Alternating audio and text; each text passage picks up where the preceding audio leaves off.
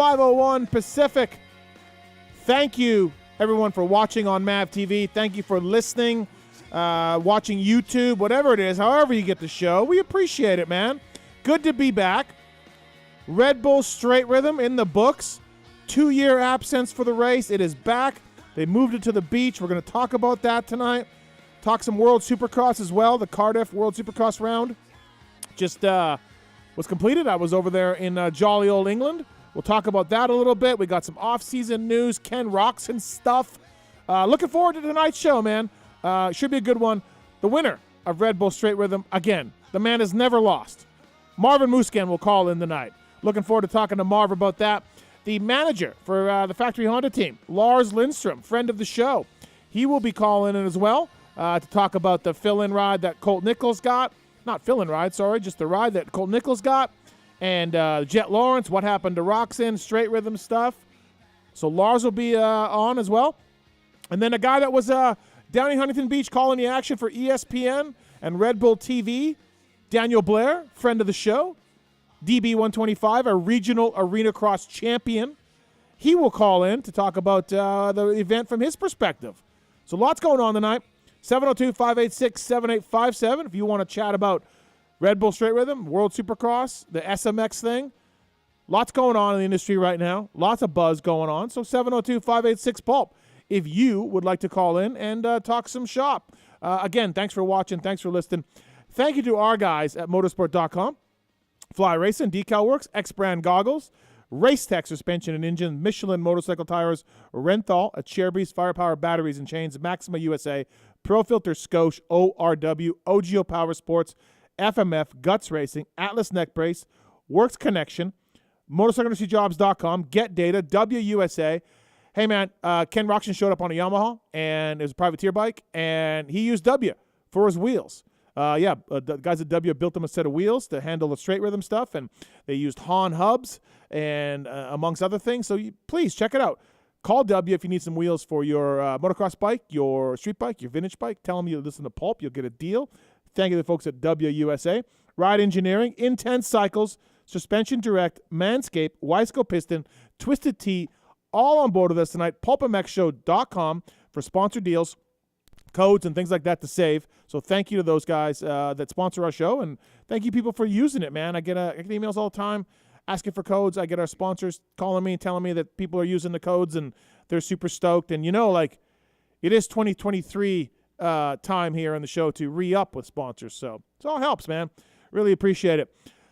Co-host tonight, the man, the myth, the legend, fastest man in Piedmont, Charlotte, main event, participant, Day in the Dirt, champion, Randy Richardson. What's up, Randy? How are you? What's up, Steve? How are you, man? Thanks for coming in. Doing good. I'm a little upset right now. Oh, please. It's nothing major. I asked you how long I had. You said the show starts. I got 1 minute. So I didn't have time to pee, but now we're 5 minutes in after that sponsor read, and I would have had plenty of time. Yeah, you would have. Yeah, mm-hmm. I know it's your first time in here. Yep. First time knowing how the show goes, so I understand that you're a little confused. Didn't want like a child. I'm wandering in the woods. No truer words have ever been said than describing me and saying like a child. Thanks for coming in. You were at the Red Bull Straight Rhythm down on the beach. So I'll talk to you about that. I wasn't able to make it. Mm-hmm. We'll have Marv on tonight. Like he was unbelievable. So I want to talk to you and try to capture the vibe of the event and everything else. And I've got some ideas. Our buddy Hammer does not think they're good ideas. Okay. But I've got some ideas about Red Bull Straight Rhythm. No disrespect to you or Hammer, but I'll be the judge of that. Okay, thank you very much. I appreciate that. So, also, too, big news with Michelin going on. So looking forward to talking to you a little bit about that. Directing the show over there, holding things down, choosing which camera angles to make me look like a loser, making fun of me via sound drops, not listening to me for anything else. How does he get the carrots up there like that on the screen? He's very good at it. Travis Marks, what's up, Marks Dog? You must have me confused with someone else. No, I would never do any of those things. No, you never would. What's up, Marks Dog? How are you? I'm just excited to be here. Are you? 2 weeks off. Yeah, we'll go with yeah. Yeah, 2 weeks off. Let's get the energy up. Let's go. Let's do this. Well, Okay. We ain't gotta do all that. He must. I think he's going to pace himself. We got a long show tonight. One for the world record. Yeah. Long one tonight. Try to go around 7 hours if we can. Absolutely. I'm ready for it, and I hope the boys are too. And speaking of long shows, a man who loves them over there taking your phone calls in the corner, holding things down. It's Producer Pete. What's up, Producer Pete? I said this before. I'll say it again. I am rested, rejuvenated, and ready for a short show. Thank you. Thank you over there in the corner. Let's do it. 702-586-7857. You can give us a call. And I'd fly the girls in from L.A., boy. Yeah, and we'll figure this thing out. So we got lots to talk about. Yeah, that's another thing I want to touch on. Here in Uncle Jim, who I'm a huge fan of Uncle Jim. So if I understand correctly, this show tonight will be one of the ones that's on MAV TV, right? We are on MAV TV tonight, yeah. All right, so certainly what I want to do is respect the way you've cleaned up the show quite a bit to make it more, more friendly, more politically correct and everything for MAV TV. Fired. So with that in mind, because I had some harsh language. I was bringing F-bombs. I had stories of the 90s. I went to one of McGrath's Pimp and Hoe parties. You know, him and Grayson Goodman, Dallas. Right. I had so many stories. I was just going, hey, I'm okay. I was getting ready to drop a bunch of stuff tonight and try to appease the people that evidently I hurt their feelings last time. But for MAV TV purposes, you've got to stray away. For MAV TV, I'm cleaning it up. I'll just put the F-bombs back in the holster. Please do. There we go. And maybe later on, your buddy Robbie here, your no good buddy Robbie. Oh, yeah. As opposed to your other buddy, no good Harvey. Yeah, definitely no good Harvey. We may get Robbie on, and I may be the owner of a Kajiva 125 before we'll try to this negotiate whole that thing is over. Yeah. So it's got gargoyle graphics on it. I don't know if you noticed that. It's got gargoyles on the graphics. Yeah. I'm in. Yeah. Randy Richardson brought to you by the folks at Michelin, of course, whether it's a Starcross 6. How is that going? Is that good? Is the response it's going well. Good? Yeah, it's going well. Really good response, and both the increased performance and durability are well received, and another great product within the Michelin portfolio. 16% more traction. When new. 19 when used. Yeah. 11% more durability. Yeah. Looking forward to racing the World Vets here on my Michelin Starcross 6s. I can't wait. Thank you to the folks at Michelin, whether it's bicycle tires, the wrap-up show sponsor, whether it's the off-road line of tires. And, of course, we've done many reads, Gold Wings to sport bikes to touring bikes to rally bikes, whatever it is. Michelin. Scooters. Vespa scooters, things like that. Yeah. Michelin will make a tire for it. So please, thanks to the folks at Michelin for coming on board as always. And maybe Jamie will call in later. Yeah. And Michelin bicycle tires on board with that. I'm ready for some World Vets banter between the two of you. Is Michelin worried about the wrap-up show and the future of that being up in the air? Like, how much is there big top-level meetings happening there at Michelin? And last week the one I was in was mainly thinking about just clipping this and the wrap-up show. Oh, okay, yeah. So we'll see how it goes tonight. But okay. Trying to shorten up that sponsor read at the beginning of the show. Okay, so 2 years gone, Red Bull Straight Rhythm. What a unique event! What a cool event. They moved it down to the beach this year. We were at Pomona for a couple of years. You've been to all of these things probably, even before Pomona. Where'd we go before that? Not all. Pomona, I was there at that one. That was 14 when Travis was on the RMzilla. And then when it went two-stroke only, that was at, I forget the name, but it was a horse track close by. Maybe it was still in Pomona. It was Pomona still. Pomona? Yeah, okay, still in Pomona. Yeah. But they were at a drag strip first, then the horse track. But nonetheless, I've been to all of them. And while it certainly has a super cool vibe, man, there was nothing like being down there on the beach. Yeah, what was it like? What was it like? I mean, I heard the crowd was unreal. They had to stop selling tickets at some point, right? Yeah, exactly. What was it like being down in Huntington?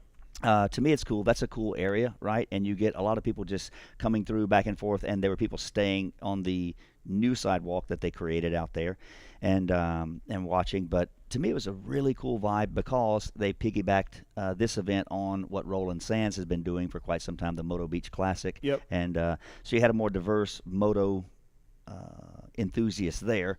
And to me, it was an all-around good vibe. Yep. Yeah, two strokes were cool. Having those back. Yeah, I mean, that's great. So that's obvious. Yeah.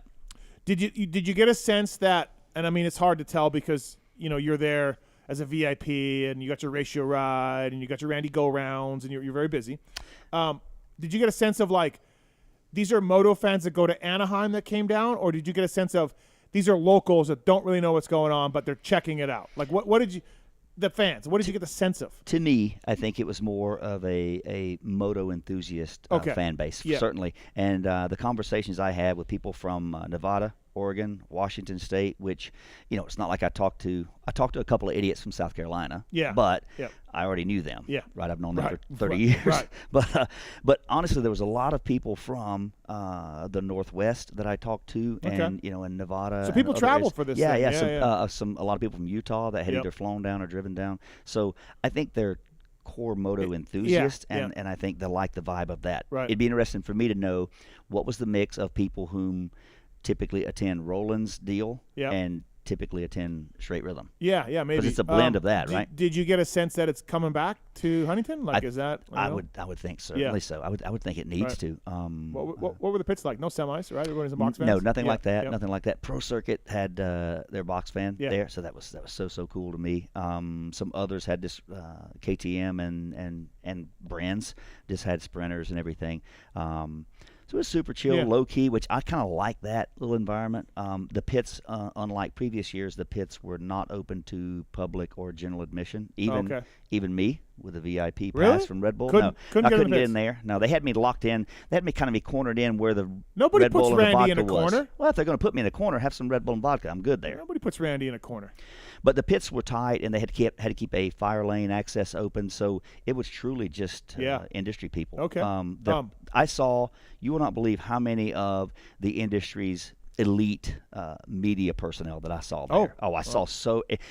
It was a who's who. Yeah. Anyone Yeah. who's relevant Right. in motorcycle Was there. media was there. Yeah, right. There. I didn't see any of those guys in England when I was there. I flew across the ocean, and I didn't see anybody there. Well, I shouldn't say it. Tommy Tenders. Yeah. But yeah. I think England got him. He's everywhere. Yeah, and I think Tenders was enjoying himself, and then Anton. Yeah. And everybody loves Anton. Anton just went because the scarf's more in style there. I think so. Yeah, it was scarf season in the UK, so he was there. Scarf season. So what was it? I think the big story. I mean, we'll talk to Marv. He's coming on tonight, and he's unbelievable at this race. But I think the biggest story is Ken Roczen showed up on a Yamaha, and like for those who were like, he'll be back on Honda, or like he's just gonna get through this, and then they're gonna sign him back, or all those people that are like, I still think there's a home for Roczen, which I was saying on this show, it's over. Like I said that a month ago. I'm like, it's over. Yeah. That post of the chain breaking was not good for him and Honda's relationship. Never mind the World Supercross stuff. He showed up on a Yamaha, and that was probably the highlight of the event. Was watching Ken. I mean, he was an amazing rider, but then just being on a Yamaha. Yeah, it certainly was. He drew a lot of attention, and the bike, iconic look like Bob Hurricane Hanna, and the gear, everything about that just oozed cool like all weekend long. So that certainly was a spectator draw, or kept eyes on it. Yep. But yeah, I'm with you on that. The issue with that post and everything with Honda, leading up to it or some time ago, that corporate ship has sailed. Yeah, for sure. We saw him in UK. He was on a Firepower Honda. No factory parts. His mechanic was there, but and then now we wait. We'll talk about this later with JT about Roczen and his options and everything else. But so Roczen was good. The whips, the scrubs he was pulling was incredible. The one on Barsha was just, and Barsha knows what to do. Known for that. He's he could do that. Yeah. And he couldn't do it or didn't do it. And Roczen made up 5 bike lengths by doing that. Phenomenal. Unbelievable. It was pretty cool. Yeah. And that was a huge where he did that on the big, over the El Baños, over the restrooms. That was a big jump. That was a tall structure. Yeah. That was like the 125s. If they didn't get that rhythm, if they didn't get the 3 Couldn't out, do it, yeah. they weren't doing it right. But so that's a pretty big jump, and again, they're amazingly skilled riders, but still a big jump. And it just looked so sick when he was 5-6 feet lower than. Dude, right? Yeah, it was amazing. He's still got a lot of skills. When you go, and again, I watched it on TV. When you go to the Red Bull Straight Rhythm and you walk the track and you're on the track, these jumps are bigger than they look like on TV. There's some big hits. Yeah, absolutely. And one of the things I was thinking about watching practice on Friday, which is cool, because then you see like when they're sizing things up and checking it out and trying something, and as people are looking at a quad or talking about a quad, in the typical Supercross track, you have someone, you might go for a quad or something big like that, and then you land and go into a corner, and you've got a little bit of a, let's say, recovery time, right? Yep. There, you just got more jumps right in your face, right? So if you try something and it gets a bit sketchy, you can't just ride it out into a corner and regroup. Yeah. Now that can have you screwed up for the remainder of your run. So look, it's no secret the Red Bull guys are Red Bull KTMs, and they support this event, whether it's AP, Marv, Ryan Morris. KTM's got a strong presence there. You don't see really any factory guys there. Kawasaki, Honda, right? Yeah. Yamaha guys didn't really do it. Coop, I forgot about Coop. He was there. Is the event is it made lesser by not having sort of a bigger range of guys there? We kind of narrow it down to KTM riders, and Roczen showed up, but You talking about World Supercross, or you still talking about? No, straight rhythm. Okay, well, you talked about not having a long list of top level riders there, so I got confused. Okay, all right. I was joking with you. Yeah. Anyway, I think it's a cool, unique event, right? Okay. For sure. Yep. And certainly having other brand riders there and other brand of energy drinks there, right, would add your marquee riders, creates a more epic, cool event, right? The head-to-head stuff makes it even more, because no one really sees that ever, unless it's a race like this, head-to-head. Right. The only thing that I would say is, I was gonna say, no, I don't think it dilutes it any. Right. Yes, it'd be better if they had those other riders there. Yeah. But what I was going to say is that Red Bull certainly welcomes and accepts in if it's a Hill that's a monster rider, or Josh Hansen that's a rock star rider. Like, they don't keep those riders out. No. They welcome them, absolutely. and their logos are just as clear as their own house brand. Yeah, let's no, say. that's not what I mean to say. It's just these other teams that have other energy drink sponsors and can't get bikes. That's the thing. Don't make a push to show up, and I understand it. And I just wonder if the event suffers a little bit, because also, you're showing up, you're showing up in a 125 class, you're showing up in 250 class, and you're showing up on a 250. Now you're racing 300s. KTM shows up with the 300s. KTM shows up with the 150s. Now they make them production, so it's it's no big deal. Yeah. But you're sort of like, But I don't, a 2007 KX 250 two-stroke is just getting older and older. Yeah. Every year. Yeah, right? absolutely. And now you're racing a 300 EFI from KTM. Yeah, and it's just not. And I'm trying to think who it was on the 04 RM125, but that thing compared to the 150, like, it sounded like a weed eater. Right, he was racing. right. So that was the English guy. exactly right. Yeah, Woodcock. Yeah, Woodcock. Woodcock. Yeah. Couldn't get that out of my mouth. No, couldn't. Woodcock. Yeah. Hanny looked good. Justin Hill was really good all day. Didn't really show through in the qualifying thing, but the times that Hill was really good. There was that quad thing that was pretty big, impressive. yeah. Although maybe not faster. Maybe not. I don't know. It seemed like later in the show later in the races that didn't come into play as much, right? So we had some rain, and I thought Kenny was a shoe-in for the win, and he looked great, right? He was fastest qualifier and everything else. And I thought the rain. Now we'll talk to Marv about that EFI bike, and maybe getting traction a little better than Kenny on a carburetor bike, because the rain, especially the grate taking off. Yep. I thought Kenny was real cautious with the rain. He definitely in his first run there for the finals, he was definitely a bit cautious, and it looked like Marv, maybe with his riding style, a little more straightforward and upright and like pushing through the jumps. He was really aggressive on run one, right? And then it puts Kenny behind the 8-ball, right? So whereas Kenny, I think, was, to your point, super cautious and not scrubbing like he had been on a dry track. Right. So. It looked like it was raining pretty good. You're in Huntington Beach, you wouldn't think it so, but it looked like good. It was definitely definitely coming down there for a spell, about 10 or 15 minutes. But again, that amount of rain on that track that they just packed and prepped and had it just right, that got greasy. Yeah. Did you go there the day before? Yeah, went there. So I flew in late Thursday night. We got went there Friday. Friday. Friday. So Friday, because that's what I like doing. Like whether it's motocross is kind of fine. You can ride the day of a motocross and watch the race. But for me, like Supercross, I like to watch the very first practice session. And same thing with Red Bull Straight Rhythm. Watch the guys try to figure it out. Yeah. So to get there Friday and cruise into the pits and look around, it's pretty casual then, and you could kind of watch people checking out stuff, and you hear the rumblings of they're going to go for this or that, or someone's looking at that, sizing it up. Like, that's to me the excitement. Right. So let's hope it doesn't go 2 years without coming back.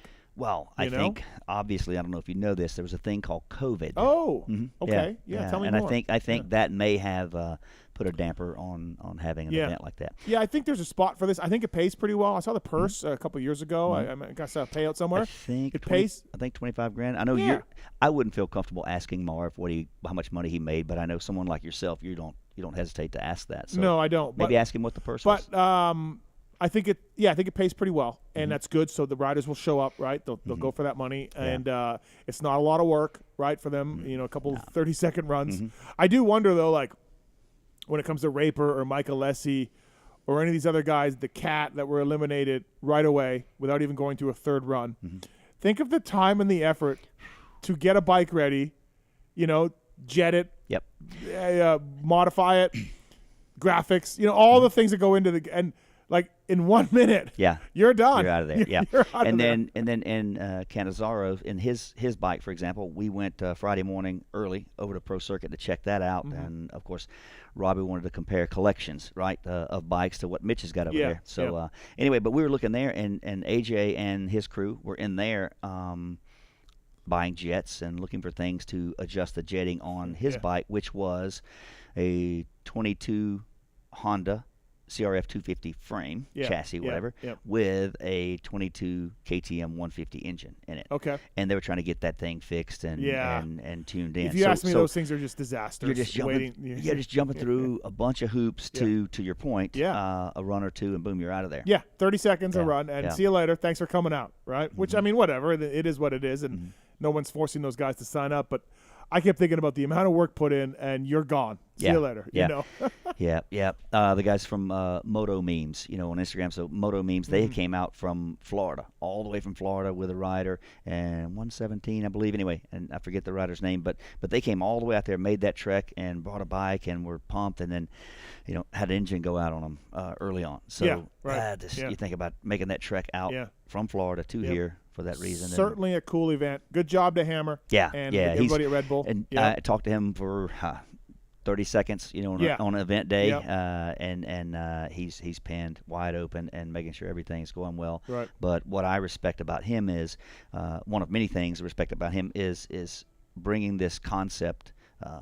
To us, the fans, right? Because it was how many years ago it was they did the little run of that down on McGrath's property and just made a YouTube video of it. And then based on the feedback of that and fan interaction and what have you, just turned this into a true don't miss event, in my opinion. I agree. It's kind of cool. I'd like to see it moved. The beach is cool. I need to go there, but love to see it on a downtown strip somewhere. Like Vegas or Chicago or. Good God, the amount of permits and everything else that you did to do that. But it'd be really cool to see something like that. And Red Bull did that recently in Nashville before the Red Bull TKO, the Tennessee Knockout. Right. So they had like the qualifier for that downtown Nashville. And I saw that. Yeah, my Cody Webb was there and everything. And my understanding from people that went was that was phenomenal. Right. And that brought a lot of non-endemic eyes on it that were just hanging out in the bars and second level and watching this event. The problem or the challenge would be is that Red Bull Straight Rhythm brings a large enough crowd that you would need to have ample room to bring in the people who pay there to watch and come to watch just that, and then to get some casual viewers as well. Right, absolutely. Hey, I want to thank the folks at Wiseco. For over 80 years, Wiseco's been supporting the sport with pistons. They support guys like Factory Honda and, of course, the PulpMX guys as well. Two-stroke or four-stroke, Wiseco's a variety of pistons from reliable forge replacements to the performance-focused Racer Elite Series. They've expanded the line now with the USA-made Racer Elite connecting rods. They got the Garage Buddy rebuild kits, Wiseco.com, motorsport.com, or go to the PulpMXshow.com. Hover over the Wiseco logo and contact us. You'll read about it, and then contact us, and we'll give you a deal from the folks at Wiseco. So thanks to those guys for coming on board, and Firepower Parts as well. You look at Firepower all over the UK bikes of Max Dancy and Ken Roczen and Dean Wilson, among others. Firepowerparts.com. Batteries, featherweight lithium batteries, chains made in Japan. Great guys that support the sport with that team, and PulpMX, of course, and GDR, and many teams out there using firepowerparts.com. They got a lot of stuff on their website, so please check out firepowerparts.com if you want to see more about those guys. And again, seeing Ken Roczen on a Firepower Parts Honda in the UK, seeing Ken Roczen on a Yamaha at Straight Rhythm, a little different. Yeah, definitely. Yeah. And I guess, and to your point, on completely different brands and different continents and what have you. But I think regardless of the brand or what have you, the sport's better off seeing Ken Roczen racing. So he's got a good attitude. I read his interview. I saw his interviews. Like he's not. Maybe his agent and him have something in the back pocket for a ride for 23. Maybe not. I don't know. Yeah. But he is in a good spot mentally. Like, he seemed like he was having a lot of fun. Yeah, seems to be happy. It's funny for me, on Friday watching one of the rides that he'd finished, and he came off a practice sessions. He came off the track and pulls the helmet off and just goes over there and leans down interacting with his son. That's with the wife there in the stroller, and I'm like, as a father, as a dad, I'm like, that's cool. He's got all this stuff going on, and again, I know it's a fun vibe event, but just seeing him that regardless of that run, his first moment was to go interact with his son and family, and that's cool. We're gonna try to. Try to do what? Maybe get Hammer on tonight. Okay. Yeah. All right. I wouldn't mind getting a recap of the event. Yeah, a little bit, it'd be good to get his perspective. Yeah, absolutely. Hey, I want to thank the folks at Scotia as well. Scotia Industries, innovators of award-winning consumer technology, power sports, car audio products, and accessories. Randy, if you keep up your performance tonight, okay, came out of the gate strong. Mm-hmm. You have some room to improve, but you've also, you're looking really well. Yep. I'm going to reward you with a Scotia product tonight. I hope it's a boom bottle. For co-hosting, you're going to get a Scotia. I'd be pumped. I'd be pumped on that. I'll tell you what I use while I've been out here in California and now Las Vegas, and then is the Scotia, the Pro Vent that goes into the rental car. Yeah.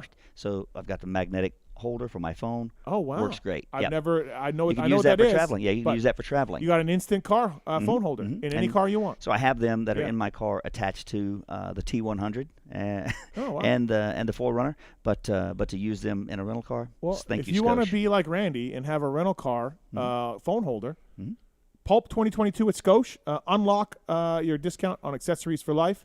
And 20% discount on phone mounts, chargers, cables, power sport clamps, vent mounts, and more. Pulp 2022 at Scotia.com. Please check it out. Thanks to those guys for coming on board. Scotia is pleased and proud to bring you our first guest of the night. This gentleman called the action for ESPN. He is a rising media star in our sport right now. He's hosting press conferences. He's on ESPN. He's doing arena cross. He's a friend of the show. Daniel Blair, what's up, buddy?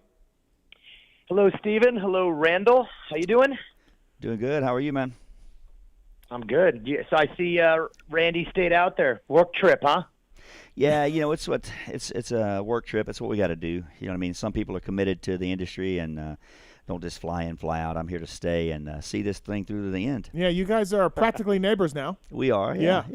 Daniel's made the move out east. Yeah, he is. He loves Greenville. It's a great area. What I would like to see, though, what I would love to see, okay, and I told him this, is I am tired of this fastest man in Piedmont shit from you. I'm tired of it. I wish DB would go to Piedmont. I just wish he'd get a bike and ride. Because I want to see. That's the first step. Well, we'll get there when it's time. We'll get there when it's time, okay? Yeah, we'll race Ryder. We'll get there. We'll race when it's time. But we need to see some sort of challenge for the fastest man in Piedmont. And maybe our guy Daniel here can do it. But see, that's I don't need to. I'll just have my son take care of it. So, I mean, Randy, if you're up for that, if you're up to challenging a 12-year-old, we can go there because I'm not riding. But I'll send my son in there, and I think he can handle it. Randy's had no challenger for a long time now. And the thing is, what's complicated about that, and these are not rules that I made up, right? But it's just you have to establish residency within Piedmont. So you have to live in a 29673 area code. It's the rules. I explained this to Mike Brown for years and years and years because he'd always like to come down and take the title. But we got to establish residency. Yeah, but Daniel's close. Yeah, but he might be the FMIG. Okay, all right, fastest man in Greenville, right? It's like honestly, it's like I've told Kyle Bitterman, who lives close by, and very fast, Supercross, arena cross guy. I'm like, hey, I'm so glad you don't live in Piedmont. Yeah, right. My whole shtick would be stuck. So, Daniel, let's talk Red Bull Straight Rhythm. How cool was it to be down on the beach? How was that? It was awesome, man. The whole thing. I mean, I went out there a couple of weeks before to kind of scope out as it was being built, so I kind of had an idea of what they were thinking. But, I mean, when I showed up on Friday, I was like, okay. I didn't think it was going to be what it was. So, no, it was wild. The people were having a good time. A lot of people from the industry, so kind of a cool catch-up day, too, just with people that you see, but you usually see it like in the trenches of war. Supercross is not the same vibe. So, this was like a real loose kind of atmosphere, so it was cool to see everybody and catch up and, have one of those types of days, man. It was really fun. Yeah, it looked awesome. The rain came in a little bit and changed things up. I think that affected the runs at the end, and not in a good or a bad way, just it affected the event, made for some more interesting racing. it was pretty cool. The track looked neat, Daniel, and Marv is unbelievable. He's unreal, man. Like, you know what the funniest part is I was working with Jason Wygant, so we were all not familiar. Overly focused and overly dedicated. Mm-hmm. So we're watching practice runs and we're kind of vibing it. And I mean, Kenny was pretty much on fire from the very first lap he ever hit. Like, he had a lot of purpose.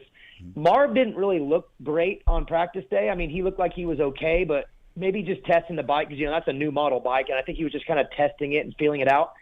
But once the racing started, that guy just locked in and was pretty much he was perfect. He still has never lost a pass in all of his years doing this. So, no, he was great when it was race time. But, the whole thing, Hanny and Hill, Barsha, Webb, AP, there was just a lot of good guys, and all the runs were pretty good fights. So I thought the whole thing was great. And like you said, the rain, I thought, made it even better in a way because it didn't ruin the track. It just kind of gave it a twist. It seemed like Kenny. It was perfect. It seemed like Kenny was very cautious with the wet track.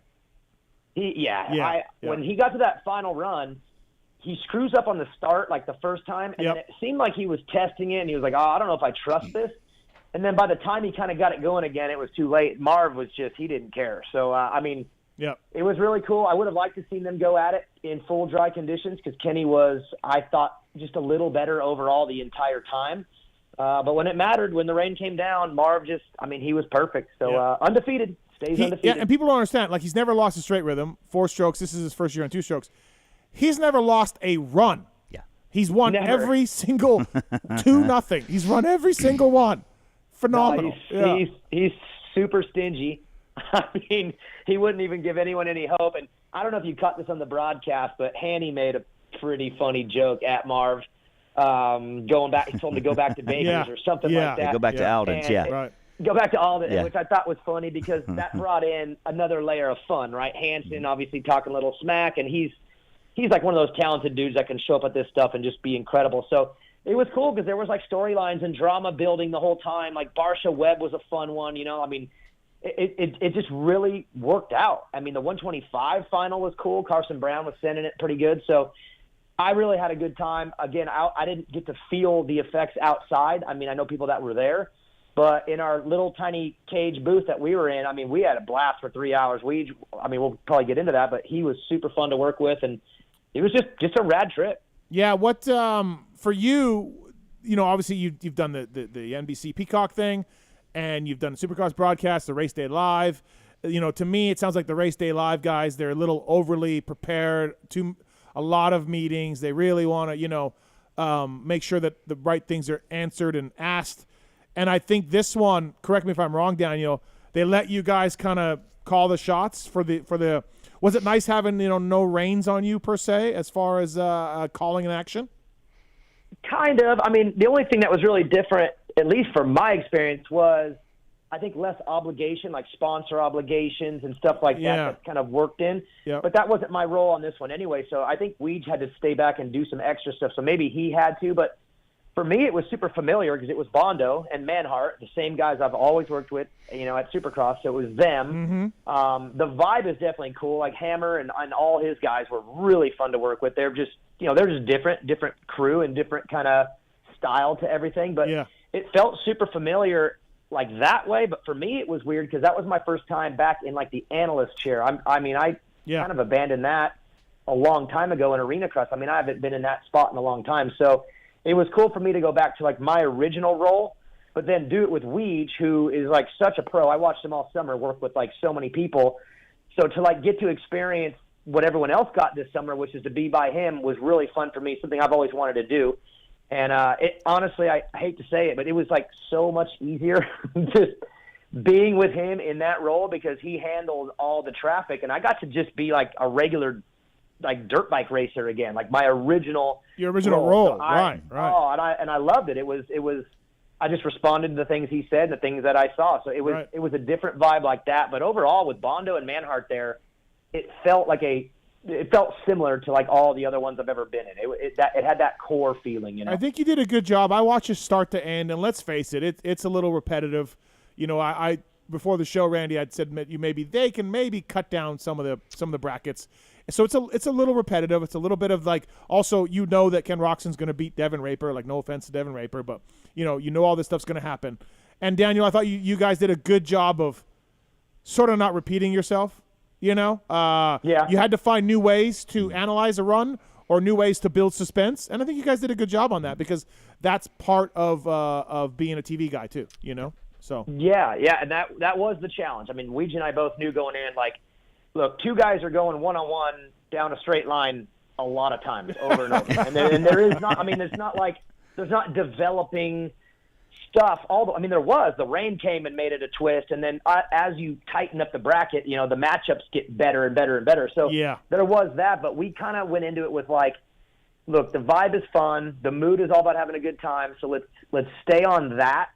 But then have some different thoughts on analysis and break down the bike and the bot. I mean, we just tried to add that stuff in, but also be a little on the comical side, and so it was like trying to cover a lot of different things at once, like satisfy the mood, satisfy the racing fans that do like, kind of that little bit of foresight going in, like, oh, he's got to do this or he's got to do that. So, but we never really took it too serious and never really got too loose. So it was kind of in this little sweet spot. And yeah, to make it 3 hours, it was tough, but we did elevate as the intensity got there. And lucky for us, the guys got faster. The rain came in and made it all weird at the end. So it actually helped us a lot. But having two guys race each other in a straight line for 3 hours isn't the easiest thing to come up with new stuff, but I thought we did pretty good. Skosh.com bringing you Daniel Blair here on the PulpMX show. Yeah, you guys, I think you did great on that, especially when, the action that you're calling is in, 30-second, intervals, right, or 30-some seconds, right? Yeah. So you don't have laps and laps, and the race isn't building, and as we get near the last few minutes and conditioning comes into play like a traditional race, it's you got to carry the conversation in little short spurts. Well, I'm sure at times Daniel and Weege were hoping, because it seemed like, and maybe I'm off base here because I wasn't there, the guys took longer to go back to the starting gate than to do their runs. Like, I'm like waiting and waiting and waiting, and they're kind of idling back to the gate. And I think that part where you go, okay, hurry up, get back to the gate. Let's do this again. Re-rack them and drop the gate, right? And it was funny because you're right, because the race call itself was so short. So it's like, we're just watching for something unique to happen, like someone case something or whip it, someone do something. Like, that's what we were waiting for. And then on the way back, we're kind of like preemptive, like, okay, what could happen next? So it was funny because we were going in and out of a style with those, but you're right. Some of them took a long time, and then I think Barsha had goggle issues or something. I'm like, dude, get back up there, bro. we got to see another race here, but it was pretty cool. Looking at the qualifying times and the race, I think Justin Hill was maybe a surprise. Daniel? Yeah, he was awesome. Actually, on Friday after practice, I was like, man, he could be kind of a sleeper in this, and he was. And honestly, I was thinking to myself, how rad would it be if Haney and Hill somehow made their way to the final and just punked all these dudes? I really thought that would be cool, but they ended up together early in the bracket, so one had to go, and Hill didn't get him, but it was still super cool just to see Hill back. And he's awesome on a bike. His bike was pretty sick. He's motivated racing next year, so he added a cool layer to it for sure. Weege texted us on Friday evening on our group text and said Hill's going to win. And we're like, and he's like, he didn't say, and then he said, well, honestly, he's riding amazing. Yeah. He wasn't seriously calling him for the win, but he was like, dude, Hill is really good. Yes. So I was there. I mean, he was beating on Barsha too in practice and qualifying runs. I mean, he sent early messages that he was going to be in it, and we were all there. But it was crazy how they all looked very similar. And then when the racing got going, Marv and Kenny both really elevated to another level. I mean, they stopped treating the track like it was a rhythm section. It was just a straight line. They were scrubbing every single Or Marv was jump pushing through jumps. Oh, yeah. He was doing some old school stuff, like even wheeling down the down. I mean, remember that year at Anaheim when Wilson wheelied down the downside of that jump, hit a single, and went over the bars and got hurt? It was like Anaheim 1. Marv was doing that stuff off of a bunch of jumps, and I'm like, God, he really wants to win because that's not safe. But he was awesome. They all were good. It was a really good lineup, and the mood again was cool because you talk to any of the riders and they were all like, "Yeah, no big deal, just hanging out." But then as soon as the helmets were on, they all got super serious. Yeah, as anything, and you know that, Daniel. You know how that goes. Yeah. Shout out to Mike. I don't know what this means, Daniel, but He gave us $4.99 on YouTube, and he says, shout out to DB125. How was your weekend with SMD? I don't even know what that means, but he said you'll know. So that's all we know. We'll move on from okay. that, but okay. What was the cheapest thing that you saw Weege do? Oh, man. I don't know. You know what? The truth is, he's kind of factory. I'm not going to lie. He kind of gets a lot of stuff for free and gets a lot of things taken care of. So, I mean, I haven't seen him in his true element where he's being at his cheapest. Because when I'm around him, dude, I mean, it's kind of red carpet for the guy, to be honest. I mean, they give him everything. I don't know. I feel like the shtick is like only 50% true. The guy gets a lot of free stuff. So I don't know. Okay. I would say just his ability to get everything he wants for free, it's pretty impressive. I was thinking like, hey, I'm going to save a hotel room and Hammer. I'm going to save Hammer money on a hotel room. I'm going to sleep in my rental car. You know, something like that. Right. Nah, he took in all the perks. I mean, dude, we had some good perks on this. We stayed at the Paseo. We had shuttle service back and forth. It was pretty factory, dude. Yeah, He talked me into getting hair and makeup done because he's a hair and makeup guy. So I'm not even kidding. He got in and got his hair and makeup done, and I was making fun of him, and then he looked pretty good afterwards. I thought they kind of juiced him up. So I was like, you know what? Let me get in there. So I got mine done. I mean, honestly, we were like pretty immature the entire trip. We were just kind of taking it all in and just. Right. I mean, it was VIP, dude. They took care of us pretty good. Nice. we as you know, Daniel, you were on the group text there. So we tricked Weege into thinking that my buddies and I had a bar tab open under his room number there at the Paseo. Oh yeah. Right? And then that super swanky hotel. I think they were like $22 a piece vodka Red Bulls. Yeah, and right. So we told him you better get here quick because we're racking it up. Yeah, and then so he gets there and then joins right in. So he had a few with us, and that was super cool to just him to let loose a little bit and have some fun. And then when the bar tab, it was like $420 or $430 came, and he saw Jason Wygant and his room number that I actually was charging it to on his receipt, his heart rate spiked even higher than a vodka Red Bull heart rate. So and then me and the buddies we split it three ways, and he got out there. He still got out with zero, but for a moment, we almost lost him. Oh, I bet we had to tell him we would pay for it to bring the heart rate back down. Calm down, right? Yeah, I can imagine. I can imagine the next day at Hammer goes, hey, so where is Weege? Well, he died of a heart attack last night. Yeah, he had $450 bill. Yeah. So you drink Red Bull vodka. Like, so you and your no good buddy Robbie and your no good buddy Harvey, you're hanging out. Yeah. You guys drink Red Bull vodka. Yeah, it's good. Like, are we talking 4 or 5 Red Bulls in the course of a couple hours? No. Like, what are we talking? It was probably 3 hours. I can't do that many Red. I drink a Red Bull like for sure. If I'm dragging a little bit, If I need, I will drink a Red Bull. I can't drink Red Bull vodka like all night. I'll die of a heart attack. But the thing is that when you go to sleep, it's a really high heart rate throughout the whole night. So it's just like exercising and recovery all at the same time. Good to know. I let my knees and the ankles and the other bones rest while maintaining, like a cardio all night long. So it's perfect. All right, sounds good. It's part of my training program. Daniel Blair here on the PulpMX Show, brought to you by the folks at Scotia. Pulp 2022 is the code to save with Scotia.com. Daniel. So also you worked with Sal, an action sports ESPN veteran. Whenever ESPN has to do anything, they trot out Sal. I met him a couple times. He seems like a rad dude. What was it like working with Sal Masakea? Did I say it right? Masakea? You can't even say ruined correct, yeah, so I'm sure you butchered his last name. Okay, all right. I forget how you say it, but yeah. Daniel, how was that? It was he was awesome. I mean, that was my first time. I've known of him forever. Obviously, like you said, they bring him out to all those things.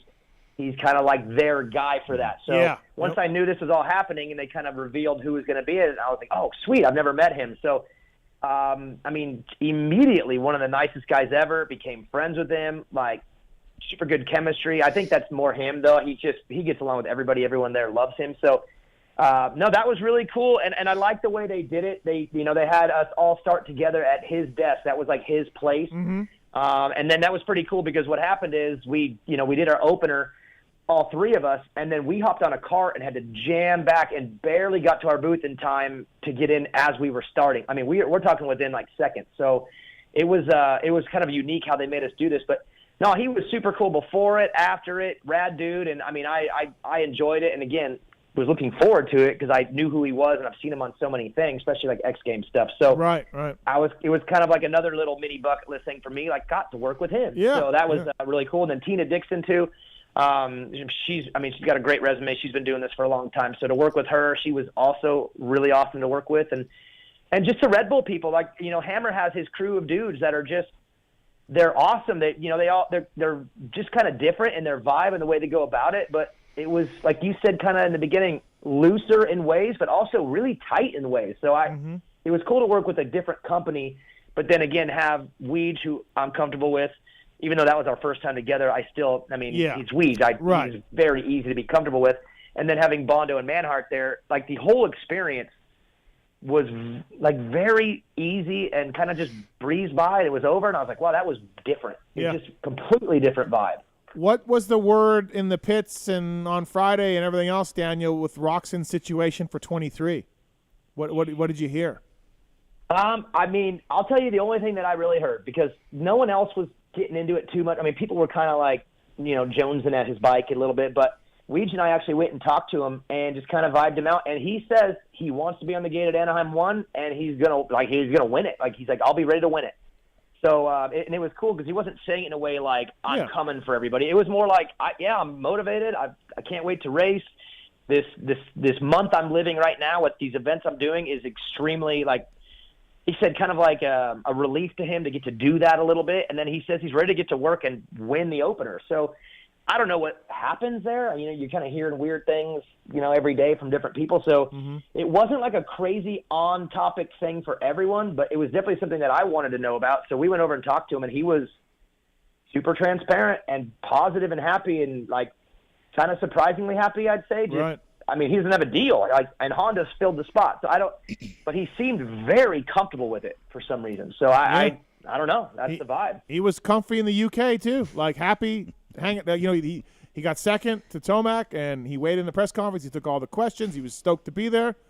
Yeah, just you wouldn't really know that a guy just kind of threw away a factory Honda ride, which he kind of did, right? But on his own choice. But yeah, you'd never know that. He's living his best life, and so that's awesome, right? Yeah, it is cool. And I'll tell you what, I was kind of, when I watched the whole Bubba's World podcast.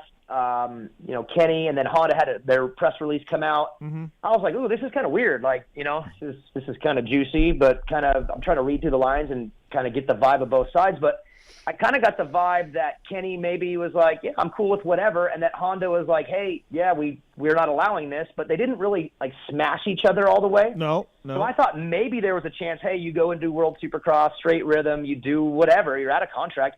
Maybe you come back. And Honda's like, hey, everything went well, and, the seat's still here. Let's engage in talks again. But the Colt Nichols news, I think, pretty much, I think that's closed door now. Like, that's a done deal. Now it's like, wow, what does he do? Because I always thought there was a sliver of chance that he would end up finding a way back there, because they didn't kill each other in their, responses. Right. But now, that's done now. Absolutely. Hey, moving on to, you're doing some arena cross with the original arena cross guy, Justin Brayton. This is what I hear. Some arena cross TV. Dude, yes. So check this out. Talk about my bucket list here. Like, again, I feel super blessed to do what I do. Obviously, working with Ricky has been awesome for me, and working with everybody: Robbie Floyd, Jim Hawley, Dan Hubbard, just everybody. But working with Weed at Straight Rhythm, super cool. Wanted to do that for a long time, and then I somehow convinced Justin Brayton. Wasn't hard. He actually jumped at it. But I convinced him to do arena cross next year with us. So Glenn Seelig, Digital Realm, that's the guy I've always worked with. I do everything for him. I did some jet ski stuff this summer. Yeah. Some wakeboard stuff. Like, anything he does, I'll do. Dude, this is how far it goes back. When he used to do slam dunk competitions with, celebrity judges, I would go and be his production assistant. I wasn't even on TV. So that's how much I do with Glenn. Right. I'll do anything. And he hit me up and said, hey, you want to do the arena cross? It's the Hoosier series, but it's actually not going to be Hoosier now. They got a new title sponsor, but it's the Hoosier Arena Cross series. Those guys, let me see. I'm trying to make sure. What is it? I just don't want to get it wrong. Oh, it's the General Tire. Sorry, General Tire is the new sponsor. But he asked if I wanted to do it, and I was like, of course I do. And then he's like, who do you think would be good with you? And I said, I kind of think Brayton might take the bait on this. I think he likes this stuff. Dude, hit him up. He's like, I'm in. Let's do it. So, I guess they signed the deal today. It's on Fox Sports 1.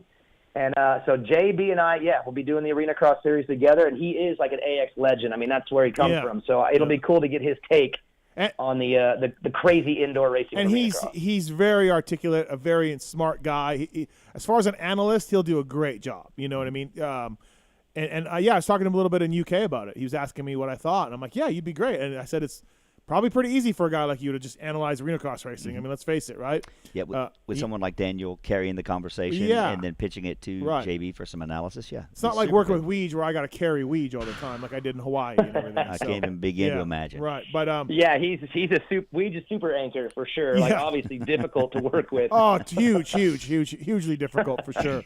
I was giving him credit on this show one time about carrying all these different analysts, for the outdoors, and he's like, dude. No, it's easy. It's fine. And I'm like, no, I'm trying to give you some credit. No, I don't want credit. No, I'm like, okay, all right, no credit. You get no credit. Why get? Yeah, no then none. Then Weege. Right. Sorry, none. But no, he should get credit. I mean, honestly, working with new people, you always got to find the cadence and rhythm with that person. So, I mean, I thought what he did this summer was super impressive. Just having to change a little bit. But Weege has a way of changing with who he's around, but not changing who he is in his delivery. He stays the same. He just kind of adjusts to the guy next to him and their rhythm. So we had a really good rhythm. We just started doing some practice runs on Friday, and we did like 2 passes. And we're like, I think we're okay. We'll be just fine. I mean, you guys are friends too. Yeah, for sure. So and I mean, we already have like a personal chemistry, so that was easy. And then I think Brayton will be good too. It'll be a challenge though, because Arena Cross is super fast. I mean, the cuts are quick. Yeah. I mean, you know what I mean? It's not like – because we've done Race Day Live together a couple times, and he's like a star on there. Every time he goes on Race Day Live, everyone's like, dude, Brayton is the man, because he's really, really good at analysis. But it'll be fast-paced. It'll be quick. And him and I are going to actually work a little bit together before we even do this just to get that speed going, because it's – you don't really get to make deep points in Arena Cross. I mean, if you do, like 2 laps goes by. Yeah, so exactly, right. Yeah. So it's going to be a lot more of like, wow, that happened, quick response, back to me, reset. It's going to be fast, and he'll crush it because he's a crazy pro at like whatever he does. But no, but it'll be cool. I'm just excited to work with him now too, and just keep adding to this list of people that I get to say I worked with. So I'm stoked. I mean, do I make the list? You co-hosted a bunch. Am I on the list or no? Yeah, I mean, who else do I fly out to see just to come hang out? And I mean, God, you're such a good person to work with. I fly to you. To you, I don't even go to the event. I go straight to you. I like that. You got it. That's a great point. Great point. Fly the girls in from L.A., boy. And clip that. Hey, are you? Hey, hold on though. Hold on. Yeah. Uncle Jim's still the best though. I'll tell you right now. Uncle Jim. Weege, I'm sorry. Ricky, I'm sorry. Everyone, I'm sorry.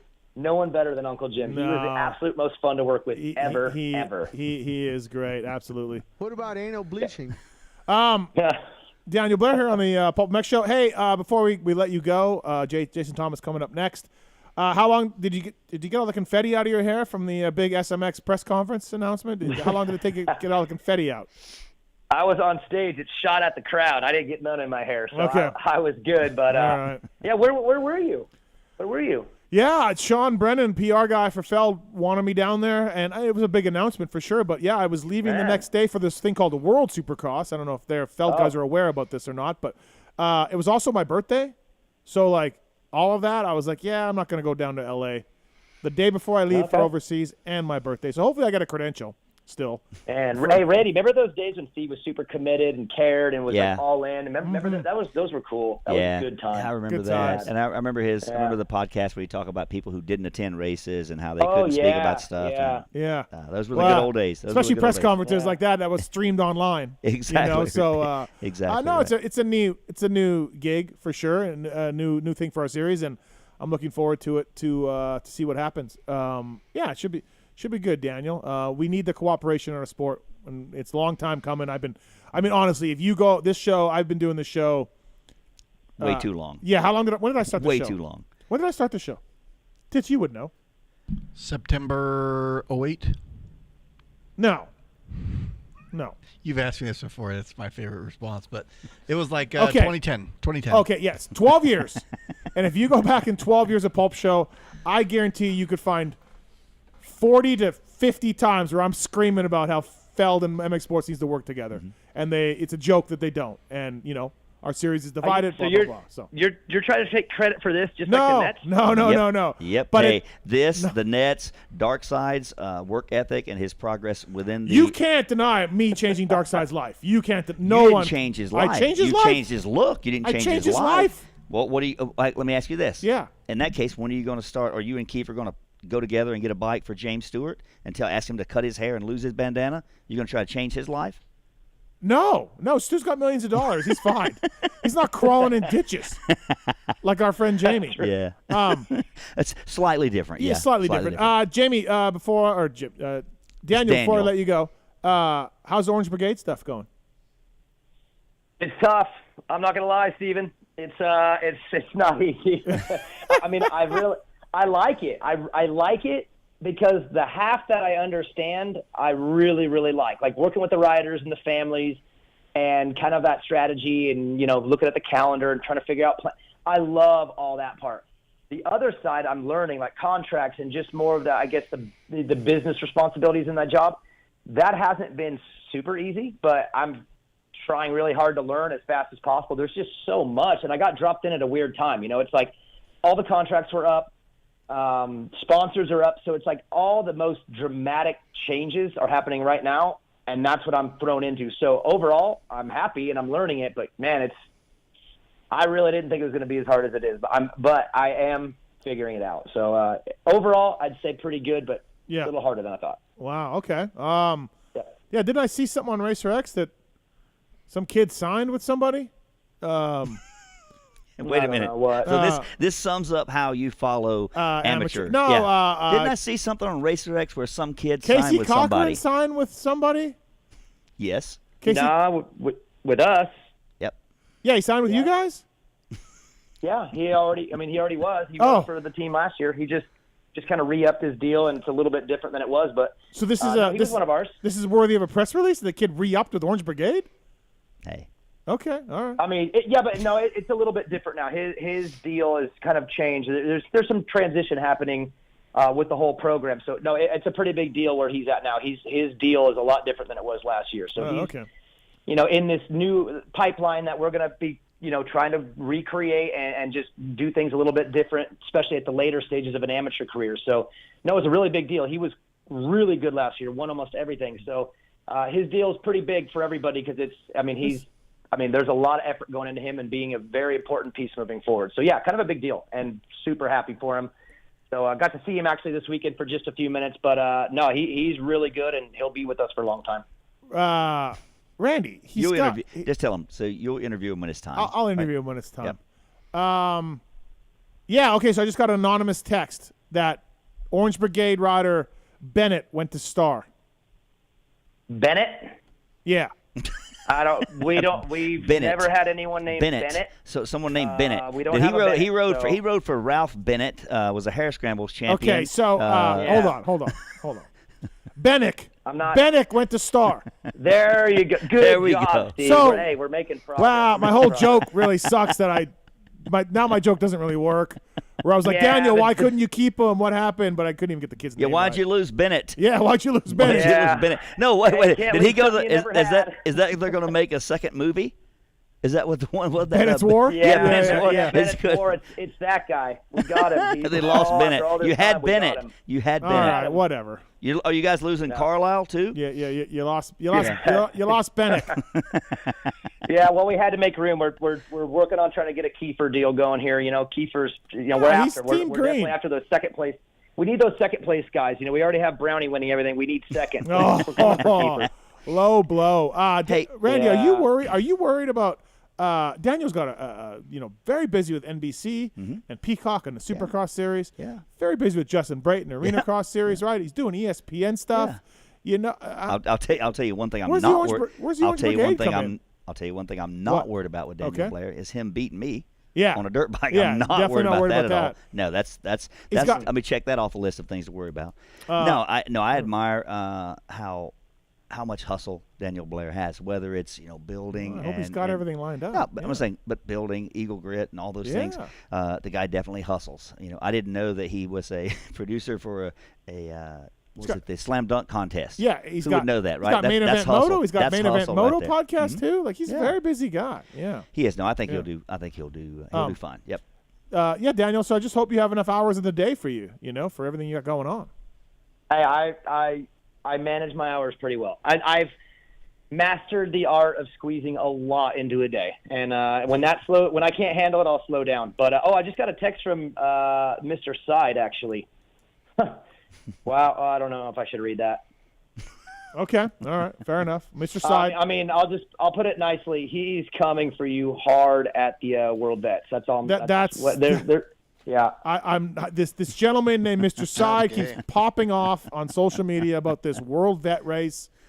No one is worried. No one is concerned. Okay. Oh, you should hear. Well, if I'll screenshot you these texts, and you should be concerned. That's all I'm saying.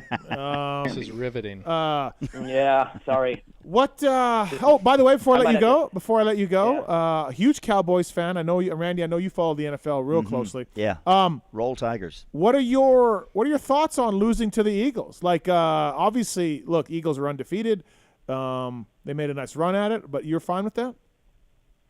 Well, two thoughts. The first one is your offer to me in fantasy football was the most pathetic offer I've ever received. I mean, do you think I'm that stupid? You said you wanted to trade him. I offered you two players for one. That's a good trade. 2 for 1. Okay, you offered me 2 nickels for $1. That's not a fair trade. That's not straight. I said I needed something straight across, and that was pure trash. Anyways. Okay. But the Cowboys, I mean, I hate them so much, but I love them. It's so messed up. It's such a messed up relationship. But I actually am happy they lost. I know this sounds crazy, but this whole Cooper Rush thing kind of needed to end. And if he would have won that game, there would have been so much BS controversy and media. It would have been terrible. And so for him losing, it really simplifies going back into the lineup. So there was 2 scenarios that couldn't happen. Number one, Dak couldn't come in and then lose the Eagles. The fans would have lost their mind. Yep. And then Rush couldn't beat him. So it ended up working good. I thought the team played okay. But now we can just get Dak back in and move on without all the drama, even though I think Jerry actually asks for it on purpose. You were never on the bandwagon of Cooper Rush. Never. Wait a minute. I like to think. What? What is that? What just happened there? I don't know. That's my producers. Someone dropped a drop. An attempt of a drop. Yeah, but speaking of team sports, which I'm a huge fan of, just to let you know that the Maple Leafs are currently down 0-2 in the third half of some hockey game. Thank you. Yeah, Yep, thank you. yep. And Marks knows this is not a good result, Marks, against this team. Oh wow. So Daniel, you're never on the Cooper Rush should be the guy thing. No, because it was never ever likely and probable anyway. $40 million quarterback that's still early in his contract. Nothing was going to change. There was no reason to pretend that it was. So he was a great fill-in. I actually, if I'm being honest with you, I hope that I wish they would trade him to someone that needs him as a starter and let the guy get paid because he is really good. I like him. Mm-hmm. But it already is what it is. Dak's the guy. He's paid forever and whatever. Like, I just don't want the drama because all they ever have is drama. So just move on and trade the guy and let the guy make his money. Could someone? Thank you. Could someone? I was getting ready to call Gringo and hold the phone up to my the microphone. Yeah. It was a big game for. I'm sure it was. Right. I'm sure it was. It probably went into extra innings. Thank you, Daniel, for calling in. And, good job on the broadcast. It was really good. You and Weege obviously worked well together. You know what's going on. So, yeah, good job on that. Thanks, bro. And enjoy the rest of your night with Randall. I'm sure he'll be a treat. Mm-hmm. Get him home nice and safely to me back here in South Carolina. Get my neighbor home safe. Hey, I got to get back home and get my fly racing bike stand and loading ramp from you. So I got to get back safe. Yeah, that's probably not going to happen. I'll just say thanks for the gift. Hey, just have them send. I loaned you one, so just have them send me a new one, and we'll call it even. How about that, buddy? Got it. Ask JT. Yeah, tell what's him instead of sending me new ones, just send you new ones. I'll take yours. It'll be easier. Okay, fantastic. Thanks, man. We'll get to the bottom. Thank you, Daniel. Appreciate it. Thank you. Later. That's Daniel Blair, brought to you by the folks at Scotia. Also, I don't know if this gentleman was at Straight Rhythm, but Talon Volan, you see him there? Yeah, I did see. Yeah, Cherubies. I sure did. Yeah. Cherubies, industry leader in aftermarket dirt bike plastics and accessories. Guys like Cooper Webb, Adam Cianciarillo, Justin Barsha, and more use at Cherubies. They got frame guards, disc guards, hand guards, chain blocks, slider kits, And, of course, they're plastic that fits amazingly. All the bolt holes line up. Everybody knows the Chairbees stuff fits great. Check them out on social media at Chairbees USA or at chairbeesusa.com for more information. At Chairbees. Tits? At Chairbees? Acrobus. Remember that whole thing? I think it's Acrobus is how it's pronounced. Oh, yeah. Okay. You ruined that. Thank you to the folks at the Chairbees. If you want a discount from the folks at the Chairbees, use the contact form on PulpMX.com. We'll pass it on, and maybe the guys at the Chairbees can give you a bit of a break on that. So thank you to those guys for coming on. From Daniel and Blair to our next guest, Fly Racing. Please check them out at motorsport.com or your local dealer.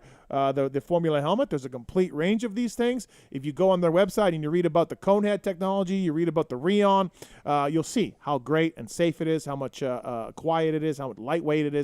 Fly Racing, flyracing.com. Bringing to our next guest, it's Jason Thomas. What's up, JT? Not too much. What's happening? Not much. You need to send a loading ramp and what? Yeah. Randy? Yeah, I need to get another Fly Racing bike stand and a Fly Racing aluminum folding ramp. Just whenever you can. It's not a rush. Well, so what? Daniel stole yours, or how'd this go down? No. It's funny. Oh. When Daniel first got into the area, he was talking about picking up a bike for his son. Want to get Evan riding a little bit, this and that. And they went and got a bike, and he said, "Yeah, I got to get a stand and a ramp. I don't have anything. Luckily, it's an 85. I can get it in the van, and we'll work through it." And I said, "Well, I've got couple of stands and ramps. I'll loan that to you." And that was, I don't know, a week after he arrived in Greenville. So months later, and I brought it up to him there Saturday night. I saw him back at the hotel there and brought it up to him, and just the look of, oh crap, on his face was so good because he'd completely forgotten that it was my products he had. So all right, well, Randy, I'll get it back from him. Randy Richardson sponsoring Daniel Blair. So what's up, JT? How are you? I'm good. I'm in Mexico, so I just literally ran away from dinner to answer the phone. Oh, look at you! Oh, nice. Left a quesadilla and a bottle of ketchup there. He had and a stepped quesadilla. Away, just stepped away to make a phone call. He has had a quesadilla. Who's watching the Yeti for you when you step away and make this call? There's no Yeti here. Let's. So I'm going to leave this up to you, JT. Do you want to talk World Supercross, Red Bull Straight Rhythm, or Ken Roczen? You pick a door, 1, 2, or 3. I didn't watch any of those live, so I'll take Ken Roczen. Okay. Ken Roczen for the win. All right. Okay. Sounds good. So, Roczen on the Yamaha at Straight Rhythm. Look, there were a lot of people saying that he was going to re-sign with Honda or figure something out. It now appears like we don't know what he's going to do for 2023. He told me in the UK he'll be at Anaheim. I've heard through the grapevine that privately he's saying I'm going to race this year. But what's he going to do, JT? What? I know you don't know, but what are his options? Where can he go? What can he do outside of putting together his own program? I think the most likely scenario is what we saw in Cardiff. To be on Honda equipment, to be on Yuriv Konski's team, whether that's a part of Firepower Honda or not, I don't have the foresight to tell you. But I only say that because when I look around, I don't see a lot of other options on the table. Honda, to me, their signing of Colt Nichols is a pretty big shot across the bow of, hey, yeah, we're fine to move on from this.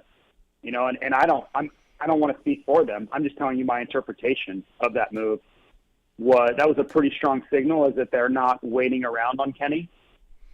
But it's really difficult because Kenny's one of the most marketable riders on the planet, and I think for many years he was the most marketable rider on the planet. So anybody that you approach and say, hey, we have an opportunity that involves Ken Roczen for you, they're immediately going to perk up a little bit.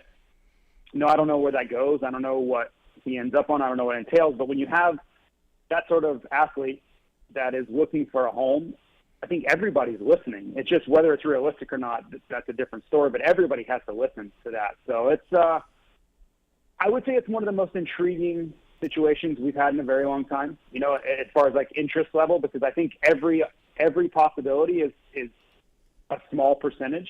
And there's nothing really obvious to me. Like there's no we all know where this is going to go. I don't see that right now. I don't see that obvious landing spot for him. Randy, do you see a factory team making room for him? I don't. I just don't see it. So you look at KTM, you look at Husqvarna, you look at Kawasaki. You know, maybe if you consider HEP, Suzuki factory, I don't know if you do or not, whatever.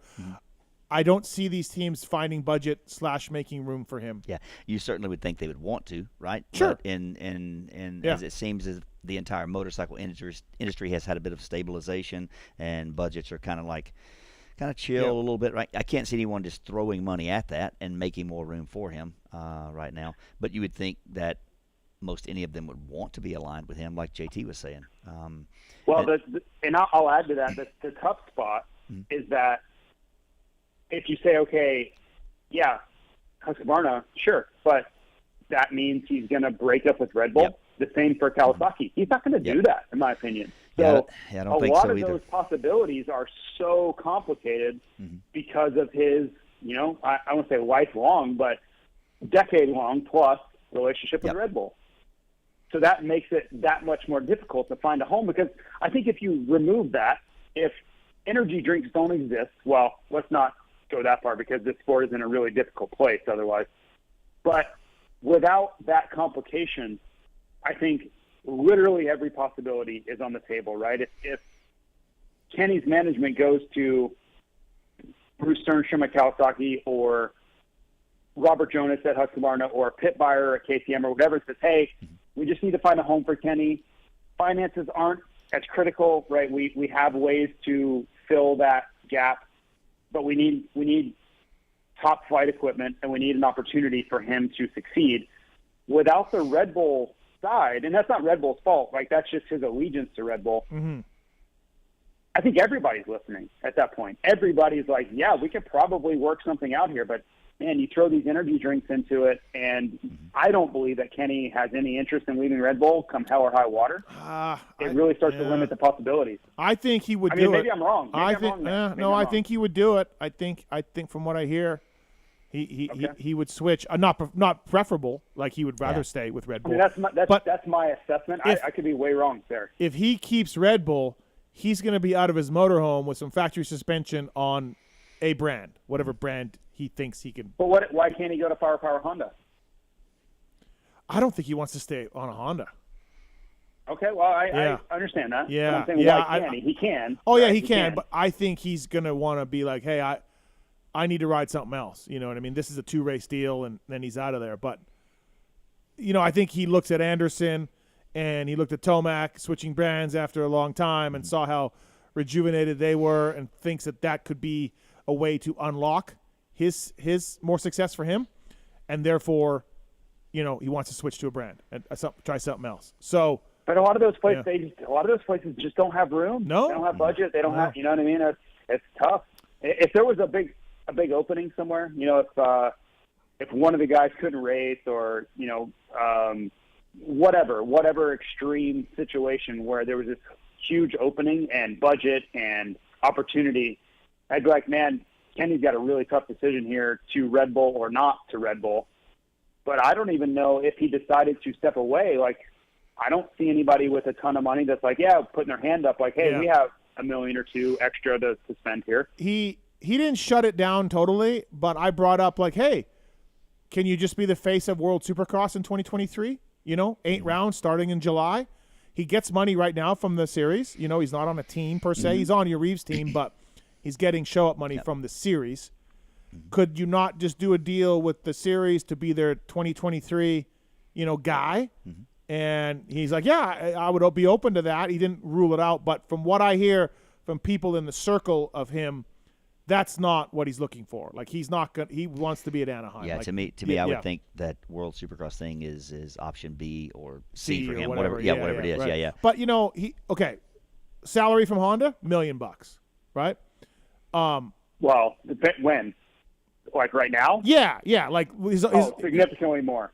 Well, no, the offer they made him for this year, like his contract's up, right? So he was looking at about $1 million.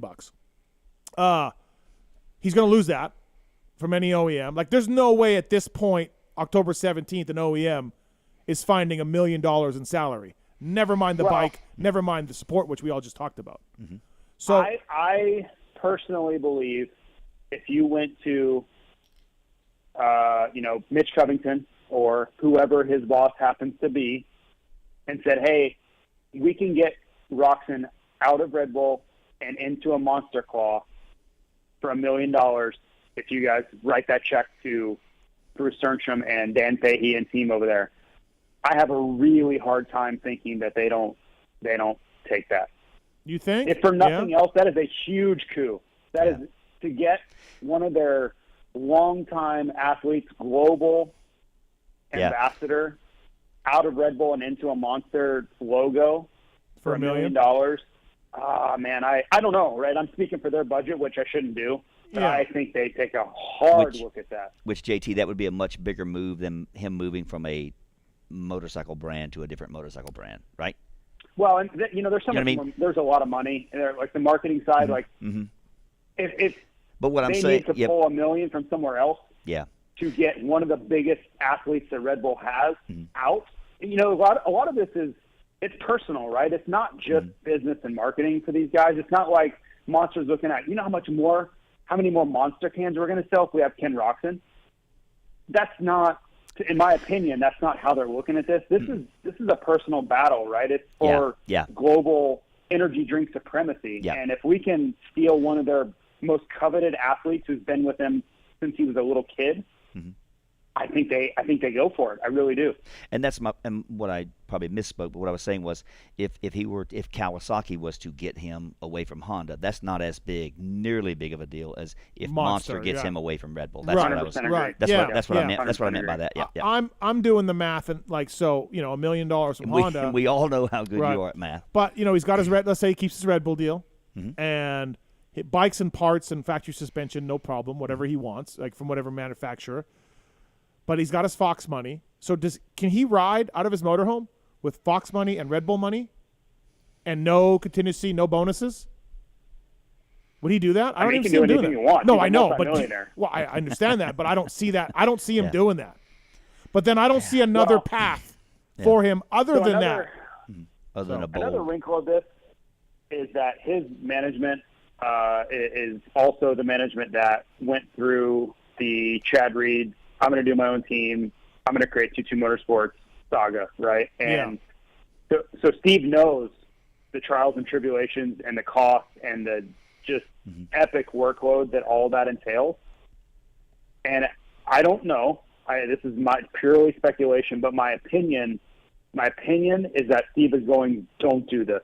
Yeah. We need to find a solution here because you don't want any of that. You don't want the cost. You don't want the work. You don't want to have to deal with, building your own bikes, and you don't want any of that. You don't want to touch that. I lived it, right, for Steve. He's like, I lived this. This is not something you want to do. I'm talking not out of his motorhome. Like I don't think there's any way he does this team thing like a 2-2. There's no way. But if you're on your own motorhome, you kind of are your own team, right? Well, but you're out of a Sprinter or whatever behind a motorhome with an easy up, and you're running Ken Roczen. I'm not saying you got to go full 2-2 Motorsport and try to create a lasting legacy, but it's still versus showing up and like, hey, Lars, you guys good?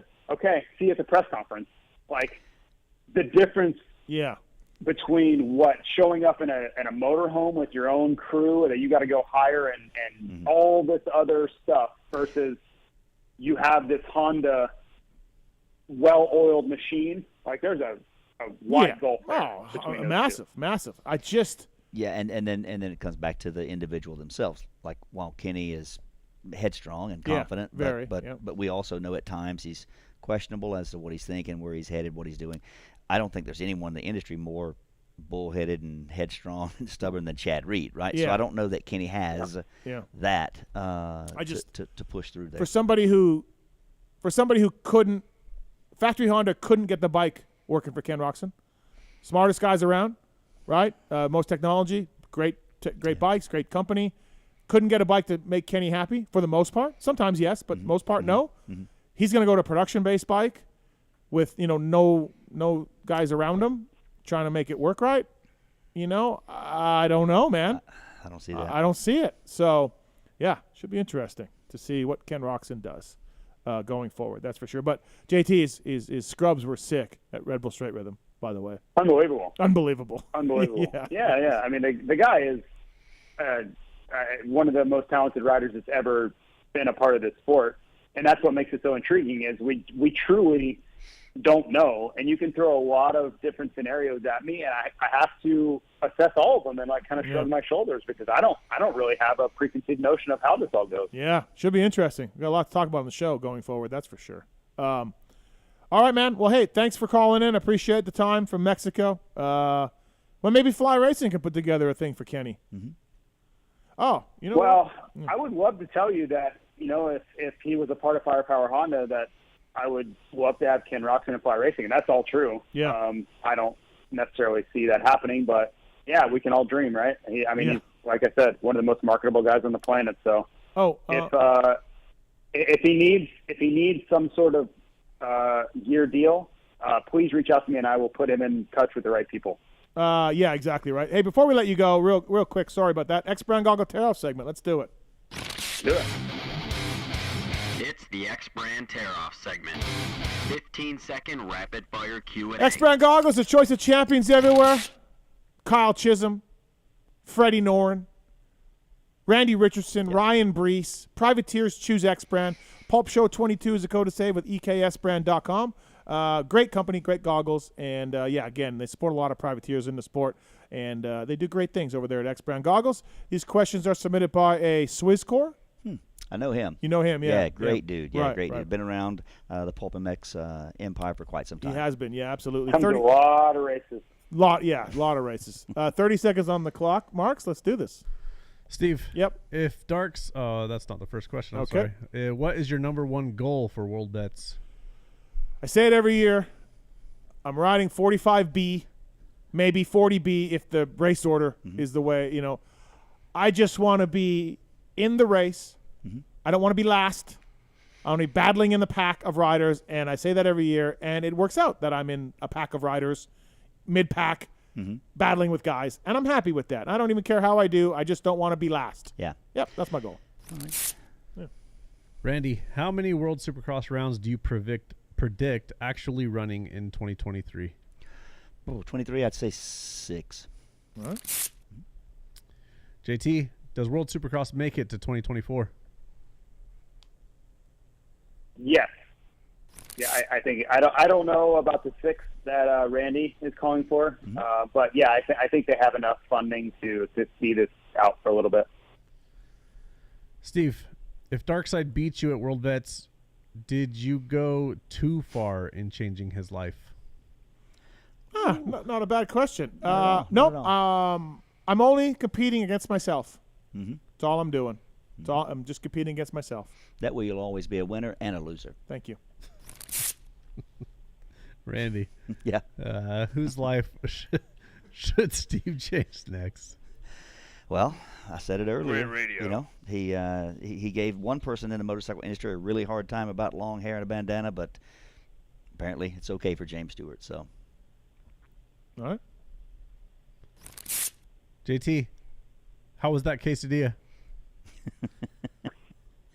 It was actually pretty great. Oh, there it is. I'll be honest. It was pretty great.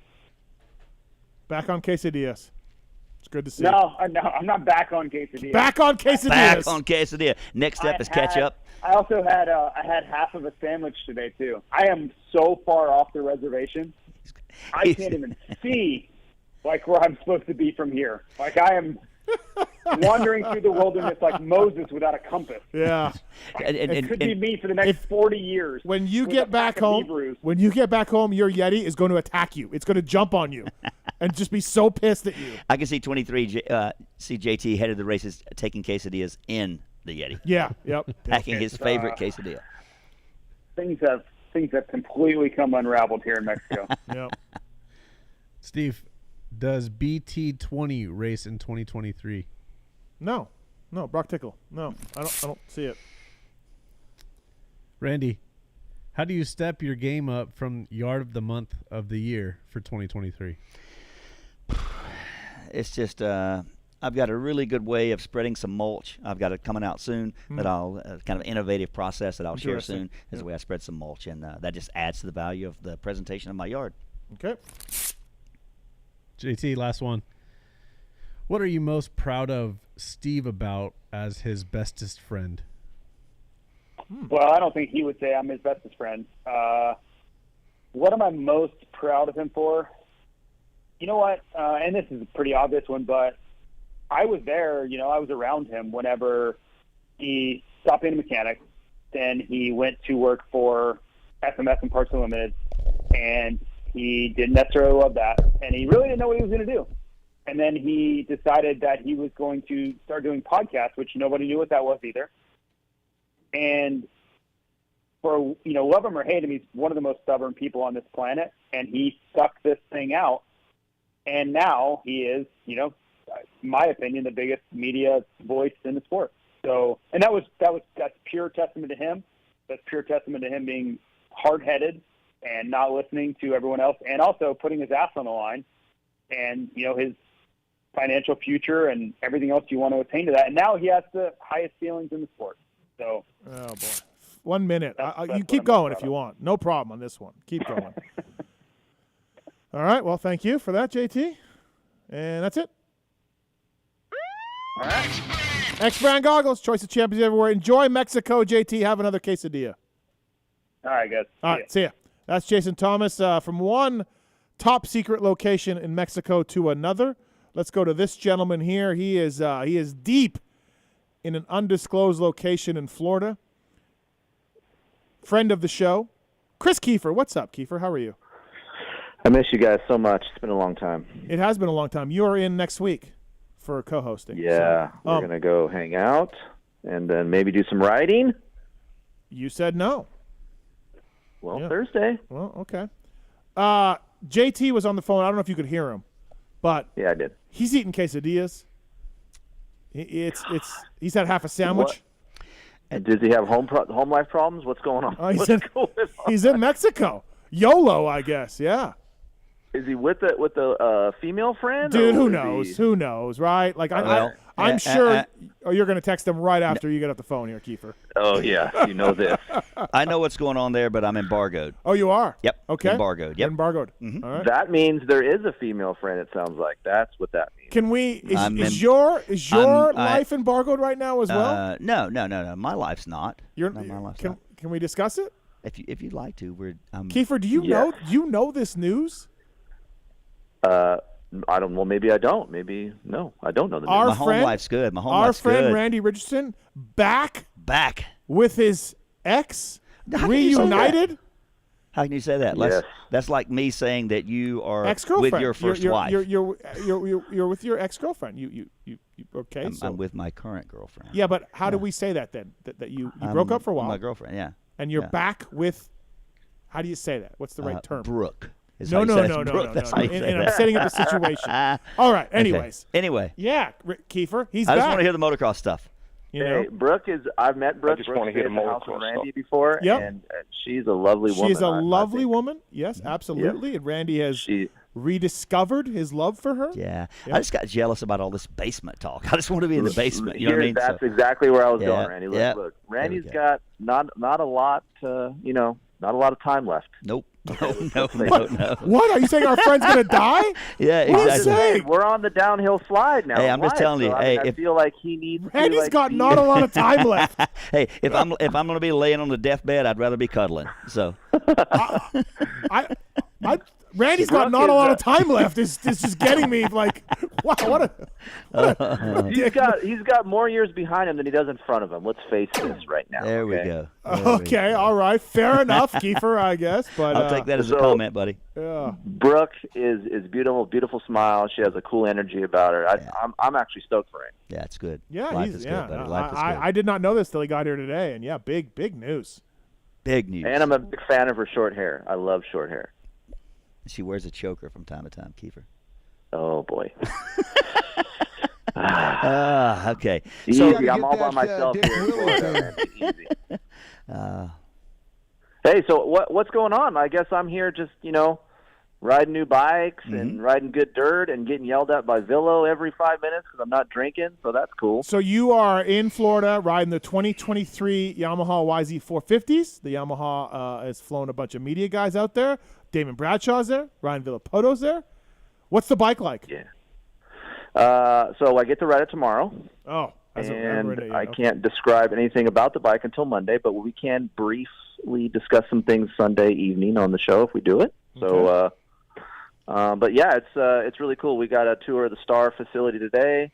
Got to walk around that. We got to walk around the whole property line and see some of RC's boneyard things that good old Rick have buried in the back. So that was cool.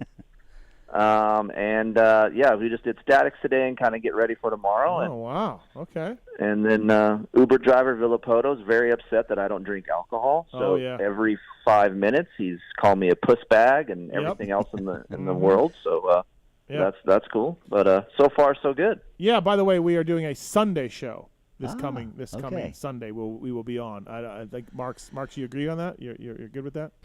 So. Yep. Yes. Okay. So bike looks good, right? You've seen that? Yeah, bike looks good. We Oh, watched it's the so team good. ride some Supercross today, so Dylan looks really good on it. But the word around the pits is very, very sad that Steve Mathis isn't here to attend this big Yamaha maybe. function. Yeah, I was going to say maybe because it's just Blue Crew and ambassadors and things like that. Is that why you're not there, Steve, or no? I don't really want to.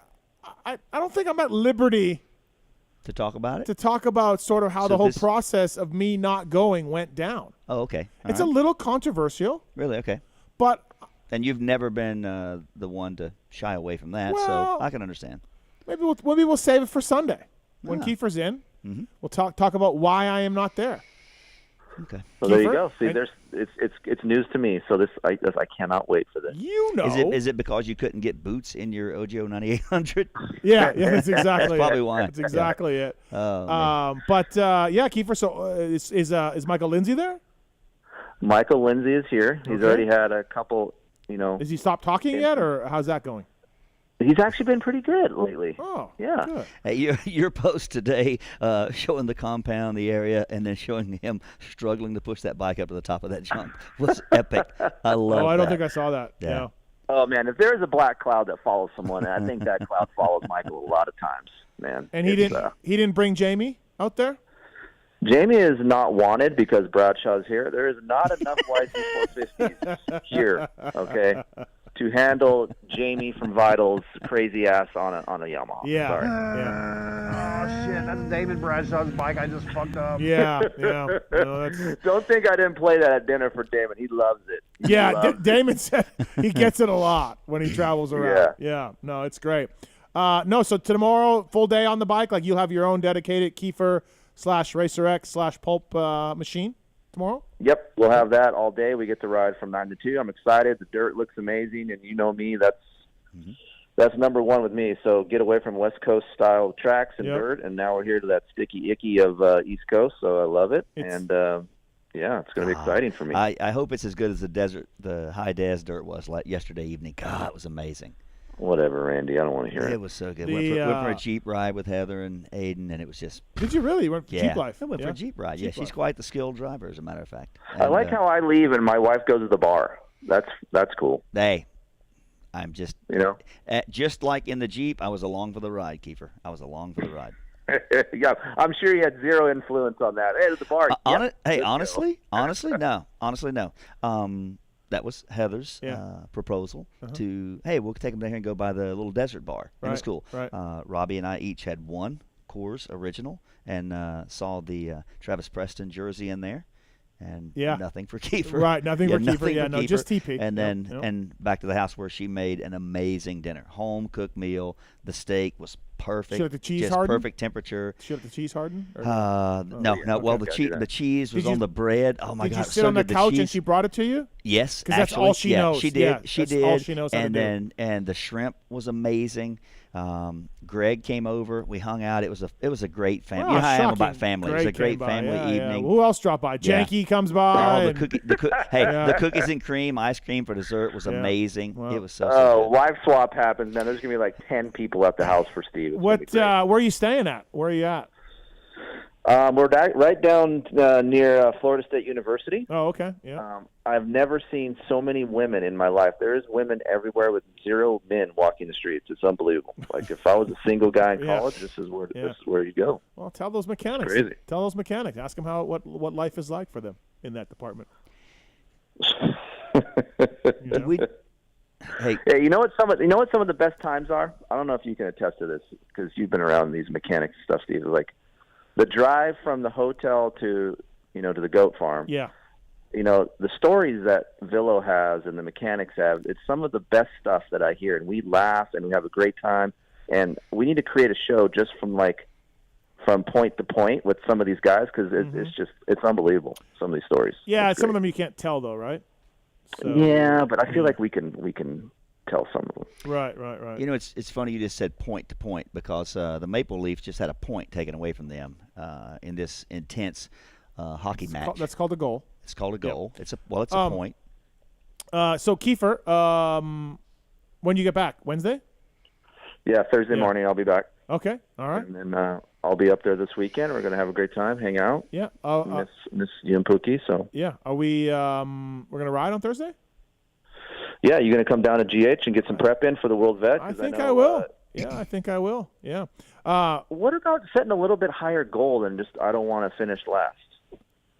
Well, and first off, let me tell you this. If you don't want to finish last, then crashing 10 feet out of the start is not the way to accomplish that. Oh, thank you. Okay? Thank you. Well, when I was taken out by a random tips. guy who didn't know how to start, It happens. It's one thing's going to happen is you can guarantee Randy will never be invited for the show after World Vets. Thank you. Yeah, absolutely. Yeah. Actually, been a lot of people have been chiming in on YouTube here, making donations to get me flown out to document the whole thing, not to race, but just for me to document kind of a behind the scenes. The tables have turned on Mr. Richardson today here at the PulpMX headquarters because, he came out. He shipped me some Michelin Star Cross 6s for the World Vet race. I was looking forward to getting them on, and he said he knows for sure I'm just too lazy and probably stupid to put those tires on, so he was going to do that for me and put those tires on when he came into the house. Yep. And the tables have turned because Randy walked out into the garage, and there were instead of Michelin Star Cross 6s mounted on the Yamaha YZ450. Exactly right. Yep. And so who's laughing now, Randy? Well, I guess if you think about me not having to change any tires while I'm here, how stupid am I? You were gonna. Thank you for falling right into the trick. And thank do a you big so much. production and be like, oh, Randy's got a great job. He's sweating. He's Wish changing I had a tires. job like you, Randy. Blah blah blah. Yep, but instead, I turned the tables on you. You turned the tables and did all that work that I don't now have to do. Thank you. Exactly. You showed me. You showed me, didn't you? Good times. Did you talk about being up in Canada riding your old stomping grounds yet? No, yeah. No, I didn't. Let's cover that. I went up to Canada after the UK, boarded my brother's KTM 350, and went out to that post on Instagram. That's probably why you're not as there I was typing now, it out. You rode that KTM, but go ahead. As I had to ride a KTM. As I was typing it out, I was trying not to throw up because that post is something that Kiefer just would love and appreciate. But it was cool to go back to. I mean, I have put in so many laps at that place. It's on Instagram under my feed. I grew up there from 80s to 250 Expert Pro, putting in laps there, whatever. And we went back to this place. It's a lot the same. It's a lot of overgrown stuff still. And I was like, wow, so we mostly trail rode all over there because it's a massive place. But we stopped at some tracks that we used to do laps on. And I got some serious flashbacks. Like it was pretty neat to go back. I did 2 laps on my old track. Yeah. Got arm pump, got everything else. But it was kind of neat. Yeah. That's good. And I may never ride there ever again now. Yeah. Right? Like. Yeah, you don't have a lot of time left. I don't have a lot of time you left. Don't have a lot of time left. No. So, anyways, so it was cool. Yeah, I knew Kiefer would like that. Are you the fastest guy out of all your friends, or? No. There was one guy there. He's from the area. He's my buddy Dan Winnestock, 61 years old, and Danny's claim to fame, leading a Canadian national over a rollerball, and his throttle cable broke. In 81. Hey, they'll do that if you stretch them too far. Yeah. So Danny is an amazing sand rider, and he's 61 and still in great shape and everything else, and he rides that place all the time, and he was fast still. That's awesome. Still fast, right? So all of that was pretty cool to go there. That's cool. I got really happy when I actually showed Heather the post. And I was like, I'm sure you did. I'm just like, here we go. Like, this is the shit that Kiefer just loves, right? Just looking at it and God. Dirt bike and feelings. I'm in. That's all. Yeah. Like I said, you're always a 5, and that day was a 10. That post was a 10. Post was a 7. Post was a 10. Deep sand, like we're talking Lomo sand. Like it's not Southwick sand. This is the stuff we grew up with. Lomo, Gopher Dunes. Yeah. That kind of sand. So yeah, it was neat to go there, and it was fall, good weather. It got rained on a little bit. Two single track stuff going through the. Heck yeah. How was the 350? Just felt like a real slow 450. I wasn't a fan. Like I'd never ridden one before. Yeah. For my weight or speed. I wanted more power. Especially in deep sand, right? Deep sand. So yeah. Just wasn't quite Blue Crew power then, huh? Nothing is Blue Crew. No, nothing is Blue Crew. So, all right, Kiefer. Well, enjoy Florida, and enjoy the new 23. Let me know how it is. Can't wait. Hopefully, you have one before vets, maybe, eh? Nah, doesn't look like it. I want to just ride into vets with something I'm comfy with, anyways. Because, I got that stuff now. Yeah, I just feel like we can set a little bit higher of a goal and just I don't want to be last, please. Yeah. Okay, well, let's do a little bit better than that. My bike is set up now. All right. My bike is. I cannot wait. Hold on. I'm embargoed on that as well. I love being so embargoed on so many things. That is embargoed. I know I'm embargoed on that. Is I'm embargoed on the dark side thing. Yep. I'm embargoed on this. Right. I love being embargoed. Yep. Listen, when we do talk about that, your world vet setting, I know I probably won't be in the show, but I want to call in for this.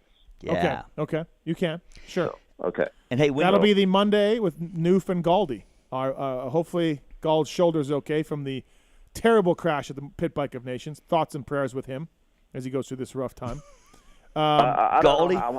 Oh God. I've got T's and P's. T's and P's for Galdi. I've got you. I've got Galdi. I've got Noof. I've got Vaj. It's going to be a house full of people. Yeah. You got to get these guys bikes too. We're got to work all through that. If only had someone there just covering it, documenting the story, and just putting out content for Kiefer Inc. testing, kind of like an Instagram takeover for just the whole weekend. That would be entertaining. That would be good. Well, if you know somebody, I'll look at it. I'll look into it. Well, we got Mitch Payton on board for the post race PulpCast. We're gonna interview everybody. Get that down. Do everything. So. Thanks for calling in, Kiefer. Enjoy Florida. Punch RV in the balls for me, please. And yes.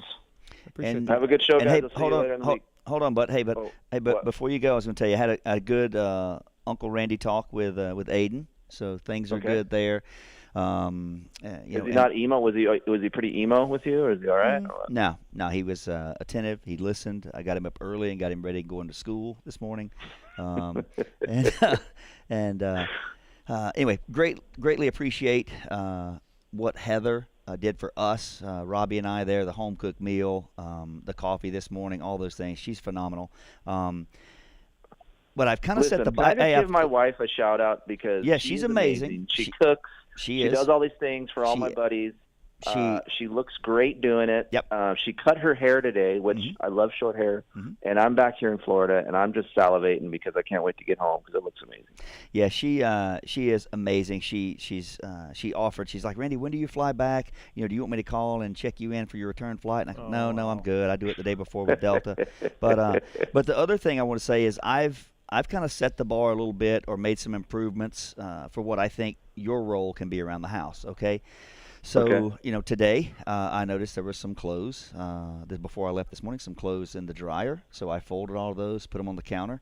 After our breakfast, I went and took the dishes from last night from dinner, put those in the dishwasher and everything. So there could be a little bit more expectation out of you once you get back home. And please just don't let me down. Well, Randy. I guess I'm not going to be able to come home now. Awesome. Please don't let me down, buddy. Please don't let me down. Don't screw up what I've started, okay? Man, it's going to be rough. I don't think I can keep it up. So, love you, buddy. All right, buddy. Thanks for calling in. Thank you, man. All right, see you guys. Appreciate it. Bye. Thank you. That's Chris Kiefer. We're going to take a commercial break here on the show and grab some food. Coming back with Marvin Musquin, the winner of the Red Bull Straight Rhythm? Yeah, I'm excited because Heather making the meal like she did. I cannot wait to see what Pookie has, a home cooked meal for us tonight. What she's put forth great effort to make a home cooked meal for us. She's an amazing woman too, and I can't wait to see what she's prepared for us. She's been grinding away down there. Yeah, absolutely. Yeah. So we'll go to commercial break here on the PulpMX show with Randy Richardson from Michelin. Be back with Marvin Musquin. I see your people on hold. We'll stay on hold. We'll get to your calls. We'll be back with Marvin Musquin, Lars Lindstrom, and more tonight on the show. Stick around. Be right back after this. Fuck you, you're fired.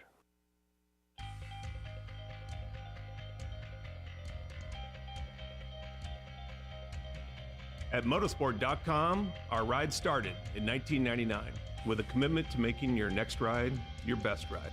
We take pride in having a huge selection of gear, accessories, and OEM parts for moto, street, off-road, ATV, and UTV. Riding is what connects us and makes us a family. From the track to the trail, tarmac to open roads, we're all connected because we ride. And that's what motorsport.com is all about. We've got your back. Our unrivaled and dedicated team of gearheads are willing to go that extra mile. No gimmicks, just high-quality parts, the best customer service in the industry, and free shipping on all orders over $79. Our passion at motorsport.com is to ensure your next ride is your best ride. This is our invitation to you, from riders for riders. Visit us at motorsport.com.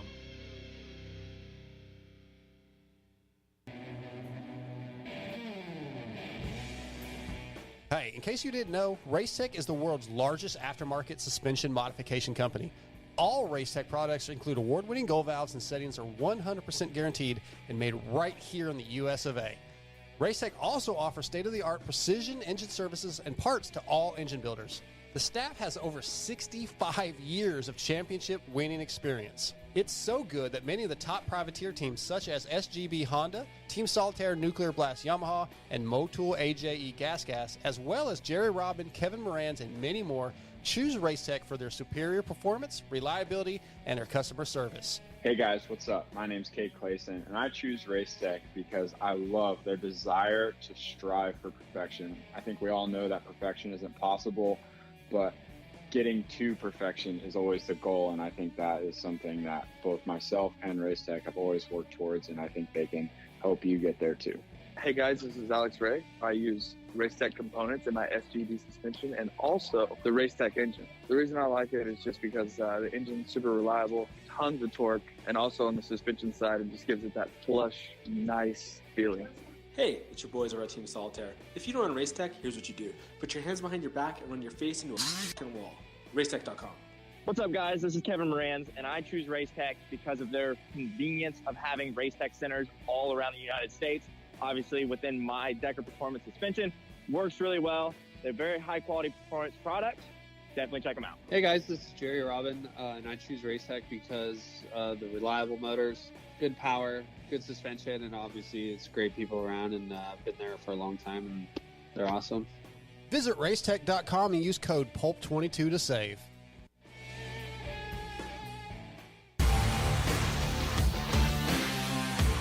Love the guys at Works Connection. They continue as a 10-year sponsor of this show because, just like you, they're committed to the sport. For 33 years, they've been designing and distributing leading-edge performance products like Elite Axle Blocks, Elite Clutch Perch, Pro Launch Start Device for performance, radiator braces and skid plates for protection, along with a shock pump, a tack, hour meter, and more for maintenance. Works Connection, great guys up there in NorCal, and super cool company. We're stoked to be associated with them. When you take a look around the AMA pitch, you'll see Works Connection proving ground for products under the canopies of Team Honda, HRC, Star Racing, and other top teams. And the best part of this whole deal is if you use the code PulpMX20, you get 20% off your order. Visit your local dealer, check out motorsport.com, and ask them to see the Works Connection product line for 2022. Great company, great products. Check it out. Thanks to Works Connection for coming on the show. PulpMX20, the code to save. With 80 years of experience manufacturing power sports pistons right here in the USA, Wiseco has evolved into a full range of performance components for dirt bikes and other power sports machines. Whether you ride a 2-stroke or a 4-stroke, Wiseco has a variety of pistons, from reliable forged replacements to the performance-focused Racer Elite series. Wiseco has recently expanded our Racer Elite line with SX and MX proven USA-made connecting rods. Now adding to the Garage Buddy rebuild kits, clutch and valve train components, and our CV4 thermal protection line, this makes Wiseco your single-stop performance name. Visit your favorite online or local dealer or wiseco.com to find products for your machine. Maxima Racing Oils was created for world-class racers who challenge the limits of possibility. Their demands on equipment drive us to look beyond conventional ideas and to exceed industry standards. It's in our DNA to identify problems, formulate solutions, and execute at the highest levels of competition. Case in point, the championship-winning Factory Kawasaki race team, longtime Maxima partners who extensively use Maxima throughout the bike. Maxima's USA-made products exceed JSO requirements and can be used in all motorcycle brands: Kawasaki, Honda, Yamaha, Suzuki, KTM, Husqvarna, and more. Maxima Racing Oils. Experience the difference. Visit MaximaUSA.com for more information.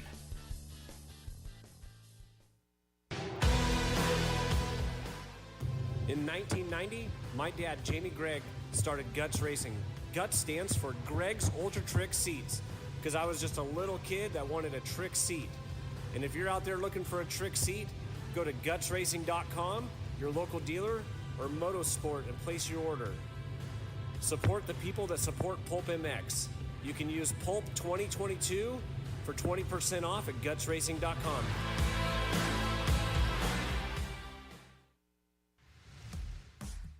FMF Racing is proud to celebrate over 45 years of fun, building every FMF exhaust right here in the USA.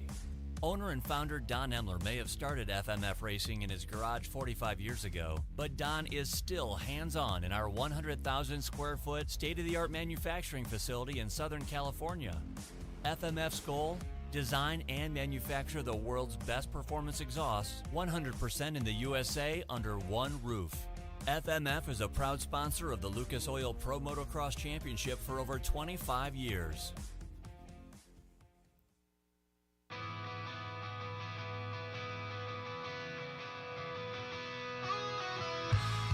Hi, it's Tomax Superfan Dylan here. The only thing I love more than seeing Eli win... Whoa, wait, Dylan. Sorry to cut you off like Steve does his callers and guests, but a lot has changed.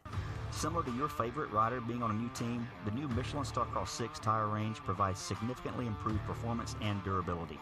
Designed to win, the new Michelin Starcross 6 tire range offers up to 16% more traction when new and up to 19% more traction when worn in comparison to the previous generation. This means consumers will not only benefit from improved performance on their first few rides, but that this performance increase will continue throughout the extended life of the tire.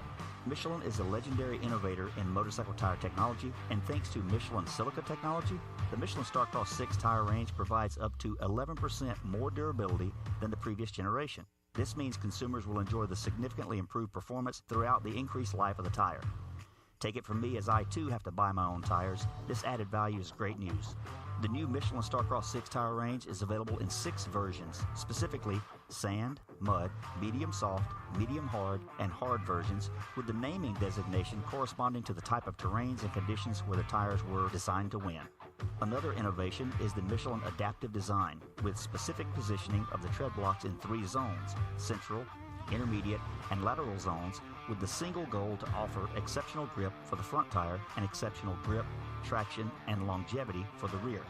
To learn more about the new Michelin Starcross 6 tire line and all the quality products that Michelin offers for motorcycle segments that Steve cares nothing about, visit michelinman.com/motorcycle, and then visit your local dealer or online retailer to choose Michelin product to maximize your riding experiences. Also, make sure to follow at Michelin Motorcycle on Instagram and Facebook.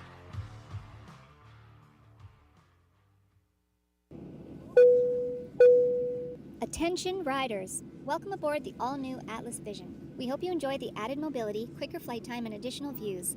Please follow along as we outline the safety features of this revolutionary device.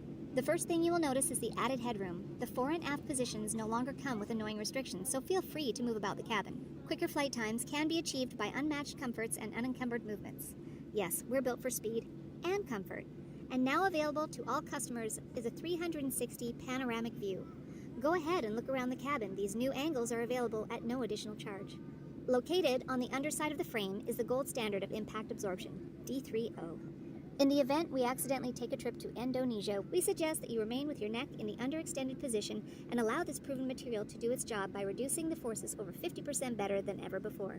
Although the Atlas Vision will not be noticeable, it will be there when you need it. If you are riding with a child or someone who requires assistance, secure your vision first, and then assist the other person with a Prodigy, Tyke, or Brole. We ask that you keep your brace on until your moto is finished. We remind you that Atlas makes flexible neck protection. Tampering with, disabling, or destroying the product is prohibited by the limited lifetime warranty. You will find this and all other safety information in the user manual located online at atlasbrace.com. At this time, we ask that you remain standing with throttles in the wide open position with your elbows up and hips fully unlocked, whatever that means. On behalf of the captain and entire crew, thank you for flying Atlas Vision. Enjoy the views.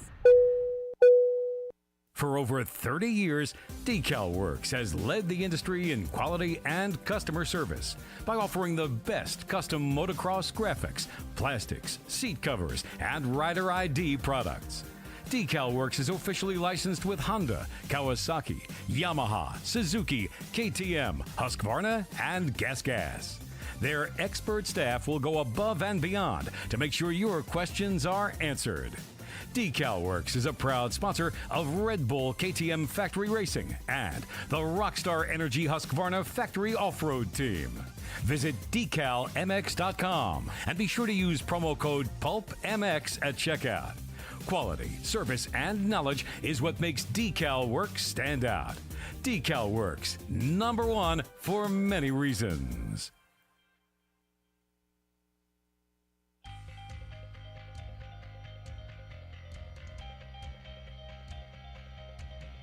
At motorsport.com, our ride started in 1999 with a commitment to making your next ride your best ride. We take pride in having a huge selection of gear, accessories, and OEM parts for moto, street, off-road, ATV, and UTV. Riding is what connects us and makes us a family. From the track to the trail, tarmac to open roads, we're all connected because we ride. And that's what motorsport.com is all about. We've got your back. Our unrivaled and dedicated team of gearheads are willing to go that extra mile. No gimmicks, just high quality parts, the best customer service in the industry, and free shipping on all orders over $79. Our passion at motorsport.com is to ensure your next ride is your best ride. This is our invitation to you, from riders for riders. Visit us at motorsport.com. Maxima Racing Oils was created for world-class racers who challenge the limits of possibility. Their demands on equipment drive us to look beyond conventional ideas and to exceed industry standards. It's in our DNA to identify problems, formulate solutions, and execute at the highest levels of competition. Case in point, the championship-winning factory Kawasaki race team, longtime Maxima partners who extensively use Maxima throughout the bike. Maxima's USA-made products exceed JSO requirements and can be used in all motorcycle brands: Kawasaki, Honda, Yamaha, Suzuki, KTM, Husqvarna, and more. Maxima Racing Oils. Experience the difference. Visit MaximaUSA.com for more information.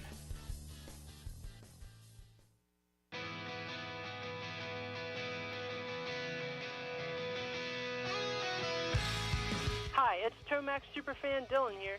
The only thing I love more than seeing Eli win... Whoa, wait, Dylan. Sorry to cut you off like Steve does his callers and guests, but a lot has changed. Similar to your favorite rider being on a new team, the new Michelin Starcross 6 tire range provides significantly improved performance and durability. Designed to win, the new Michelin Starcross 6 tire range offers up to 16% more traction when new and up to 19% more traction when worn in comparison to the previous generation. This means consumers will not only benefit from improved performance on their first few rides, but that this performance increase will continue throughout the extended life of the tire. Michelin is a legendary innovator in motorcycle tire technology, and thanks to Michelin silica technology, the Michelin Starcross 6 tire range provides up to 11% more durability than the previous generation. This means consumers will enjoy the significantly improved performance throughout the increased life of the tire. Take it from me, as I too have to buy my own tires, this added value is great news. The new Michelin Starcross 6 tire range is available in 6 versions, specifically sand, mud, medium soft, medium hard, and hard versions, with the naming designation corresponding to the type of terrains and conditions where the tires were designed to win. Another innovation is the Michelin adaptive design, with specific positioning of the tread blocks in 3 zones: central, intermediate, and lateral zones, with the single goal to offer exceptional grip for the front tire and exceptional grip, traction, and longevity for the rear. To learn more about the new Michelin Starcross 6 tire line and all the quality products that Michelin offers for motorcycle segments that Steve cares nothing about, visit michelinman.com/motorcycle, and then visit your local dealer or online retailer to choose Michelin product to maximize your riding experiences. Also, make sure to follow at Michelin Motorcycle on Instagram and Facebook.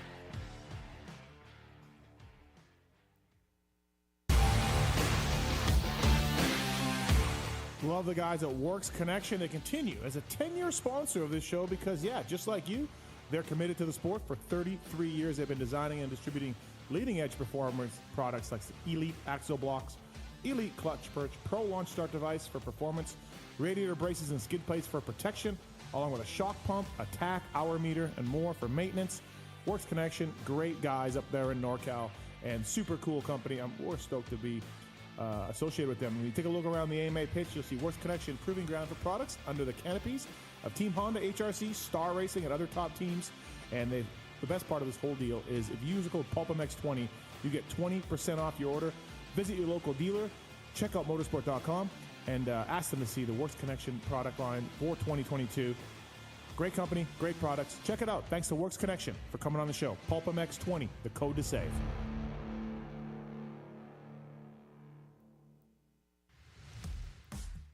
FMF Racing is proud to celebrate over 45 years of fun, building every FMF exhaust right here in the USA. Owner and founder Don Emler may have started FMF Racing in his garage 45 years ago, but Don is still hands-on in our 100,000 square foot state-of-the-art manufacturing facility in Southern California.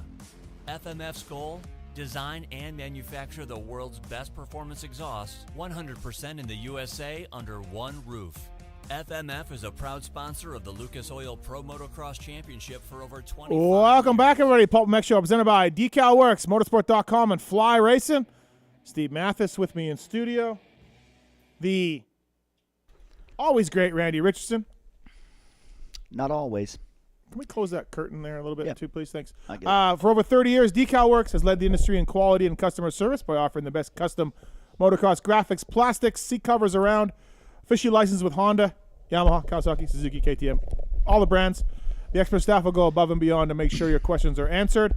Quality, service, and knowledge over there. Decal Works, proud sponsor of the Red Bull KTM team, as well as the Roczen Energy Husqvarna off-road team.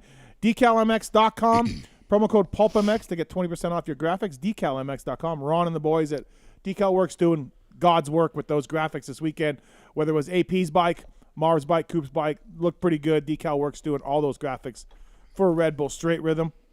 So thanks to those guys, man. They're doing good work. And use the code PulpMX to save 20% off your custom graphics. DecalMX.com. Thanks to those guys, again, for doing it. Use the code. Save some money. And design your own stuff. Put your own logos on it. They can do all of that over there at Decal Works. So thanks to those guys. We're going to bring on the winner of Straight Rhythm right now. The gentleman has never lost Straight Rhythm. He's never lost a run at Straight Rhythm. 2 strokes, 4 strokes, doesn't matter. He's absolutely phenomenal at the event. Let's welcome on Marvin Musquin. What's up, Marv? How are you, man? Yeah, good, man. I mean, it's good to win again that Red Bull Straight Rhythm. Yeah. You're so good at it. It's amazing. Mm-hmm. Yeah. Yeah, I mean, I really love this race. It's just such a unique race. I love the start. You're like kind of like in the cage, you know, and the grid start, and then you drop off, and that straightaway, big rhythms and a couple whoops and wall jumps and scrubbing. try to stay low and get the wheels to the ground quick and like pushing through jumps. I mean, you got to be, I mean, it's like 30 something seconds and you got to be on it and you got to be precise. You got to push, hard. So, I mean, I love it. Yeah, you look like that. That's where I thought, like, obviously scrubbing's one thing. Kenny's great at it. You're great at it.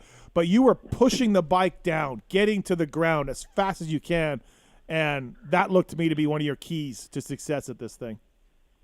Yeah, exactly. And, I mean, on the two-stroke, it was definitely different. It was different. And I was not too excited about it because, I mean, I really wanted to win, obviously. But racing a two-stroke and a 250, that was a first for me. I never ever raced on a 250 two-stroke. I did like 1 year when I was 16 on 125, but other than that, I never did any on two-stroke 250. So I knew it was going to be obviously fun because this event is all about that, and it's hanging out and just hearing two strokes all day. It's like really really fun. But at the end, I'm like, man, I don't want to lose, I want to go out there and just keep winning every single run. And at the end, that's exactly what I did. I just kept getting better, getting used to the track and the bike together. So it was good. Well, it was awesome. Again. What was the EFI like on the two-stroke, the power delivery? What was that like? Well, I mean, it has great torque. I really, really like that. I didn't even try the bike like outdoors. I went straight on Supercross on Monday and then on Tuesday. But I noticed like riding on the side of the track or like on the straightaway, you just click like third or like fourth, and it has like a great torque. But like for Supercross, I think we should have maybe try to work on it even more. But you definitely have to use the torque more than the revving. Like the other 250s. Right. I could hear Barsha with the carburetor and then even Kenny.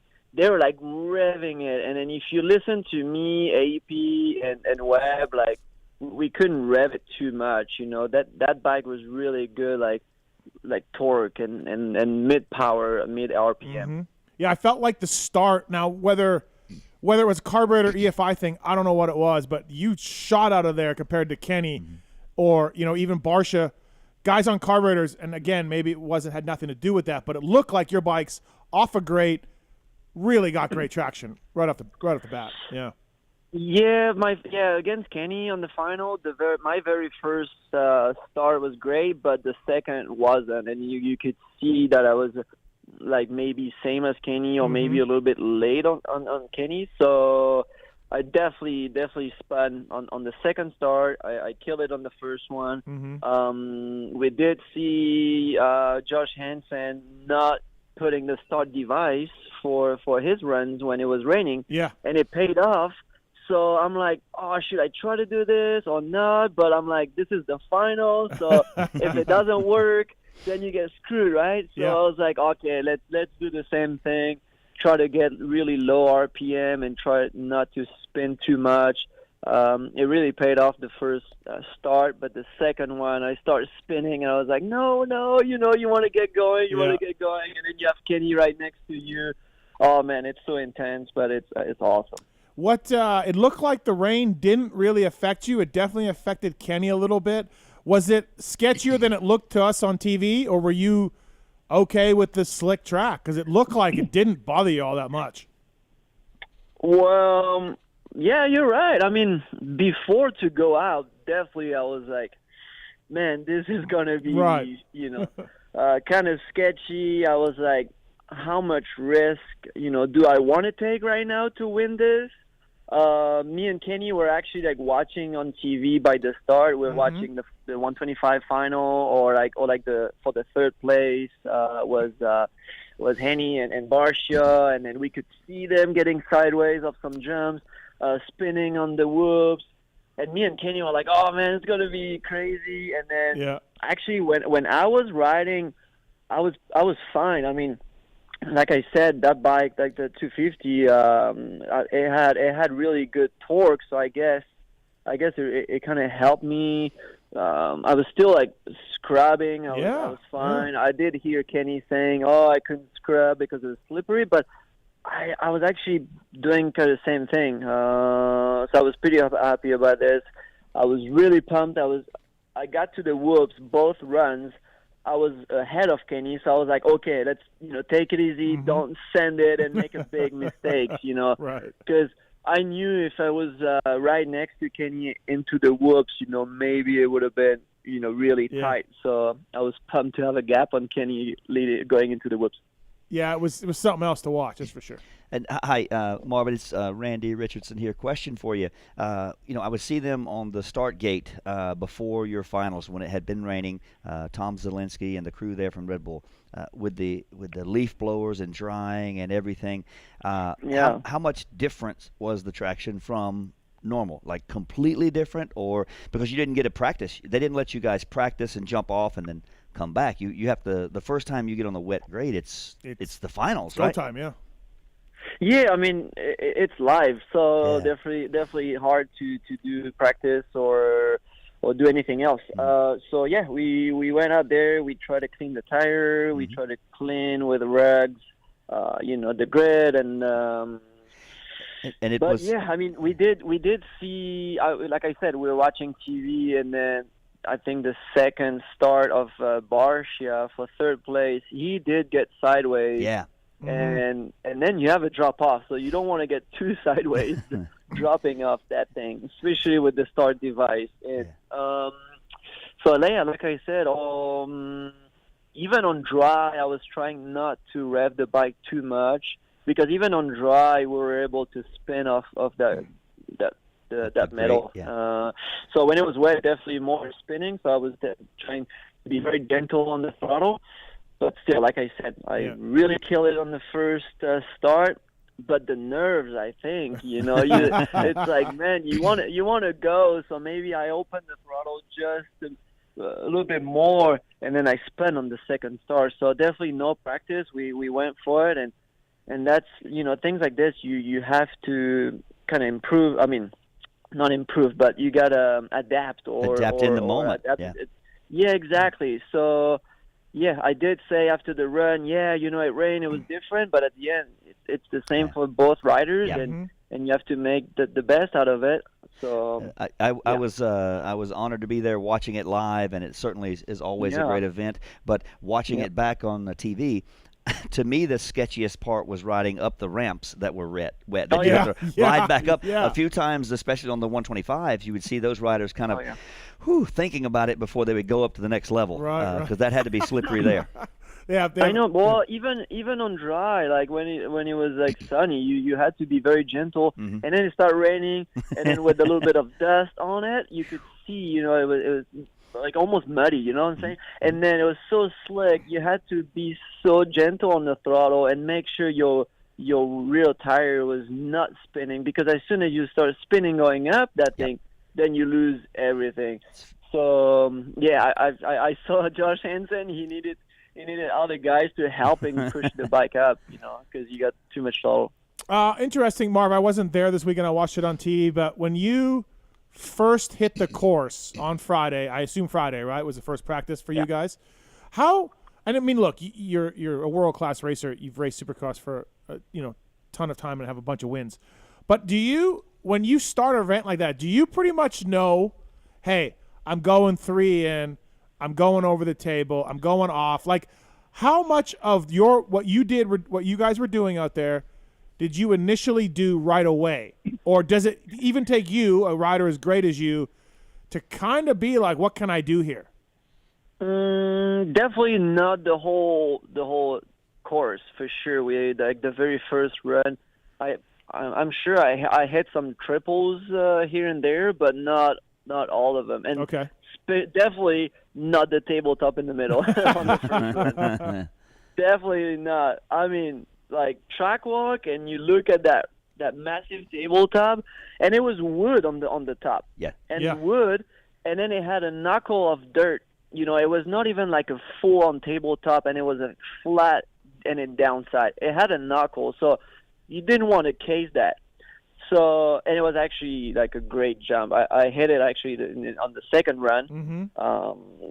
So, but besides that, I mean, finish line on the first run, and like I said, a couple triple, but definitely not everything. Yeah, so you got to be like, okay, like here's how this is gonna go. Let me do a couple runs. Yes. Yeah, of course. And honestly, it's easier to remember the course than you think. Oh, it is? Okay. Yeah. Yeah, I mean, when you do the track walk or you walk along, you're like, man, there's so many jumps. It's half a mile, but it's kind of cool because they build those walls, like those scrub jumps, and there's like maybe like 3 of them. So like when you hit the first one, it's kind of like a reset, where you're like, sure, yeah, where you're like, okay, after that, that's the on-off over table 3. Right. Then you have another wall, and then it's like the bounce, double, and then 3-3. You know what I'm saying? So Yep.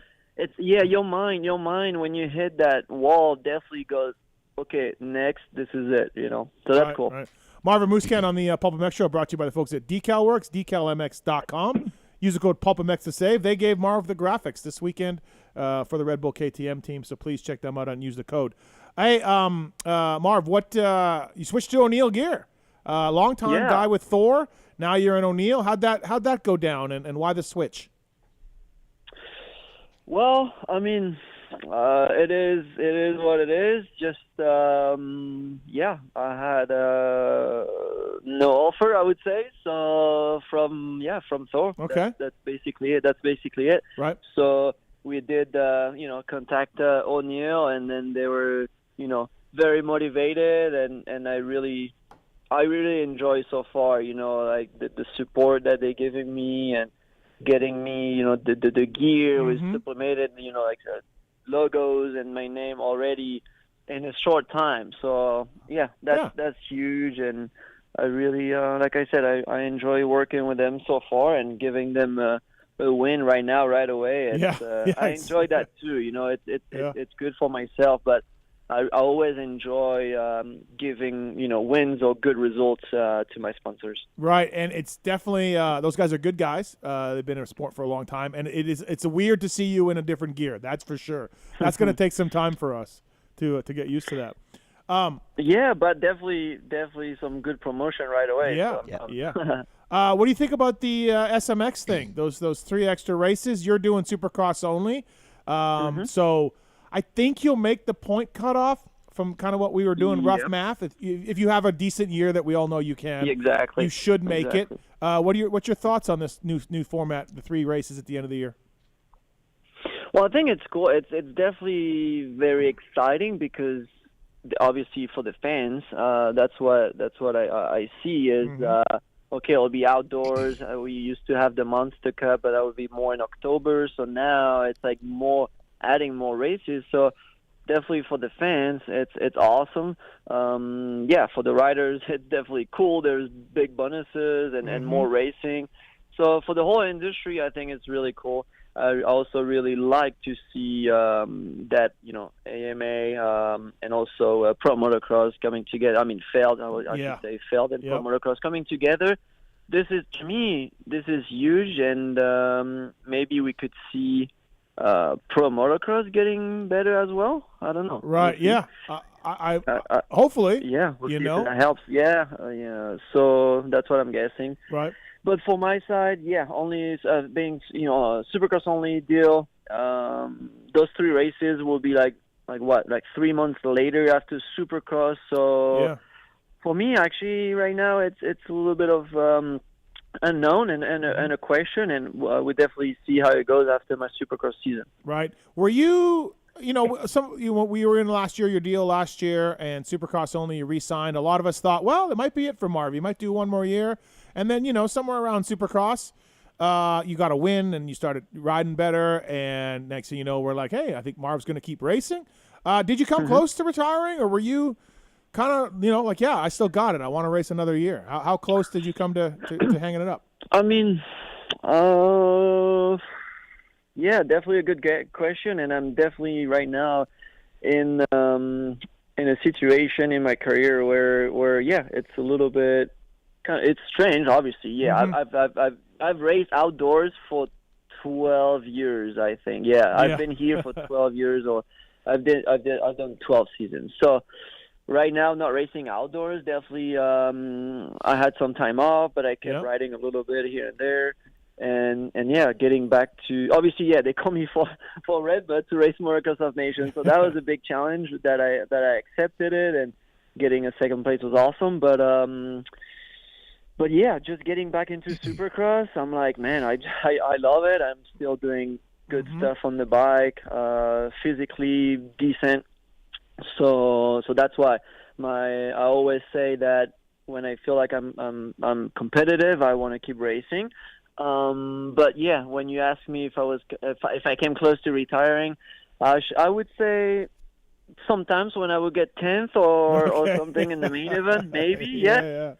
But then the next weekend, I get third, and I'm loving it. So this is the good and the tough part about racing. So. So yeah, here I am for another year. So I'm definitely excited about it, and I'm sure we're going to improve the bike. So that's a plus. Right. Yeah. Are improving a little bit of everything. Are you working with DV again? Do you know what you're? Yeah. I got DV doing my program right now. We're doing some testing, so it's not easy to do the testing and having DV to work on technique and laps. So right now focus on testing some stuff and getting the bike better, and then we move on to the big training with DV later on. Right. Are you doing Paris? Are you doing Paris? Are you doing Paris this year? Yeah. You doing Paris? I'm doing Paris. All right, that'll be fun. Yeah, Cooper and Will you be Lawrence. there? Yeah, I'll be there. Lawrence brothers. So nice. Should be a really good race, I think. Yeah. It'd be better. Did you watch any of the World Supercross over in UK? Did you take a look at that? I mean, I've seen some videos, but to be honest, no, I didn't watch the whole thing. Okay, all right. Yeah, I was just wondering what you thought of it, but yeah, if you just saw some videos, then yeah, who knows, right? Yeah, I mean, it looked obviously the stadium was massive. The track was a big track. I guess maybe it could have been I don't know, maybe a little bit harder. I would say I don't know how to say, or more technical. You can definitely see. Lap times being like really close compared to the top guys, so maybe you could see that because of the lap times you can tell the track everybody was kind of doing the same thing. But like I said, big track that was nice to see, and good riders. So obviously, it was I think decent. Well, Marv, you're unbelievable at straight rhythm. Keep it up. 2 strokes, 4 strokes, it doesn't matter. You can't be beat. Now you got pressure on you, Marv. Now, everyone's gunning for you at this event. Well, I already had pressure. No worries. yeah, that's a good point. Thanks for coming on tonight, man. Appreciate it. Thank you for the time. Congrats on the win, and we'll see you at Paris, man. Yep, sounds good. We'll see you there. Yeah. Awesome. All right, thanks, guys. Thank you.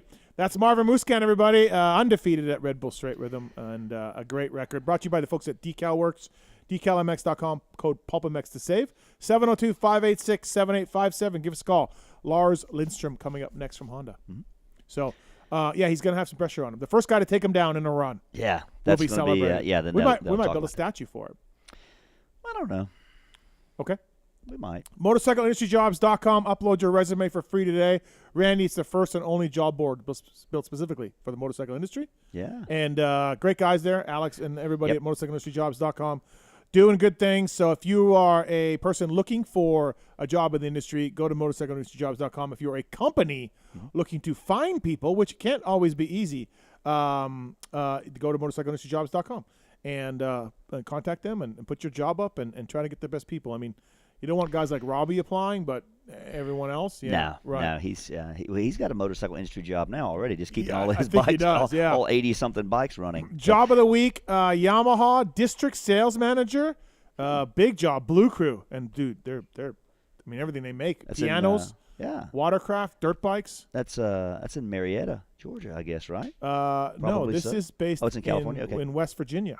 West Virginia. Oh, it is a district sales manager. District. So, Randy, I'm not sure you're familiar with how these corporations I don't know how the industry works. Right. I'm not familiar with the motorcycle industry or large corporations. Thanks for your patience. I'm trying to get up to speed here. Yamaha Motor Corp is a growing and dynamic organization with superb products that include motorcycles, outboard motors, ATVs, and more. They are looking for a district sales manager to join the motorsports team in Virginia/West Virginia. The district sales manager will participate in dealer relations pertaining to retail program support.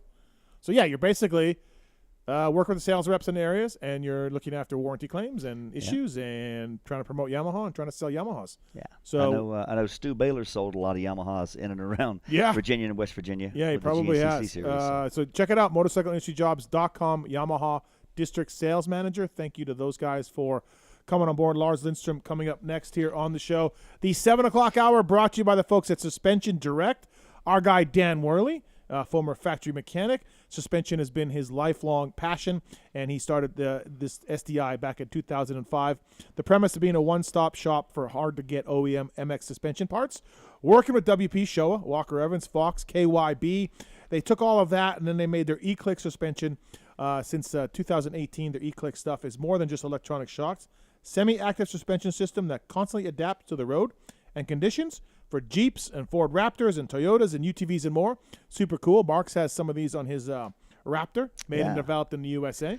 Yeah, I don't want to sound like Peter over there, but I wouldn't mind to get their contact info. Okay. If they make some stuff for Toyota, I'd like to look at potentially upgrading the 96 T100. Okay, I'm not sure on that model, but we can certainly look into it. Even if they don't have it, I'm available to do some R&D testing. Oh, okay. All right, sounds good. Code PulpMX to save it. Suspension Direct SDI. So if you're looking for hard-to-find suspension parts or the E-Click shocks, use the code PulpMX to save with Suspension Direct, bringing you the 7 o'clock hour on the show. And again, coming up with Lars Lindstrom here right away. OGO Power Sports, I want to shout out to those guys. If you want a deal from OGO, contact us using the contact form on PulpMX.com. We'll pass it on to OGO. Backpack, if you're gone for a couple of days, check a 9800. Why not? Why wouldn't you? Why wouldn't you? Why would not you? The rig bag as well. The rig bag has a bag in the rig bag for your boots. Mm-hmm. So when I went to Idaho to go ride with RV and Weimer, I put my boots in a boot bag and put the boot bag in my rig bag. That is innovation at its best. It was fantastic. I love it. Yeah. Especially when your boots are dirty at the end of the ride, right? Yes. You put them compartmentalized, keep them separate. Absolutely. That's epic. It was great. I got to look So into one of those. You should. And backpacks, of course, and carry-on luggage and everything else. OGO Power Sports. Traveling is a pain. Try to make it easier, right, Randy? I mean, that's basically the line. So coming up with Lars Lindstrom. Before we get to that, Nash. Gentlemen. What's up, Nash? Life is good. The motocross, supercross seasons, the gift keeps on giving. We're heading towards the Bercy part of the show. We got Australia this weekend, Australia World Supercross this weekend, and then Bercy, and then a little downtime. Yeah. It's okay, and we got to recharge. FMIP, how are we feeling, baby? Doing great, buddy. I apologize for Steve overlooking this upcoming weekend's event. Well, the Ironman GNCC, the Ironman. Oh, GNCC. It's this weekend. Yeah, it's this coming weekend as well. I've done that one. I've got a plaque somewhere in here for my 5th place Ironman finish. Mm-hmm. Yep, got a plaque They give and them everything. back that far? 5th place. 5th? Huh. Yeah. Industry Interesting. class. Yeah, industry class. Yeah. I was just calling maybe to see if FMIP or Steve, you were invited to the industry-only, invite-only sportsman's class. I was thinking maybe they could, chopper you two in, 23 Blue Crew Power, show them how it's done again. Are you talking about this weekend, sir? Yes. I'm out. I'm out. I just got off the road, and I'm not doing anything. You're grinding. Yeah. Grinding. Yeah. He's always hustling, grinding. We have a PulpMX show on Sunday night anyways. Oh, that's true. That's true. And for myself, I'll actually stay here in Vegas for a couple of days, go up to the Red Bull Rampage where we have some Michelin bicycle riders competing in that, and then fly back Saturday. So if I had thought, I could have brought a second OGO 9800 with all my riding gear and flown from here to Indiana on Saturday, and then went and raced that Sunday. Nash has a bike for you. Nash would have had a bike. Definitely. Yeah. I would. We've given Ouija bike before. I have many motorcycles in the stable. We can make that happen. But all right. Well, it's all right.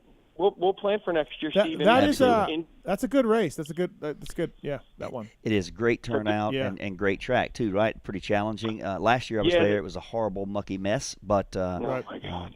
But this year, hopefully, better weather, huh? It is. We go. And all joking aside, if anybody wants to go or planning to go, they're already going. And like Stu says, it's the best one to go of the year. Big concert on Saturday night. The race productions team does a great job.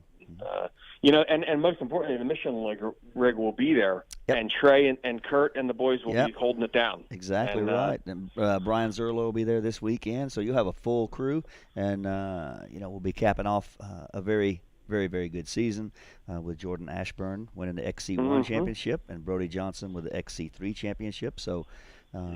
Really good, successful year for Michelin in GNCC racing, which I know you, Steve, care nothing about. I do care. You care about your 5th place plaque. That's all. Let's be honest. Stu Baylor and I are Blue Crew teammates. I follow that series. What a chaotic, wacky series it has been. Yeah, this year. Josh Strang, X-Brand Goggles. Ricky Russell, X-Brand Goggles. You got to give it up to Craig DeLong, X-Brand Goggle athlete. That guy Craig too. DeLong. Yeah, that's great. And Randy, is Michelin coming back in 23? The GNCC series? That's what it's looking like. You've been happy with that activation? we have a multi-year agreement with the GNCC Racing Series, and we've had again great success. Came in first year with on-site support, working with grassroots racers and everything, and then sparked the interest of the Magna One Motorsports team. So developed a partnership with them for this year, and looking forward to next year for sure. All right, well, good stuff. No lie, and I'll end it with this. No lie, everybody gets. What I love about the Michelin thing is they're there for the support. There's no cool guy club. There's no tiered. Everybody gets great pricing and the service. They install with bibs or without bibs, and the guys do a really good job. They don't install here apparently, Nash, because I installed my tires myself. So the service here, not good here in Vegas. That's called the old trickaroo, Nash. The old trickaroo. You hold your hand up high and then you hit him in the stomach. You go high exactly and then right. Give him the gooch. You got to give him the gooch. Just like I got Galdi with the tape measure there at Motocross Nation. Right. Right in the hoo-ha. Beautiful. That was beautiful. Well, listen, it's a bummer we'll see FMIP, but girls are always asking about Mr. Richardson. Yeah. How's he doing? Tell him I'm doing well. Tell the family I say hello, and I'm proud of their racing accomplishments and progress they've made this year, and keep those grades up. They got it covered. Cheers, everybody. All right. Steve, good show, man. Thanks, Cheers. Nash. Bye. Later, Nash. Thank you, man. Renthal has been on board Factory Honda since 1986, and they continue on the bikes today of Chase Sexton, Ken Roczen this past year, and going forward, of course, renthal.com. A fraction of a second, a few grams, a couple of millimeters. It all counts, Randy. Welcome to the winning world of Renthal. Everyone listening to this, I would think, if you've had a bike and you've been riding for more than 10 years, let's say, whatever number you want to put on it, you've used a Renthal product. I would say that you've either had Renthal handlebars or you wished you had Renthal handlebars. Or sprockets or chains or grips or whatever. Exactly right. Renthal.com, the undisputed global leader in manufacture and design since '69. Renthal has become notorious for relentless obsession to detail and quality throughout their commitment to produce the finest products on the market today. More titles than all the other brands combined. We welcome, with the help of Renthal, we welcome on Lars Lindstrom. What's up, Lars? How are you, man? Hey, how you doing, Steve? We're good. Thanks for coming on tonight. Yeah, no worries. Your sound is kind of crappy. Can you fix that? You want to call us back when you land? Yeah. No, how's that? Oh, that's better. Yeah, that's better. Yeah. I figured the Bluetooth probably wasn't going to help it. Right. Well, thanks for coming on. I appreciate it. Renthal bringing you Lars Lindstrom. You got a hockey game tonight, so we're squeezing this in. I love to see it, Lars. Yeah, you know how I do it, Steve. Keeping it real with the hockey. I mean, you and me are some of the only people that can talk about that in the pits, but I love it. Hey, did you see what happened? Did you see what happened with the Leafs earlier? Was it Maple Leafs, right? The Maple Leafs, yeah. Seeing where they took that goal back away from them? Did you see that tonight? No, you know what? I have not been able to watch it. I just left the office a little bit ago. And, that happened. Yeah, that's a bummer. Lars, they tied it up and then got called for illegal cheating or something, illegal use of a stick, and took their point away from them. Lars, are you still the Red Wing? Are you still liking the Red Wings? To be honest, I haven't been. I haven't even been following the NHL as much as I would like to, but I have not been very on top of it with the Wings. Okay. Those years when they lost all those Swedes there. That was it. There's a lot of the guys that I really liked. First they lost Pavel Datsyuk, and then that was a bummer. And then Zetterberg and Holmstrom and all those guys. All the other old school Swedes, and then they didn't really get any. But they got a new guy playing right now. His name's Gustav Lindstrom, so I like that. Okay, all right, yeah. I haven't skated for God, I played a pickup game here in Vegas maybe 2-3 years ago, and just played one time, and I was like, I'm going to keep doing this. And that was it. I never played again. I got to get back on the blades. I got to play a little bit. It's a fun game. It's hard, too. You don't realize how hard hockey is. Yeah. And actually, I wasn't I had my knee, my ACL fixed last year, and I wasn't able to skate for about a year or whatever. Yeah. And dang it, I forgot how much it helps me with my conditioning. Just, I don't get to do a lot. I don't get to do a lot of riding, a lot of training. Not that I did that much anyways. Right. But dang, I mean, when I wore a heart rate monitor, and just between shifts, you get the thing gets up to like max heart rate, and then you rest for a few minutes, and then you're back out back in.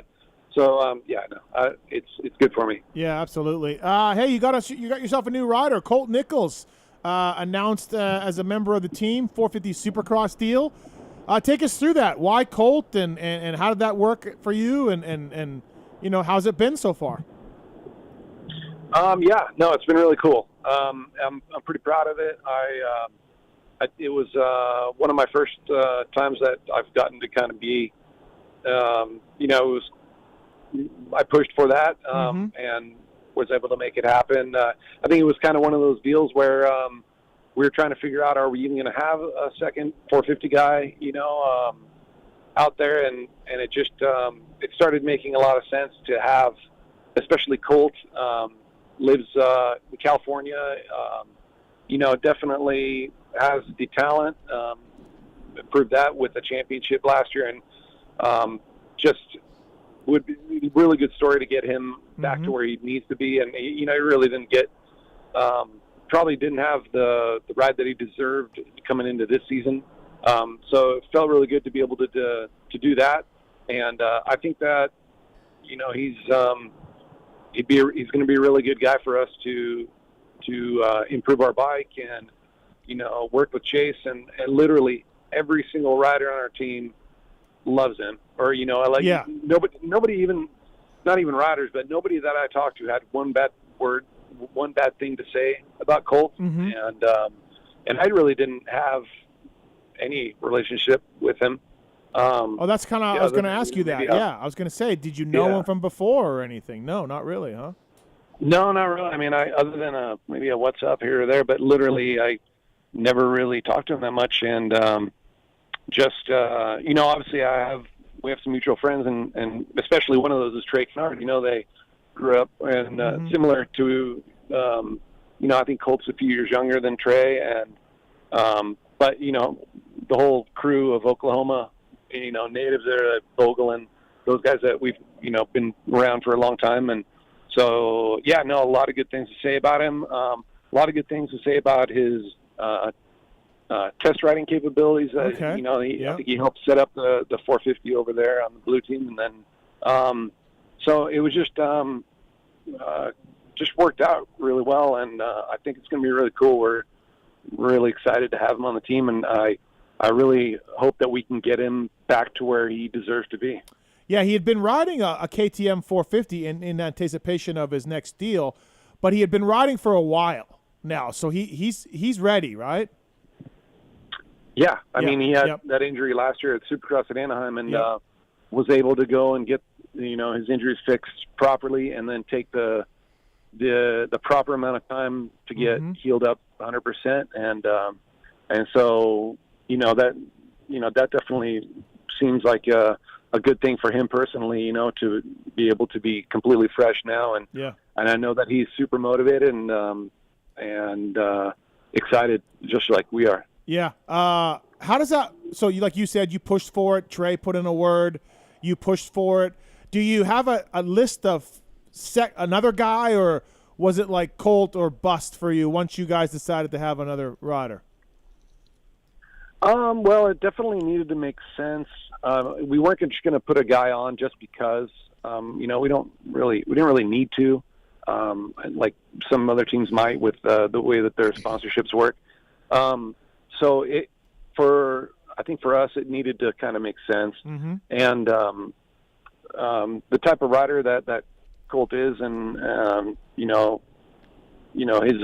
his level that he can be at, is somewhere that I think, for one, could get the results that we think, Mm-hmm. he should be at, and also to help with the development of the bike too. So it just really seemed it ticked all the boxes that I think we need to tick, and I brought that to we had already talked about it before, but brought that up the chain, and then tried to make sure that we could let the top guys know why this was a good investment for us. And then, of course, he had the UK ride lined up with Rick Ware, and there was some gymnastics for him to get out of that deal. But you guys are like, hey, sorry for the late notice, but don't go to England. You got a contract.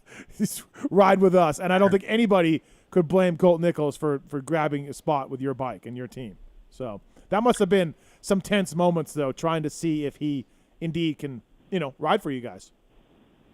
I was probably a lot more tense for Jimmy Button, but other than that, right. For us, it was. It was. Yeah, we had our offer, and he was able to make it happen. So, unfortunately for the other commitments that he had, it did work out, well for us. So, I'm glad we were able to make it happen. I think we made it happen pretty quickly. It just. Sometimes these things can take some time. Sure. So I'm stoked that we were able to get it done and get him on the bike as quick as we could, which hopefully, or we were hoping it could have been even quicker. But still, right now it's cool to see him on the bike and getting used to it. Got a feel for him. Didn't get a chance to defend that title. A great guy, a great rider, and poof, you're out of the 250 class. Now, I would be hypocritical to say that he should have got a chance to stay down, because I'm the one screaming that these guys stay down too long. So I'm fine with that. But you still got to feel for him on the human side that the dude didn't get to ride his last year, number one plate, champion and all that stuff. That sucks. But, also, Lars, you guys could have yourself a real deal here. You know what I mean? He's got a lot of skill. Colt Nichols has got a lot of skill on a motorcycle. So, yeah, you could have yourself a really good deal here, Lars. So. Yeah, I think we're going to give him the best opportunity to do just that, to build himself back up. He was, won the championship 21, came in super strong at Anaheim, and unfortunately had that accident. So, he deserves to have a great ride in the 450 class. And, I think right now as far as for us, our expectation for him is to start off and get his feet wet and then progress during the season, So I think it's good for us, good for him. We're not going to put a ton of pressure on him to, we're not expecting him to go out there and get a podium at the first race or anything like that. So hopefully we can get, a good deal for both of us. Yeah. We'll get to Kenny in a second. I got some questions about that. But did the Roczen situation, did that maybe give you guys pause to put Jet up into 450 Supercross? You got a spot there, and before the Colt thing and all that, like, was there serious talk of that, or was it not going to happen? No, yeah, there was definitely talk of that, and some people really wanted to do that, and I think that it would have made sense in a way, because obviously the guy had a incredible Motocross Nation showing. He's ready. Yeah, he's ready. So yeah, it's, you could say that. I think he probably would be fine. But then again, 450 Supercross is no joke, and we definitely as a team had a plan on how to enter the 450 class, and the kid's 19. He's got hopefully many years to ride a 450. So I don't know if there was a need to rush him in. Okay. Probably, would be, we just decided to stick to the plan of, maybe riding a couple East Coast rounds on 450, Daytona or something like that. And then coming into the outdoor season in 23 and, getting his, first season under his belt in motocross. So, sure. Yeah. Renthal.com bringing you Lars Lindstrom on the show tonight. So Yeah, the Roczen thing. I got to ask you about it. It doesn't make a lot of sense to me unless Steve, his agent, and Kenny have something in their back pocket. Really just seems like he should still be at Honda. And, he wasn't stoked on the bike, but he'd won some races, and he doesn't have where to go. And your relationship is done with Ken Roczen. And I'm shocked, Lars. I liked your press release you put out, Honda, not you yourself, but Honda PR, and kind of clarifying that situation. And I can't believe it got to that, Lars. But yeah, you guys obviously look, and I give you props. His mechanic Jordan, you guys sent him to England to help Kenny, and a lot of teams wouldn't do that. And I was surprised that you did it. Good on you guys to give Kenny his guy that he's worked with so well. But yeah, take us through that situation and how shocked we are that Kenny's not back at Honda. Yeah, it's unfortunate for sure because I freaking love Kenny. And the last 6 years with, there was a lot of ups and downs, but I mean, the things that he can do on a dirt bike, even this weekend at Straight Rhythm, rode that bike for a couple of days and then just that scrub over that finish line, or not the finish line, but that table. Yeah, I mean, table, yeah. No fan can deny that he does some unbelievable things like that make you just, how can you not be a fan, Yeah. And so, yeah, it's a bummer that it didn't work out. I actually, in that deal, wasn't very instrumental. It was a little bit of more with, my boss. So right. I guess I can't comment 100% on that part of it, but yeah, just unfortunate that it didn't work out the way that I thought that everything was going to work out just fine. Right. Then, so that's where I was going to ask you, like, in your eyes as a manager, and obviously Brandon Wilson, everybody above you, but in your eyes as a manager, you thought he'd be back, like we did, and everyone kind of did. Yeah, I guess so. I think that, like Kenny said, I mean, the deal was good, and it would have made a lot of sense. Mm-hmm. I think that something like that for him would have been really good to ride Supercross, and do kind of a Justin Brayton type of thing. But I guess just wasn't the same on their side. So no, yeah, unfortunate. What about sending Jordan with him? That had to have been pulling some strings and all that. Jordan, I know that they had already, talked about that with him, him and Kenny. And honestly, it wasn't that hard to convince, my bosses about that, because Jordan has been with us a few years now, or definitely, I think he's been with us a while. Actually, I should probably give him more credit than that. He's been with us. He worked for Cole in 18 or 19. Yep. And he's really proved himself to be, a top-level mechanic. He's got an eagle eye that can rival any other mechanic I've ever met, and he takes incredibly good notes, and he's just a great mechanic. So him and Kenny have, definitely gotten pretty tight the last couple of years, and going over there and still riding a Honda, it just seemed like the right thing to do for Ken. I wanted to make sure that, Jordan, I know, wanted to go. He never gets to go to these overseas rounds and all that. And so I know that it would have been cool for him to go, but really it was just nice to have someone with that kind of attention to detail to really make sure that there's no issues, or anything that could be dangerous. Yep. Because, Ken is still our friend, and I just would hate, excuse me, I would just hate for him to go over there and have any kind of issue that we could have prevented by having a great mechanic like Jordan with him. Sure. Yeah. No, absolutely. I think props to you guys and Honda for that. SMX races. What are your thoughts on that? You like this thing? I mean, I like it because it's more money, but as far as the playoff thing and all that, I'll wait and reserve judgment. But what's your thought on this stuff? Yeah, my thought is that I'm really excited about the two, AMA Supercross and AMA Outdoors.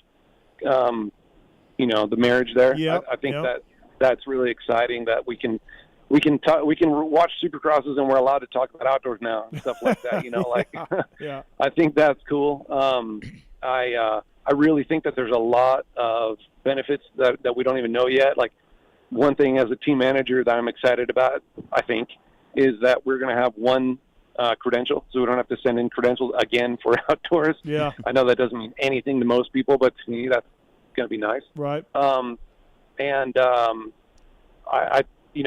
TV package is the big one. Yeah. Obviously, I'm sure everybody, we don't need to keep talking about that, but that's going to be sweet, especially being on Peacock, because it's such a fantastic streaming site compared to, some of the lower level options. So, and then as far as the playoffs go, I think that hopefully in the future we can get the total races down to, 30, where I think most people would be pretty happy with that. Yep. But as far as the whole thing, I think it's going to be pretty exciting the way that they have it planned out, and definitely the amount of money that they're putting into this series is so much more than has ever been. And even I think the payout going down to the 15th, 20th place riders is going to be substantial. So it's going to help out even the guys down the field there. We'll see how it goes. I think that there's something there for sure. Yeah. It's the hybrid track thing too. We'll see how that goes. We'll see how that works. Hopefully we don't have to do. Yeah, hopefully we don't have to do a ton of testing for that, but I guess we'll find out. Yeah, that hybrid stuff, in my opinion, doesn't really work, but we'll see. See how it does. I'll wait and reserve judgment. Last thing for you, Lars, here on the show, brought to you by Renthal. I was bugging you at the Motocross the Nations, but Randy, Lars is Honda's team manager. Mm-hmm. He's got Australia's Lawrence's brothers. He's got Chase Sexton. He's got the Japanese factory Honda riders there. Yeah. He's got a USA shirt on. Yeah. It's a lot of balls in the air to juggle for Lars. Easy. Got a MAP TV deal. I know, right? What was that like, Lars? You want the best for all the Honda riders, and you want to do the best you can for all the Honda riders, and everyone's got a problem or an issue or a credential or a family member. You're just trying to balance everything. Yeah, that was. It was. I love that race, just like a lot of you guys do, and so I had, we put a lot of effort into it, and brought three. We brought an extra semi, brought our amateur truck, and set up the whole hospitality truck that we hardly ever do. I thought for sure you were going to say something about Team Sweden too, but luckily you didn't say that. Good point. Yeah, you got Sweden there, kind of off to the side, but somebody you're rooting for, right? Yeah. Yeah, and so anyways, it was a lot. It was tough to separate the Team USA part and the Team Australia part, to be honest. Yeah. Two of the riders were, on Australia, and they're all three on Hondas, so that was really, really cool. Yeah. But obviously, the main goal was Team USA there, and so it was kind of funny, between Chase and our side there, and then the Australians, the whole Australian team, which I know all those guys pretty well too, even the guys from Australia, Gary Ben and obviously Michael Byrne and those guys. I don't know if you remember that, but I was part of the Team Australia podium team in 2011. In France? Oh, yeah. Yeah, so, yeah. Right. So, and that was the first time they've been on a podium. I definitely had a little soft spot for them. Yeah.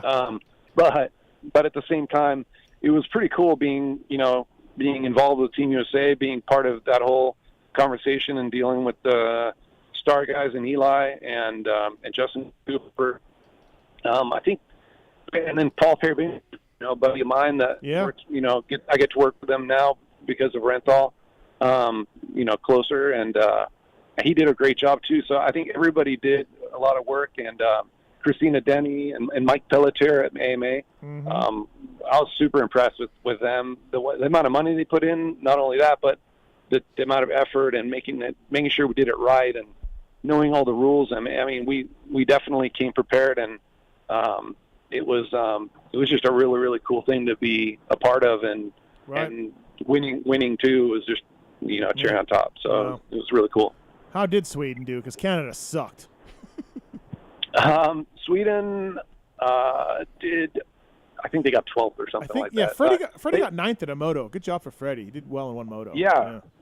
Freddie was really good. And honestly, I was just jacking with you a little bit earlier, but my dad was helping them, Oh, okay. I didn't know that. Oh, really? Yeah. I could tell you how much I helped Team Sweden, because my dad came up and he said, "Hey, the FIM spec fuel you guys have, what is it?" And I said, "Okay, it's VP, this," and he's like, "Can we borrow a little bit, because our 250 is not running that good?" I just told him no. Nice. We don't have enough for Team Sweden. We came prepared for Team USA. These colors don't run, Pops. So That's sorry great. to any Swedes out there, but on top of that, they weren't on the Honda, so what am I going to do? Yeah, I liked it. Good to hear that. Well, hey, man, thanks for coming on. Appreciate it. And enjoy the hockey game. And yeah, thanks, Lars. Appreciate it, man. Yeah, no problem. Thanks, guys. All right, see ya. That's Lars Lindstrom, everybody, brought to you by the folks at Renthal. Renthal.com. Pretty funny. His dad just shot him down. Yeah, beat it. And it's not. And he's a legend in the industry. His dad is a gunner, right? And then nope. Gunnar Gasser. Nope. Just shot him down. I wonder if Robbie's got Gunnar Gasser. He probably said Gunnar, no Gasser to him, right? No Gasser, Gunnar. Good one. See there. Once in a while, you come up with something. Now and then. By the way, Randy, congratulations. Speaking of Michelin Star Cross 6, I will be taking to a win at the World Vets here shortly in a couple weeks. Yep. But you did over in England. Yes. Chris Blows. Yep. Bud Racing. Star Crosses. 2nd overall. Second in points, right? Second in points. Second in points. Wow. It feels like the series is already almost done. It's weird. Yeah, it seemed like it's halfway over. Yeah. Seemed like it just started. We're halfway Carson there. Brown is on a Yamaha Michelin team. Like Michelin's in their title sponsor. Yeah, I see that. And Carson Brown got 4th. Michelin. Big things. Yeah, absolutely. And I have as much to do with that as I did the selection on dinner this evening, which not real happy about. But anyway. That's the guy in the corner over there. Yeah. By the way, too, Marks, have you seen anybody like happier or more like smug than Pete when he's taking his chicken and his pizza that he ordered? No. No. Thank you. They were delicious, and I regret nothing. He doesn't even sit with us to eat, right? Like, we all sit around the island and eat and converse. I'm better than you guys. He's all business. No, I'm better. He's all business. Strictly business. When it's time to eat, it's time to freaking eat, okay? Man gets down. He's so like like smug. He's smug about his food choices. Yeah. He's not afraid to make a decision on the food. That's for sure. No. A lot of magicians here in Vegas, and he definitely made that food disappear. Yeah, he was something else. Absolutely. Before we get to Hammer, let's get to our next guest here.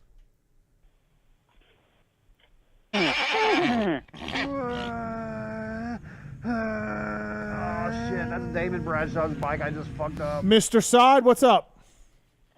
Mr. Steve, not much. Just glad you're back. Yeah, 2 weeks off.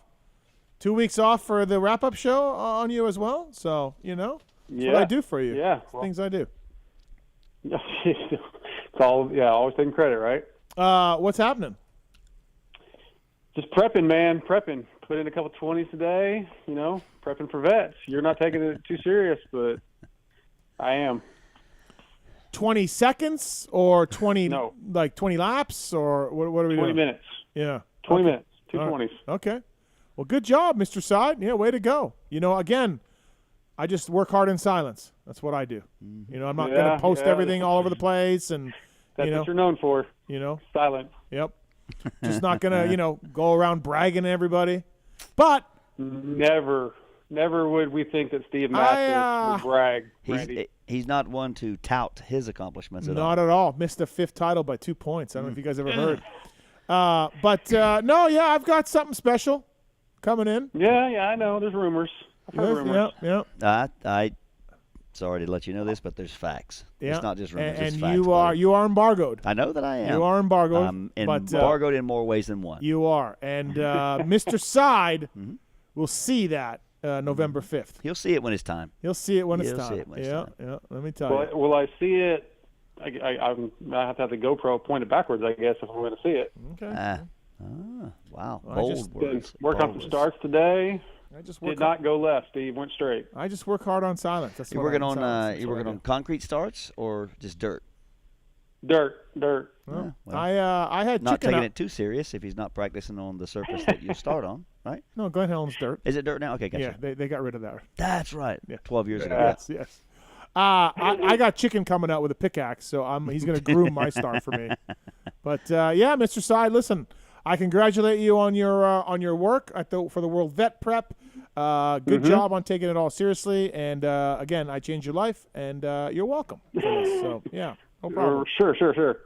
So you're not racing the GNCC this weekend? Huh? I'm going to go to Ironman and put some couple hours in on a bike to do that, and then I'm going to race a vet race in Texas after that. Oh wow, look at you! Yeah, well, more races, more potential for injury, Mr. Side. I'm just gonna save myself. Don't you put that on him? You can't stop training. No, you're right. All right. Well, I mean, all the bullshit will stop November 5th. So okay, Your whole life is about November 5th. Yeah. I think Jamie's whole life is about November 5th. Yeah, I think so. He's he's serious leaning about into it. this. Yeah, he's and I really, respect it. He's Yeah. committed to it. Yeah. Well, we got to It's figure fun, out. man.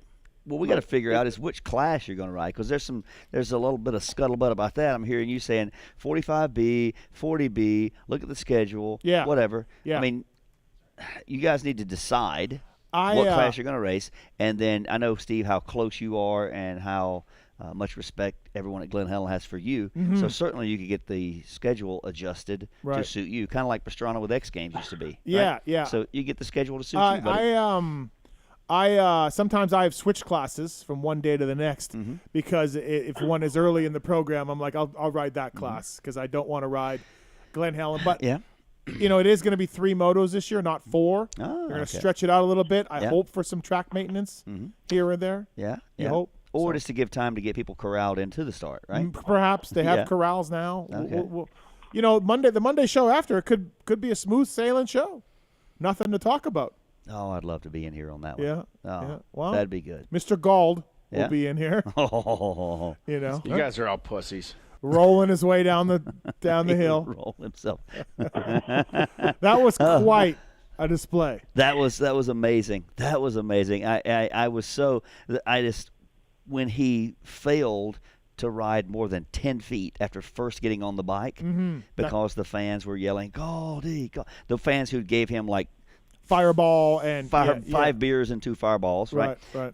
As he reached up to wave to them and fell within 10 feet, I'm like, I have to get the camera rolling. You're like, where is my I have to get phone? the camera Yeah, rolling. yeah. I got to document this. And I'm not much one for No. content No, or producing stuff or anything like not that. at but, all. No. but I came out of my comfort zone and Yeah. started documenting. Yeah. And I'm so glad I got that crash. And the getting on the tire, climbing on the tires. No, the hay bale, big hay bale. hay bale. Yeah. Yeah. It was such an effort. And I liked how he was just so respectful to all the thousands of fans behind him as he went to take a leak, that he turned his back to them so they couldn't see. Right. But he was oblivious to the thousands of people on the other side of the track. Oh. It was something else. It was something else. We had to get he hurt himself. We had to throw in a kid. His whole thing. Whole deal. So, all right, Mr. Side, what wrap-up show this week? You're back. Yeah. Seal Savers, Mason Mills, and Verb Motors Troy Dog will come on for this week. So, yeah, we'll knock this thing out Wednesday night. And I think the next week I'm going to ask Randy if he's got some time to jump on and do it, because there's only a couple left for me. Yep. Clippy. Not many of these things left. No, and the wrap-up show is up in the air for 2023. I'm taking the temperature of the sponsors, of the fans, to see what I should do. Is it possible to elevate the show beyond what Jamie took it? It's possible. As a former sponsor, I can't really speak much to it, but right. But I'll be glad to help as a friend. Thank you. Give you my thoughts on it. Thank you. I appreciate that. So, we'll see what happens, Jamie. But in the meantime, you're doing the GNCC. Yeah. And wow, look at you. Have you done one before? Never. This will be my first one. Oh, I boy. think I told you a couple weeks ago I've only rode off-road one time, and that was just a couple weeks ago. So this is all new. Hey, I'm going to tell you this. If you think Steve has changed your life, those 2 hours in Indiana, that will change your life. I promise you. If you haven't ridden in trees much, that's going to change your life. How did it all come together? Like, who invited you, or how did it work? Andy Jefferson, I guess the guys, at KTM reached out to a lot of the media guys. Michael Lindsay and I are going to do that. And I think they asked Kiefer, but Kiefer had other stuff going on. I think they were just reaching out, asking people to do it every year, apparently. Yeah, because Weege did it a couple years ago, or Mitch did. Yeah, Mitch Kendra, somebody. Yeah. Yeah, they do that, and KTM brings a lot of their management staff and stuff like that to the last one. So it's a really cool thing that they do to have a lot of industry and really a strong presence on the track, which they have a large market share anyway. But to bring some staff and media, I think it's really cool. Right.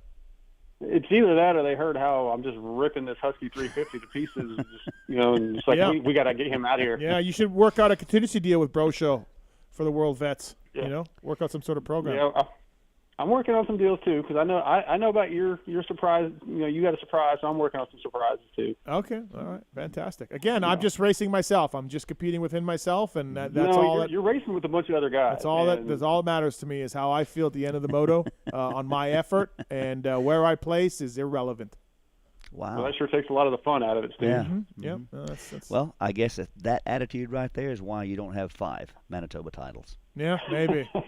You know what I mean? All right, Mr. Side, thank you. Thanks for calling in. Hey, and before you go, Jamie, yeah, you have so many times been a bit of a verbal punching bag on this show, and I know that Steve and Kiefer, mostly Steve, and then sometimes Steve, likes to say that he changed your life. But I would like to publicly make it clear that without Jamie's work ethic and how long he's been grinding within this industry, he certainly would not be where he's at today. You changed his look, but you didn't change his life. So kudos to you for getting a job that is well-deserved, and I hope that you will continue to do. You think he's getting the job with his greasy bandana and his ponytail. You think heck Michael no. Lindsay's – Oh, heck no, he's not. Right. No, he's not. Michael Lindsay's not hiring him.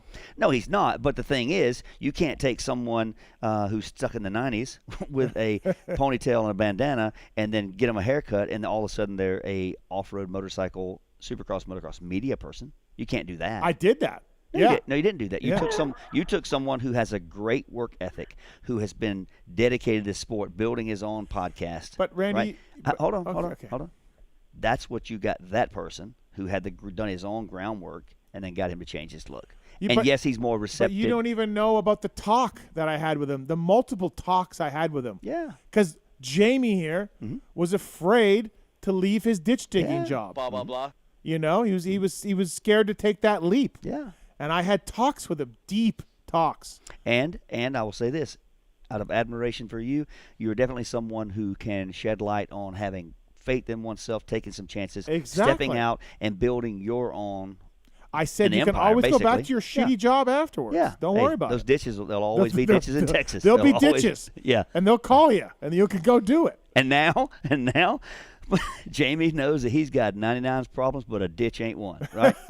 That was a good one, Randy. He's making more money. Yeah, he's going to races. Yeah, he's got no pony. Living his best life. That's awesome. Everything's great. Yeah, he's not the only one that doesn't have a pony. Chris Kiefer doesn't have a pony. That upsets me. That's my race tech rant. That upsets me, and we'll get into that more later. Let's do. Yeah, but that upsets me for Chris Kiefer. Absolutely. I'm embarrassed for him. Yep. All right, Jamie, we have to go. We have a Hammer on the other line to talk about Red Bull Straight Rhythm, but thanks for calling in. PulpMX wrap-up show, Seal Savers, Guts Racing, Motorsport.com, and Michelin Bicycle Tires. That's it. And check out Vital for the Randy Richardson article up to date. All right. Oh, wow. Okay. It dropped. Oh, imagine that. All right. Yeah, see, get to Jeremy Malott. All right. See ya. Later, bye. That's Jamie Guida. Next up on the show, the man who was on a couple weeks ago, he dreamt up Red Bull Straight Rhythm. He orchestrated. He made it happen. He built a whole new sidewalk in Huntington Beach. Jeremy Malott. What's up, Hammer? How are you, man? Well, I hope this is the last conversation about Straight Rhythm for a while. We're done with it, right? No more conversations. I think it's a cool event. I think, first of all, we had Marv on, and the fact that Marv has never lost a run is phenomenal at this event. 2 strokes, 4 strokes, it doesn't matter. But for you, Hammer, it's all done. What you get to relax now a little bit? You get to kind of take it in a little bit and realize what a cool thing it was? Yeah, first of all, hey, Randy, how are you? I apologize for not spending more time with you on Saturday. I was running, and then I think I went by the bar you were at Saturday night, but I literally couldn't get myself to give the ID out of my wallet. I was too tired, so I just kind of kept walking to my hotel. I think you're at Perks or something. But yeah, you missed a good time, buddy. Good to hear from you. But you're on the Red Bull World Tour right now. You got this. You got Rampage. Yep. There's not many people in our company who go to both events. So congratulations on living your best life. I'm blessed for sure, buddy. And I certainly thanks for taking a moment to chat with me on Saturday because I know you were wide open for sure. You're one of my favorites. I wish I had more time to stop and chat. But yeah, Steve, you said it best. You saw Jesus ride straight rhythm, and his name was Marvin Musquin. He's the guy. I mean, he's great. He might be. I mean, not that this solves anything, but he might be one of the most talented, best Supercross riders that just hasn't necessarily done it on the biggest level, but God, is he good. Like, unbelievable. Yeah. So, yeah. He's unbelievable, yeah. I understand you turned some people away. You sold the thing out. A lot of people jam-packed in Huntington. How was that experience? I mean, God, all the hoops you had to jump through. We talked about it on the show a few weeks ago, but how was it? Yeah, I'll give you, we had 9,000 linear feet of fencing. We had 11,000 feet of bike barricade. We had to reroute the bike path. We took it over. That was essentially our water truck lane was the bike path. The all-terrain path or whatever it's called, all-purpose path. That's open all year long, 24/7. We had to reroute that. Some of the locals were not happy. Like the first few days building the track, there was some women from Newport, and we weren't even the path hadn't been moved yet. The dozers they're doing their thing. Yep. The dirt had been laid. There was nothing that was interfering with their walk, and they were letting our track builders, Jason Baker and Dane Herron, have it, just giving it to them. But nothing was in their way. They just didn't want it to happen. So that was a little bit of a rocky start with the locals, but after that, no one really complained. We had to put a really good new all-purpose trail around our facility. It took people closer to the water, so we thought it was cool. And there was a few people on bikes who didn't want to be bothered the first day, but no one really complained after that. The path was great, but yeah, as far as putting that event on out in that beach, like I told you last time, we had to create an event space because there was no fencing, there was no walls, there was nothing to keep people out, and so we had to create that, and then when we shut the gates, we sold out. The cops found people digging, burrowing like armadillos under the fence line because there's all the sand out by the Pacific, and they were literally, I don't know how they were trying to make it casual, but they were burrowing under the fence, and the cops had to were on the lifeguard towers with binoculars, and they would just radio the security hey, on the north side, someone's trying to do this. So. So that was pretty funny. Yeah, we need to build a wall. We need a wall. We need a wall. We need a wall. Actually, what you need, you need someone who doesn't want to get in, and they're just pretending and building a sandcastle. While the one who wants to get in, you got to build a little bit of a sandcastle as a visual protection there. What would you do differently, Hammer, if anything? What did you learn? What did you do? What do you want to do for next year or whatever? What's some thoughts that come to your mind? Next year's a stretch. I think we all talked about that with just the schedule. So I don't know what next year looks like at the moment. Probably not the most likely if I had to just guess today. Yeah, 2 days after. Because of the SMX thing, right? Yeah. I'm the most consistent person with this, and Iser and Weege and Kevin Kelly, and they would all attest to it. The immediately after for the week, I'll never do this event again is my this statement that I just gave. It's my press release, the I'm back Jordan thing. I stopped the cross. I'm never doing this again. But, next year's tough just because of the changes with the schedule. But, to be honest, not a ton of – there's always tweaks. We talked about it. I was up at – someone texted me at 2:30 a.m. on, Friday night going into Saturday morning, and my phone was on, and it binged. And then from 2:42 – it was actually our friend Dano who was up watching highlights of practice for some reason. And so from 2:42 a.m. on Saturday morning, I was up thinking, and I was like, we need to buy, blow torches because I checked the weather app more than probably anybody in the history of their app. I think I was refreshing, every 9 minutes because there was these impending storms that would go away and come back and go away and come back. And so I was just we should probably light some blowtorches for those metal grates.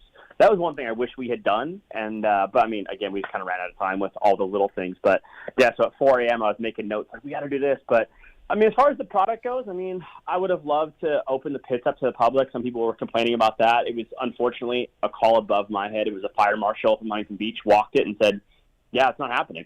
Oh, really? Yeah. Yep. Yeah, it was something we had always planned on. I think one of the beauties of our event is we just kind of, hey, it's a fun event. Come hang out, mingle. But with it being a new facility, we just didn't know what we didn't know. And when you look at the parking lot and the beach and all this, you go, oh, you have hundreds of feet, you're good. And then, but when you add the fire lane, the track, the emergency lane, the right of return lane, then the width of the vehicles that are they're gonna pit, you go from 120 feet to like 4 feet real quick. And so there just wasn't much space. Mm-hmm. So I was bummed for the fans because the pits were supposed to be open. That was a thing, but the fire marshal said no. And, he probably made the right call, to be honest. It was hard enough for just even me to go back and forth from start to finish with the pits not even open. There was just a bunch of, industry people like Randy and some celebrities all hanging out and the pit crews, and it just made it really tough with no fans. So you had, 20,000 people trying to get down there. I think it would have been an issue. So he probably made the right call. But again, it's one of those things like, we didn't know that going in. We had hoped, but that's kind of how it works out. You got Will.i.am and Randy Richardson. You got to really account for all that. Dak Shepard. Yeah, Dak Shepard was there. Kristen Bell. Yeah, Will.i.am was a weird one for me. I don't know how he found out or got in, but apparently he's a big motorcycle fan. So we're in communication with him now. But yeah, it was kind of interesting. Yeah, Randy, you talked to him a little bit. Talked to him and his manager there. Did you really? Yeah, had some motorcycle conversation. I was introduced to him, so we had a nice chat, and a nice guy for sure. Did he say why he was there, or how he heard, or what was his deal? No, we didn't get into that, because I'm certainly not going to that close to Hollywood or Los Angeles, and I'm from Piedmont. I'm not going to ask him why he's there, for sure. But no, we had a good conversation, and to your point, I can confirm. Yeah, he's into motorcycles and has some projects in the work that are interesting. Yeah. Really cool. Yeah. So. Go ahead, Steve. Well, Race Tech ran of the night. With Hammer on the phone. Why not? It's appropriate. Let's hear it. Pulp 22 is a code to save with Race Tech. Get your motor work done. Get suspension work done. They supported privateers for a long, long time. I would think Mike Alessi at Red Bull Straight Rhythm had some Race Tech suspension with him. Not sure because I didn't see Mike's bike, but I'm guessing they have a long relationship with him. Racetech.com. Please check it out. Use the code. Tell them you listen to Pulp and get a savings on motor and suspension work. Gold valves as well. Guys like Pete over there, they just call Race Tech whenever they need something. They just call Race Tech. You better believe it. Yep, absolutely. Race Tech ran of the night. Hammer, look, I know. Can I walk into something tonight? I feel like I'm going to get ambushed right here. No, because this is on our group. This is on our group text. I know Two Strokes saved this race. Maybe saved is a bit of a stretch, but they really added to it. They really promoted it. Switching to Two Strokes was an incredible thing. But Hammer, my Race Tech ran of the night. It's time, man. We got to bring 4 strokes back to Red Bull Straight Rhythm. Don't lose the 2 strokes. Keep that. I'm not advocating. That's fantastic. Keep the 2-stroke class. Keep 2 2-stroke classes if you want. Add a 4-stroke class or ditch the 125 class. Add 254 strokes or 450s. I don't care. It doesn't matter. I'll give you, I'm giving you some room to move, Hammer. But I think I want to see Jet Lawrence. I want to see Jason Anderson. I want to see Chase Sexton. I think these guys would do it. I also want to see Jet Lawrence. Right? Yeah. That was I really wanted to see him. But on a the guys before us, on a 2-stroke, because look, they can't find the parts for these bikes anymore. They can't build. They can't say, hey, Chase, you can't do it. Jet can because we have one clutch basket for this CR250 and that's it. They're not going to go buy bikes off Craigslist and build them. Stop it, everybody. Factories are not going to do that, so stop with that.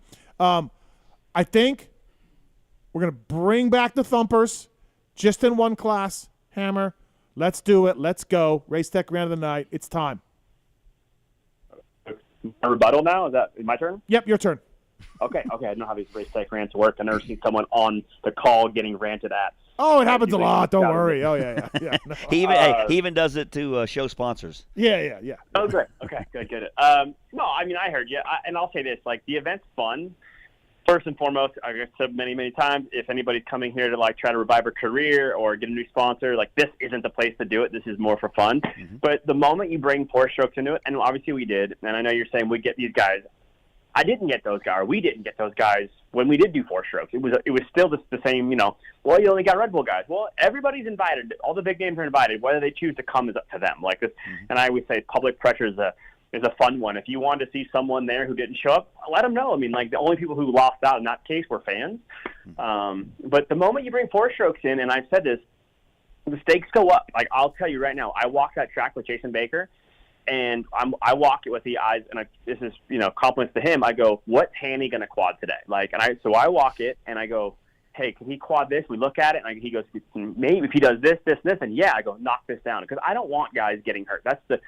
I'm the worst version of myself for this week and that event, because the nerves and the anxiety, like, God forbid I get someone injured. I know RJ crashed years ago, and I still feel bad about that. I'm just not that. I don't have that thick skin for that. I feel very responsible in some ways.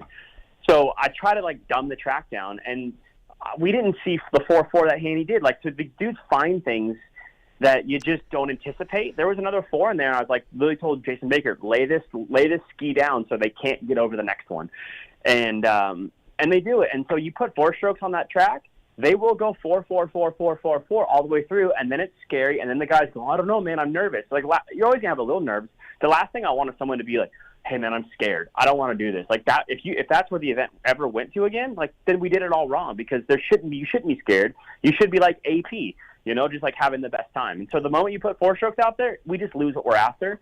And it becomes scary, because those bikes are, like you guys know, the 2-stroke area. If you hang a wheel on something, you're probably not going to jump out of the rhythm the same way you intended. Mm-hmm. The 4-stroke, you just give it a little more, and that just comes with consequences. And I don't want some guys going 4, 4, 4, 4, 4 through this whole track and then just cartwheeling themselves. So 2 strokes, I'm a fan. I think most people are, but it was the easiest way to slow everybody down, but not make them race, XR 200s or some bullshit bike like that. So it was the easiest way to do it without making it like a mockery of the sport. And so, and also, again, the 4 strokes, maybe I would have had Jet and Hunter, but that's really it. I wasn't going to get Anderson. We weren't going to get, the bigger names on 4 strokes. They weren't calling to come. So, while it would have been nice to have Jet and Hunter there and on any bike, it just didn't happen. But I still think we probably ended up with the same guys we would have ended up with anyways. Now, a little bit more work went into the efforts. I get all that, and I'll take this moment to say thank you to Frankie and Carlos and Jay, to the guys at KTM, and Nate Ramsey and his team at Husky, and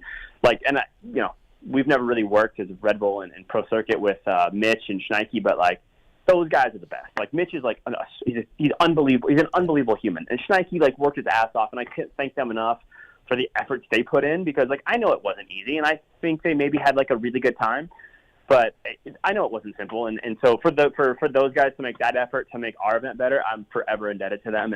And I told them that on some texts and some phone calls, but I want to say it publicly too. Mitch is awesome, and everybody knows it, but he's an incredible human, and his team's awesome. And literally, this event wouldn't have been done without them. And I'll say one last thing, and then I'll stop rambling. But I thought the coolest part, and it happens every year, all these guys who really don't have an affiliation with Mitch, the moment their bike jetting starts messing up, they just kind of ride down there and just look at him hey man, would you? Do you mind? And he would kind of put his hands on him and on the bike and do his little thing, and then start it up and rev it, and they'd ride off, and those guys were Mitch Payton just jetted my bike. Just something, it's so simple, but some of these guys that was super cool. So that was kind of fun too. Yeah, I witnessed that Friday there during the practice. Someone asking Mitch to take a look at the bike, and again, he put some healing hands on it and did his magic. So that's super cool. Cool. Okay. And you're right, he's an amazing guy. I watched Devin Raper ride his bike over there as Cowie, and Mitch was jetting. And I'm when do you think Mitch and Devin Raper were ever going to really work together in a race like this before? So I thought that was cool for Devin to have Mitch just kind of twist a little flathead here or there to make a jet change. Okay, is it my turn? Yeah, go ahead. Okay. All right. It's your show, I guess. Go ahead. So I got 30 seconds, like a race. 30 seconds. Like X-Brand. You did have a monster guy, Justin Hill, there. Maybe more, but you had a monster guy show up. You had a Rockstar guy show up. So the energy drinks, other guys will support the race in some way. The fans clamor for 252 strokes and 254 strokes to race together. We all know why they don't on a professional level. Oh, okay. But this is a perfect opportunity. You could perhaps even put them on the lane together and try that and see how it goes. I'll give you that. No 450s, but 250s against 250, right. Which I still don't know why we're not doing that in racing, but yes, that's absolutely a great call. Right, so you do that, and then now you create even more interest for your race because this is something that fans want to see. I get not racing them together because, look, all the OEMs are partners in racing, and if 3 of them don't make a 252 stroke, you can't put them in the class. You just can't. They don't make the bike anymore, and they're literally paying to sponsor the series. The OEMs are giving Feld and MX Sports money to sponsor the series. And that's so I get that. As much as it pains me to say that, that's a pretty good idea, Steve. And I also that hurts, right? Yeah, it hurts.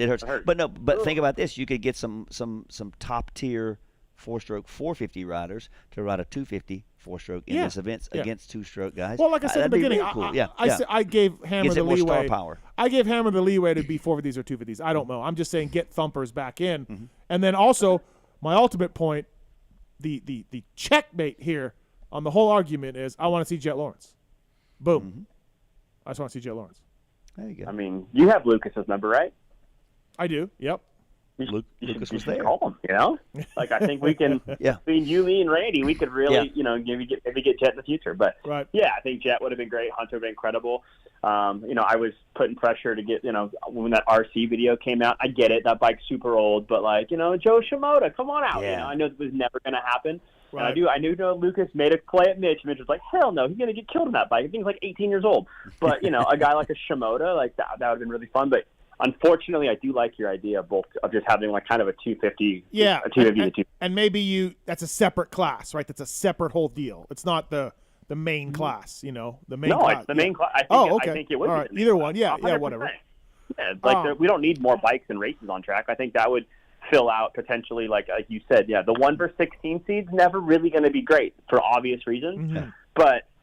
We were, you know, World Supercross definitely didn't help us, but we were 4 or 5 guys, you know, a Joey, you know, a Shimoda, maybe a Voland, and a couple Lawrences away from having like some really cool matches that maybe from second 15 or third 14 were like, oh, this one could kind of go either way. And so, yeah, you're absolutely right. Yep. No, it's a real cool event, and you know, you're doing great things, and I'm just trying to, you know, have a little bit of a. What would it be, a pulp show without me complaining about something? Yeah. Right. So a lot shorter. That's what it would be. Yeah. So, you know, but no, I think that would be super cool. And, you know, like I talked to Lars about it, I don't know, a month ago, and he's just like, dude, we don't have parts. We threw them all away. We don't have anything. It's worn out. You know, and I'm like, yeah, these guys are all in that boat. You know what I mean? And also, KTM showing up with 300s and 150s. You know? No, they didn't show up with 300. It was 250s. They were told. Ian goes, before I order things, what am I ordering? I said 250s. Don't be showing up with 300s. That was that was known. And then the 125 class, everybody was told they can ride 150s because I'm like, they're gonna do it anyway. So let's just embrace it. They're gonna do it anyway. So like, you know, everybody could have rode a 150 in that class. There was no like, well, they showed up. Like everybody had the chance to ride the same bike. And then I did, you know, maybe someone showed up with a 300. I don't necessarily have the ear for that or the nose to figure out who's doing what. But I'm not saying KTM is cheating. I'm saying they just can do it easily. Oh, they could. Yeah. I made sure they rode 250. Right. You know? I'm not claiming that they're doing it underhandedly. I'm saying they make them production so they can show up. Yeah. And for Mike Alessi or Ken Roczen to get a 300 kit, you know, and all that, that's a whole other mess of things to do. So that's all. Yeah. But Hammer, good job on the event. It looked cool. Yeah, good job as always. Man. Yeah, a lot of work, and it was cool to see what, you know. It was 85%, I think, of what in the perfect world scenario where there's no interference and everybody's working cohesively, like what that event could potentially be. And even at 100, does it change our sport? No, probably not. But again, for one weekend a year, it's kind of fun. And I love, you know, AP was just having a blast and doing his whole Chattahoochee thing with that gear and the bike, and Barsh is doing his thing and he's having fun, and Kenny's all smiles with Mitch, and like, have you seen Kenny and Mitch work together? Right. Like who knows what that looks like for the future? You know, like those two guys got along really well. So that was super fun. So yeah, and you know what? Just again, I didn't do the math, but yeah, Barsh said it's his first time at the event. I was like, what? Yeah. How was he never, you know, like, I'm like, I guess not, but that was cool because that dude's made for that thing. Yeah. You know what I mean? So that was awesome. Yeah. It was great to see him. Yeah. And like, I'll be totally straight with you. Justin Hill was like, after I saw him ride practice on Friday, and like, I think we said it to in a text or something, but he was unbelievable. Like Justin Hill was like, I don't know, the kid was like, I know Justin's, you know, maybe people go, oh, he lacks hard or lacks whatever. Like the dude was fit. It's like he's built, like he's been hitting the gym. He was looking fast and feisty. Like Tyler Keefe even goes, Hill might podium this whole thing. Like watch out for that kid. So we know he's got talent. Yeah. But he was riding really well. And to be honest with you, I love when guys like I tell Hanson every year, I'm like, I want you to win this event because I think you're one of the most talented dudes. And it's crazy because of the colors of his helmet. I don't care. Josh Hanson's like one of the most talented riders there is. I would love to see him like show up and just be this guy who just like a Mark just wins it. Like I'll see you in a year, you know, and like I'll win it again, you know. because I think he's just such a fun guy to watch ride. So yep. It's a fun event. I think everybody kind of knows that and hangs out and has a good time. And Blair and Weed, I thought, did a really good job on TV, and so that was fun as well. Yeah, absolutely. No, I agree. Got to do a live pulp show from there one time. That'd be fun. Well, first you got to go to if we the ever event. get it back, You got to go to the event first. Well, I've been to the event 3 to 4 times in my life. He entered a team. That's true. Yeah, remember? Hey, we worked together on that one. We did. Yeah, we almost rounded up the factory's asses. Well, I would say that we made McAdoo's career, right? Well, if you made Dark Side, then and don't forget there was a Yeah. certain Mr. Stanky that got in because Hammer was feeling generous and allowed me You to helped put that his happen, name didn't in. you? Yeah, it's good. And that guy's never won. Did you see he got engaged at the event? Yep, Steve didn't. I but did not. I No, did. No, I did not. And I hung out with him on the dance, him and others, Tyler Behrman and others on the dance floor of that bar that you did not come into, and you missed some amazing 80s rock and roll live music. I'm just telling you. It was good. I was too tired. My soul was drained. I had nothing left to give. Right? I bet. No worries, buddy. Thanks for calling in, Hammer. I appreciate it. No worries, Good buddy. work again. Thank you for the time. And we'll sleep now. Take a few days off. Yeah, and let's just be like, we're done talking about it. No one's got to think about content or storylines. There's nothing left to say. It's all been covered. I will say though, I sent it to you, and you obviously saw it on social media. Like, I think one of my favorite parts of the event though was like the Daniel and Jason Corona spot. With the metal detector. Yeah, that was good. Yeah. We had that thing cost us $82 and was filmed on an iPhone with 4 of us using the metal detector box as our tripod. And just like, that was like, to be honest, like that was like one of the most fun moments of that whole event. Was just like, was that stuff and the little things that, hanging branding at 9:30 at night in the dark on the top of that, that massive jump with like there's edges and it's pitch black out in Huntington, to get, getting back up at 5 a.m. and continuing to put branding up in the dark the next morning. So that's the fun stuff that no one sees. But the event's cool, but like just the crew that built that, and Jason Baker, that guy's unbelievable. I'll just ramble for 1 second, but that track was built with like GPS technology.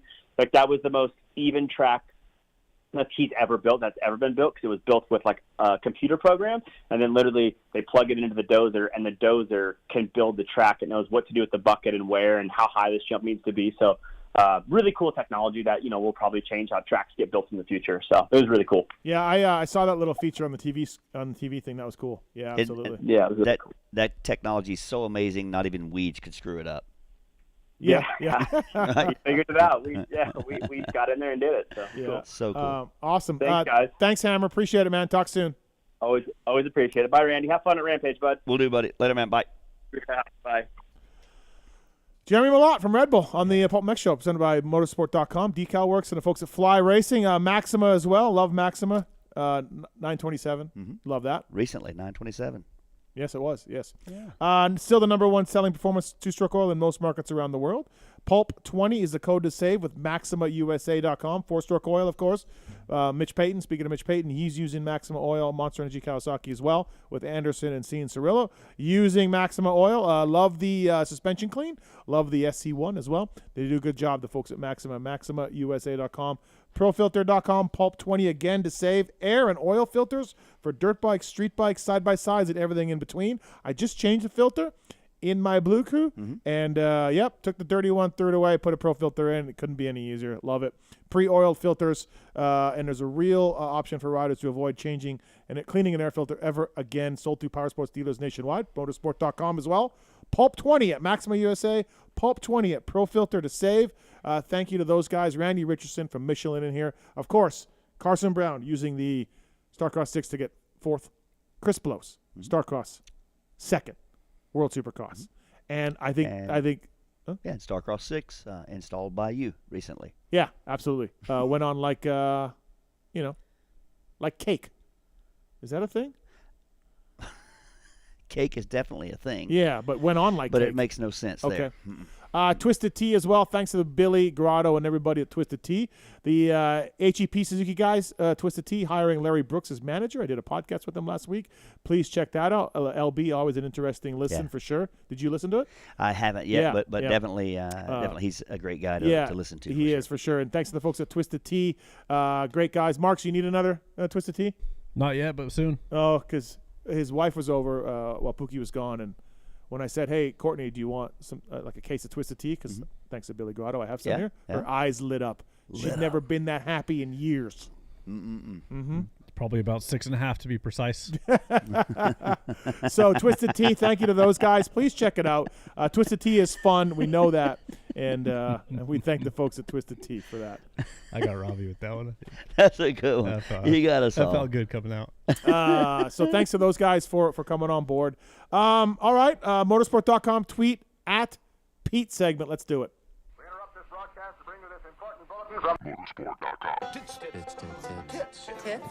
It's the Tweets at Tits Q&A segment where your twatted questions find answers. Tits. All right, motorsport.com, OEM and aftermarket parts. Have you shopped at motorsport.com? It couldn't be any easier. Yeah, it's very easy. Amazing. I do from time to time, and I make a point to go through PulpMX, click the banner, and go through. Yeah. Thank you very much. You know, if your buddy Robbie would do that, that would really help us out because I feel like that gentleman shops a lot. Yeah, next time he orders about 12 cases of some SC1 and cleaner, he'll do that. I'm sure. I think so. OEM and aftermarket parts, easy return policy. Go through the banner like Randy, and absolutely help us out. It really helps us get out because Marks and the guy in the corner, they ain't free. Nope. Very high salaries. Not as high as these ceilings, but definitely high salaries. So, I don't even want to tell you this story. Okay. But I'm going to. Okay, because I can. We're friends. We're friends.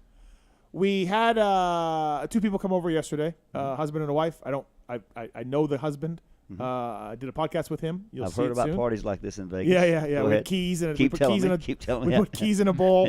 So they came over, and Skip Norfolk came over, and we did a podcast. It was really great. A guy named Mike Hooker. Okay. You'll hear a podcast with him. So then they had dinner. They had reservations at a restaurant in town. We meet them there. Pookie and I meet them there, and they meet another couple that they know and that we've never met before. That's 3 couples. Yeah, 3 couples in a restaurant. No, you don't want to wait until there's some keepers and stuff. No. Okay. Go ahead. We sit down, and the wife is just like, we just met Angie and Steve here, and I knew the husband, of course, and she's like, and their house. They got the tallest ceilings. She's telling her friend. I'm just like, and you're my thinking, God. Who set this up? Like, how is Dude, it? Yeah.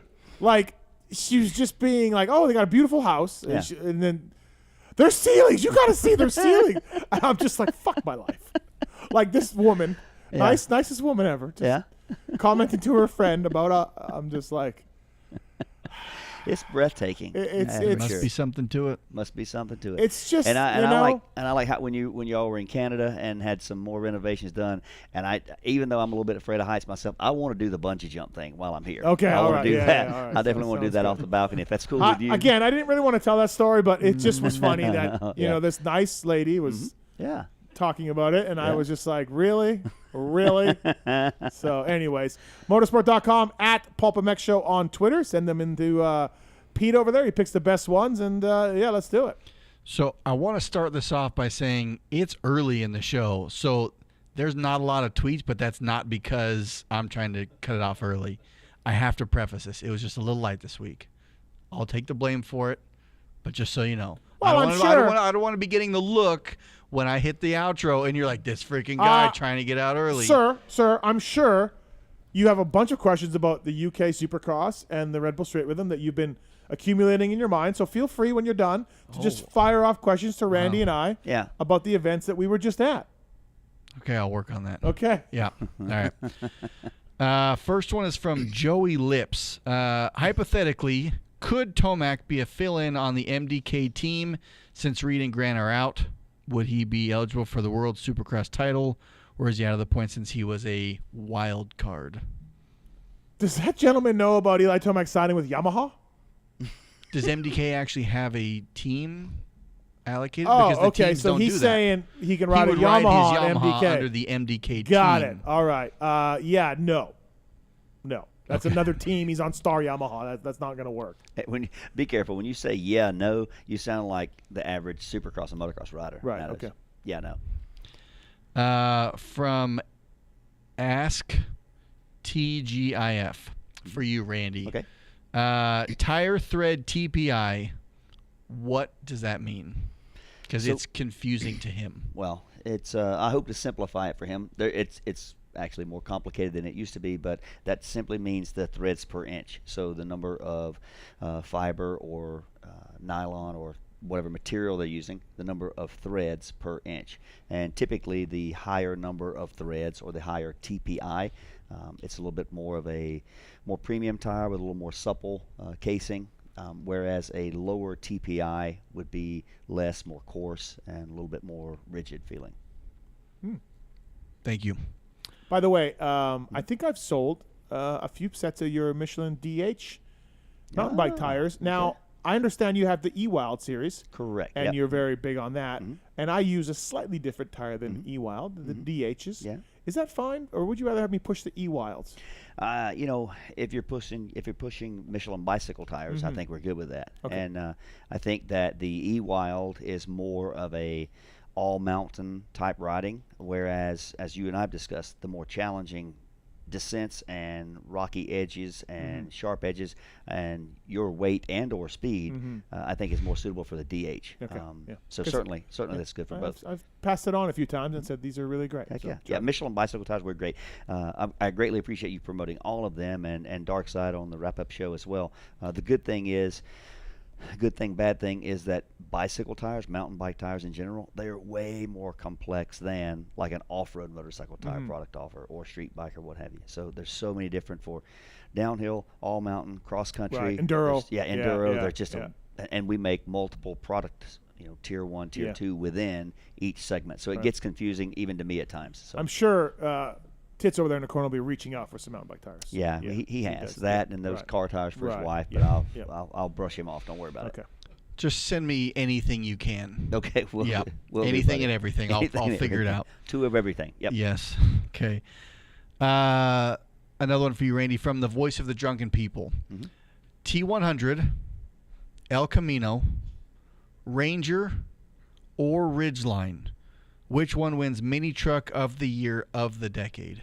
Yeah, it's hard to beat the T100. It's got an 8-foot bed, never has to be made. High mileage, durable, proven performance.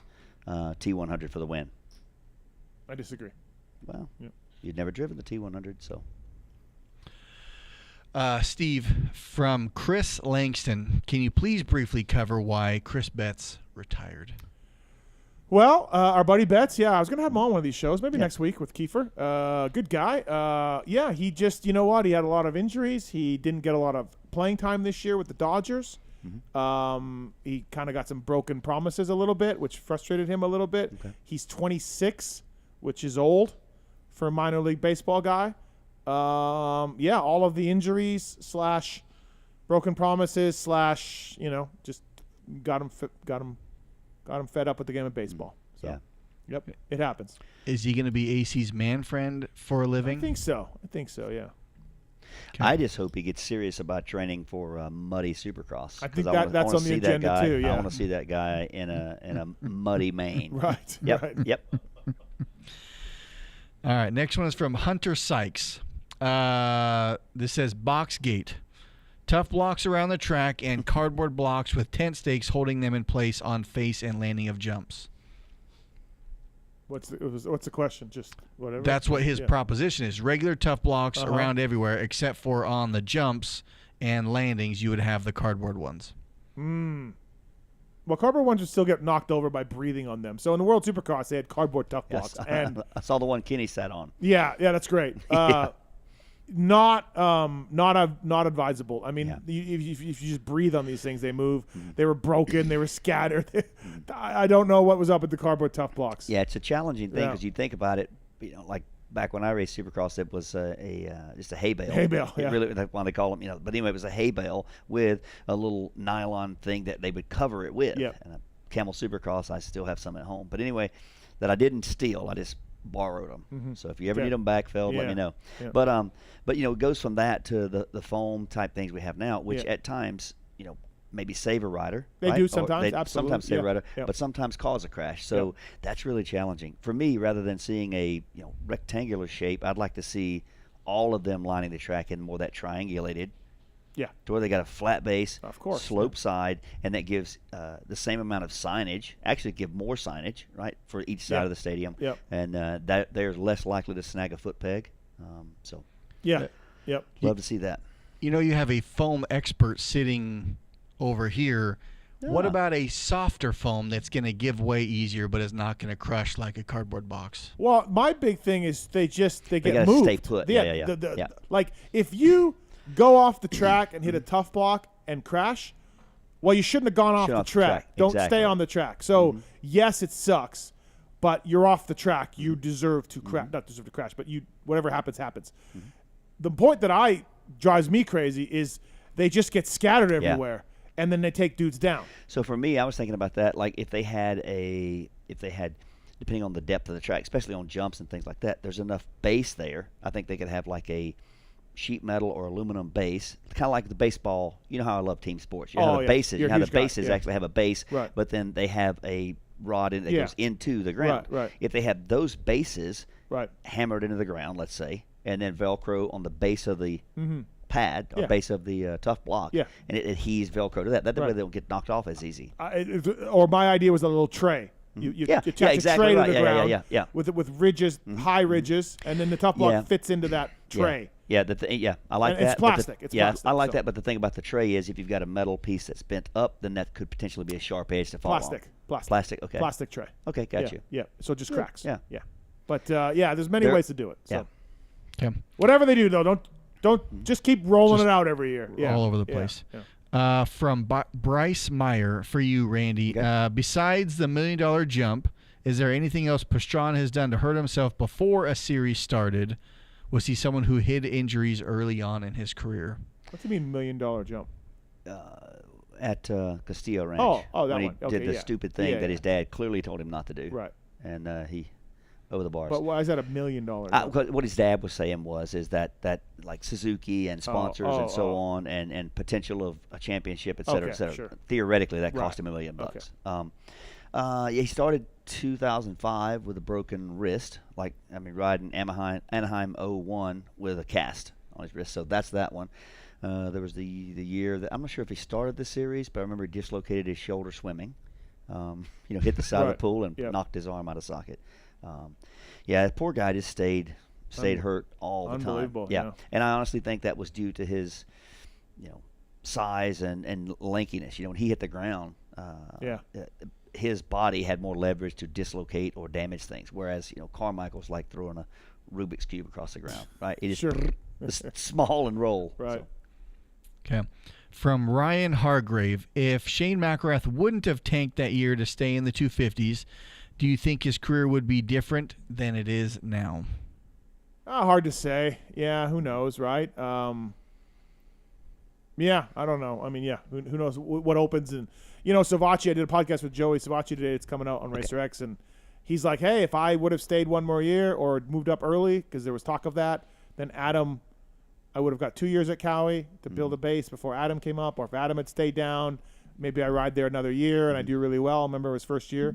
So there's a lot of that going on, sliding doors of riders' careers. I look at McElrath, and I told him this at the UK. I'm like, four different teams, 4 different bikes you've ridden this year. You know what I mean? Like, what a year. God. Yeah, a lot of moving around. We wouldn't want to wish that on anybody. So. Okay. Next one is from Sean Moore. Steve, if you're Tomac, what does your next 5 years look like? Disappear, start training, brand ambassador? What do you think? I'd probably contact PulpMX to get a job. I probably want to be a media guy. He seems a lot more personable nowadays, a bit more outgoing. I could see him giving reports from the pits and everything. Yeah. You like Tomac here? He's got the respect of the riders, We said this about RV, and we were wrong. Yeah. But I think he disappears quietly into Cortez, Colorado life. Yeah, I think so. Right. Yeah, I think so. He's and one, I certainly am, and I think the entire fan base is probably happy to see him as happy as he is this year. Yep. But I think he's always been kind of a quieter person, so I could see him more just moving on with life and raising kids and enjoying those millions. Okay. From Jason Valento, Randy, did you make the Starcross 6s too good? They last so long now, I need to buy them less often. Steve could probably get 2 full seasons out of one set. Well, we'll find out because Steve installed a set recently, so we'll see how long they last. Showed you, didn't I? You showed me. Well, you showed me. Oh, I showed you. You just installed those tires all by yourself. Not going to be a big production and a big thing. Nope. I stopped your production in its tracks. You sure did, Yep. and I'm thankful for that. Yep, absolutely. Not going to make my you didn't changing a production. You prevented me from getting to do some work, didn't you? Yeah, I you did. Showed me. Bink for me. Yeah. So. Fuck you, you're fired. So no, I don't think they're too good. I think we certainly have improved them, and the consumer feedback we've gotten is applauds what he's saying. Improved durability, which for so many riders like myself, that I want a tire that performs really well, but I don't want it to be good for 4 hours of ride time, and I don't want knobs cracking, and I don't want it just going away so quick. So tires nowadays, regardless of the brand, are a pretty pricey investment. So I certainly glad that we're able to offer something to consumers that they can have great results with for a long time. And for people out there that have a cruiser, the Michelin cruiser tires, you got a rebate going on for those. Exactly right, for the month of October. So if you have a cruiser, you can get either our Michelin Commander 3 tires or our Michelin Scorcher tires, which are OE on Harley Davidsons. Everybody knows that. Yeah, everyone knows that, right? So you can get up to up to an $80 Visa reward card now through the end of October, and we even offer that in maybe you heard a little country called Canada, so that's available also in Canada. Oh, so, yeah, I was just there. Yep. I can't. My race tech rant was almost on Canadian drivers. It's which you are one, right? It's insane up there. Like what? You know what it is? It's just everything's a little slower. Like just waiting in line to pay for groceries, driving, getting a Slurpee. Yep.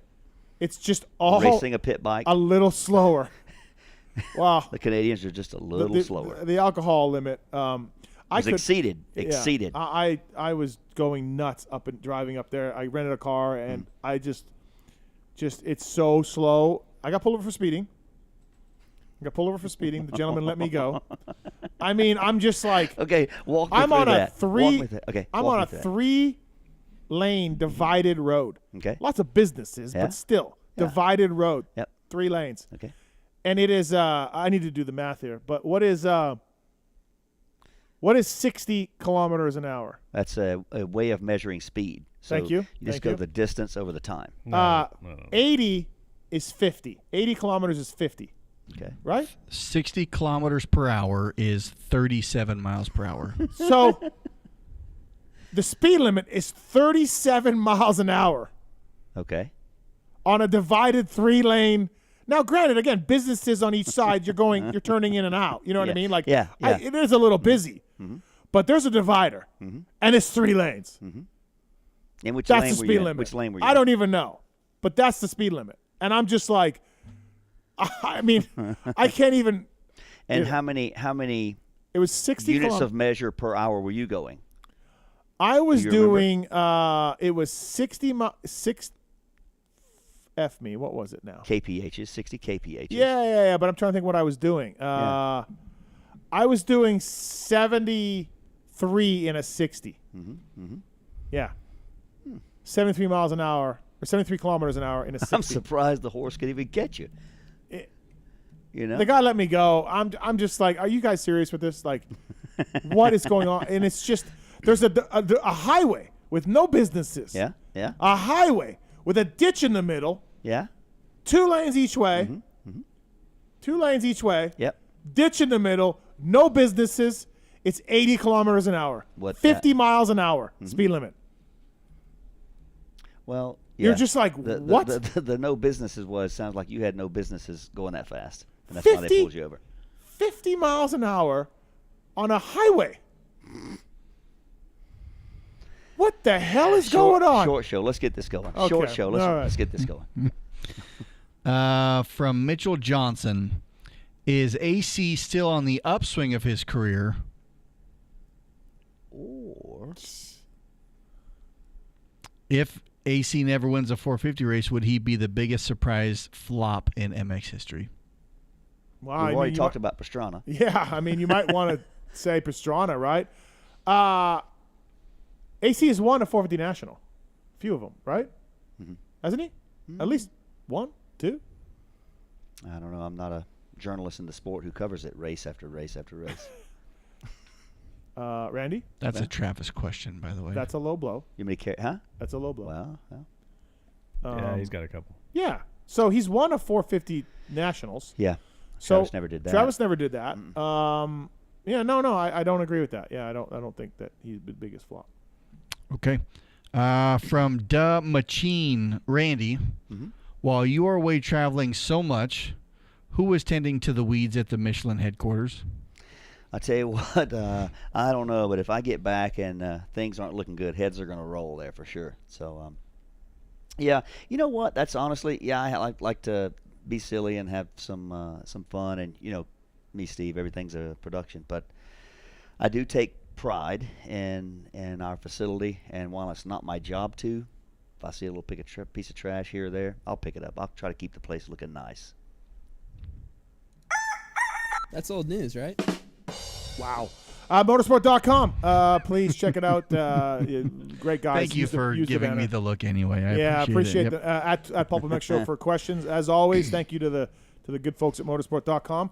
Also, Ride Engineering releasing their all-new triple clamps for 2023 KTM and Husky. This week it's out. The top clamp is 2.5 millimeters thinner than last year's, but has retained the flex pockets that have been removed from the KTM Power Parts clamps. Ride Engineering putting it back in. The bottom has also been redesigned for added comfort and more rotational frame clearance. 22 and 23.5 offsets, orange and blue and black. Manufacturer's suggested retail price $7.99, but PulpFan20 code to save 20% at ride-engineering.com. That is the product of the week from those guys. Thank you to ride-engineering.com. The 8 o'clock hour brought to you by Off-Road Warehouse. PulpMX code to save. Get your bike to the track with style and performance from Off-Road Warehouse. And this is the guys, the ORW butt patch on the back of Phil and Cade and Harlan and Jace Owen at the World Supercross rounds. It is the Off-Road Warehouse. They got stores in Temecula, San Diego, Corona, Vegas, Georgia, Phoenix as well. Off-Road Warehouse stores are staffed by a knowledgeable, experienced team. Plus, they install everything they sell, from suspension kits, tires and wheels to steps, bed accessories, and more. Thank you to the guys at offroadwarehouse.com. Best part of this deal is use the code PulpMX to save. Thank you to Off-Road Warehouse. Use the code and save money. And, yeah. All right. Do you want to bring Robbie in or no? Yeah, if you want to. Should we bring Robbie in? See if I got anything else. Anything else? Hey, no. If there is a wrap-up show next year, will Michelin Bicycles still be sponsoring that, or is that going away? It's to be determined. That's to be determined. No, is it more the host that's the problem? Let's say it's gotten better. Yeah. Right. Yeah. Right. His appearance has gotten better. Let's say so. That's good. Yeah. No, I think it would be the plan to stay on board and continue supporting Steve and what he does here at PulpMX. Yeah. I haven't said this yet, but the new host is Travis Marks. Really? Yeah. Congratulations, Travis. Also breaking news: there is no wrap-up show next year. Travis Marks is hosting the PulpMX show. There's going to be one episode all year long. It's going to be real easy. It's going to be right out with the app. Yeah, exactly right. Yeah. Maybe what he's going to bring out is an app-up show where you just listen to an abbreviated version of the show on the new app. This Friday. Yes. This Friday. Welcome to the show, Robbie. Thank you very much. Thanks for coming in. You're no good buddy, Randy Richardson here. Yeah. Dragged you to Straight Rhythm. Yeah. And great time. Had ball. And Des Nations, you went to Des Nations? Yeah. Now that you talk about productions. Yeah. Oh, that started a long time ago. Yeah, the Randy go-rounds and the Randy production, hey, I got this on Amazon.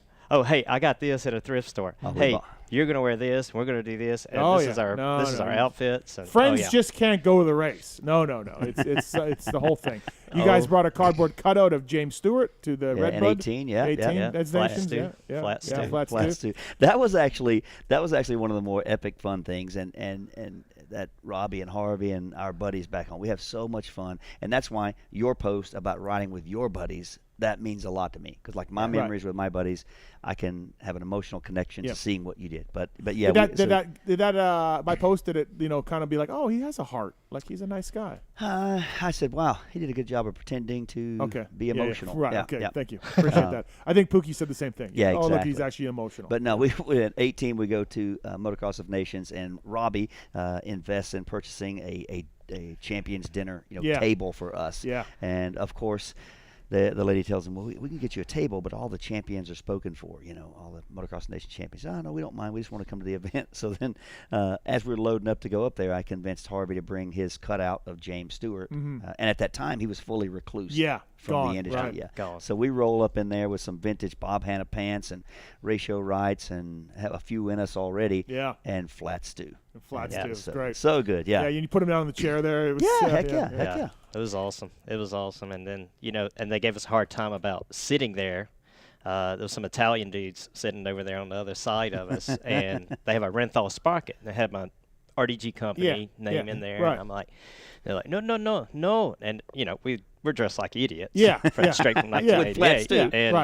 And we have a flat stew. And you're like, that name right there. Like, that is me. And I was like, they were like, and thankfully, Travis came over and was talking to Randy, and they were like, you guys know. These idiots know Travis Pastrana, who wanted me to go get him a ratio rifle.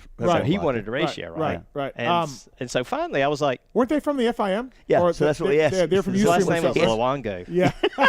That's who it was. It's David Luongo. So, and it was like they were all with the FIM. Yeah, they're just like, oh, God, these Americans. Oh, we were best friends, exchanged business cards and everything. Oh, that's cool. That's awesome. It was funny. So you've been on, I think you've been on the show before, but so if people don't know, you have quite a bike collection going on there in the woods of South Carolina. Yeah. And you love the vintage stuff, and you've got some really nice bikes. And you've been there. I've been there. It's great. It's and I like vintage bikes too. I built a bunch of them. Got 2 of them in my garage. Anything there catch your eye when you were visiting? Yeah. So collection? you frustrated me a little bit, Robbie, because you have Kajivas. You have many Kajivas and the same models and years, and you will not part with one.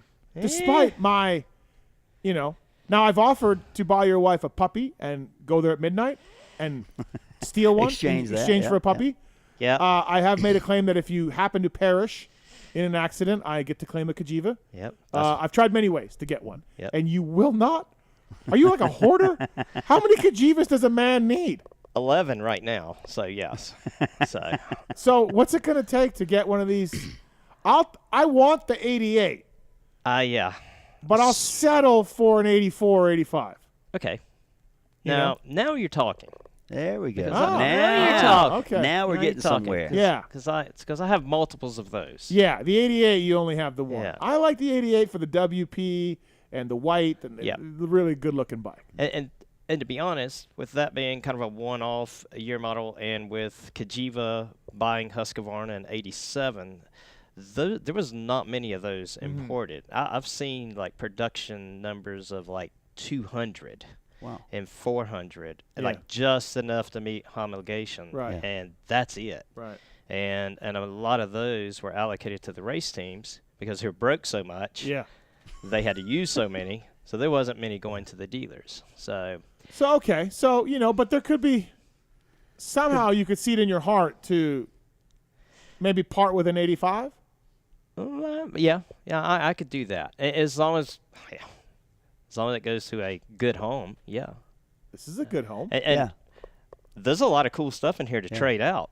I mean, heck yeah. I mean, I got a list over there that was like, oh no, mentally taken, no, so. none of this. This all stays. Oh, this all stays. This will be a cash deal. Oh, so you wouldn't want to trade out some of these collectibles for something that's collectible to you?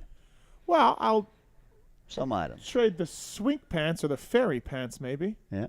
You'd get rid of fairy stuff? Yeah, 'cause I have a lot. Okay, gotcha. Okay. Like him with Kajivas, I have a lot. Okay. So but if you want to take that James Stewart helmet, that is not happening.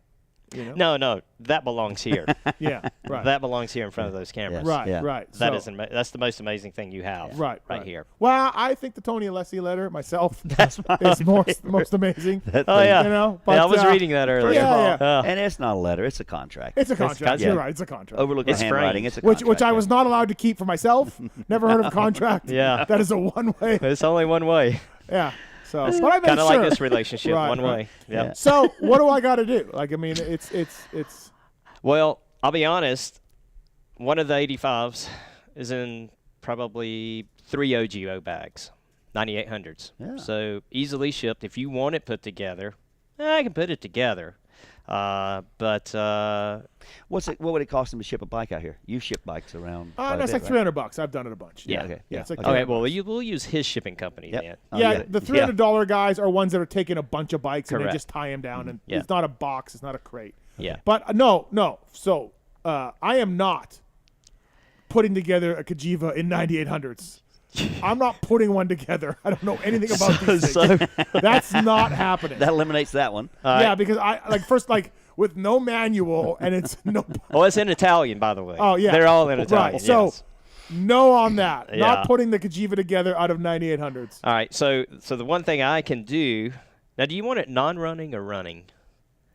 It's he never rides. It's hard to get him to run. He never ride a new bike. Do you start them every once in a while? Do all yours run? All of them. Out of the 81 bikes, all of them run. I've got 12 in pieces. So, and then like 5 in a state of rebuild. Yeah, like just broken apart. No, I want one that runs. You want one that runs? Okay.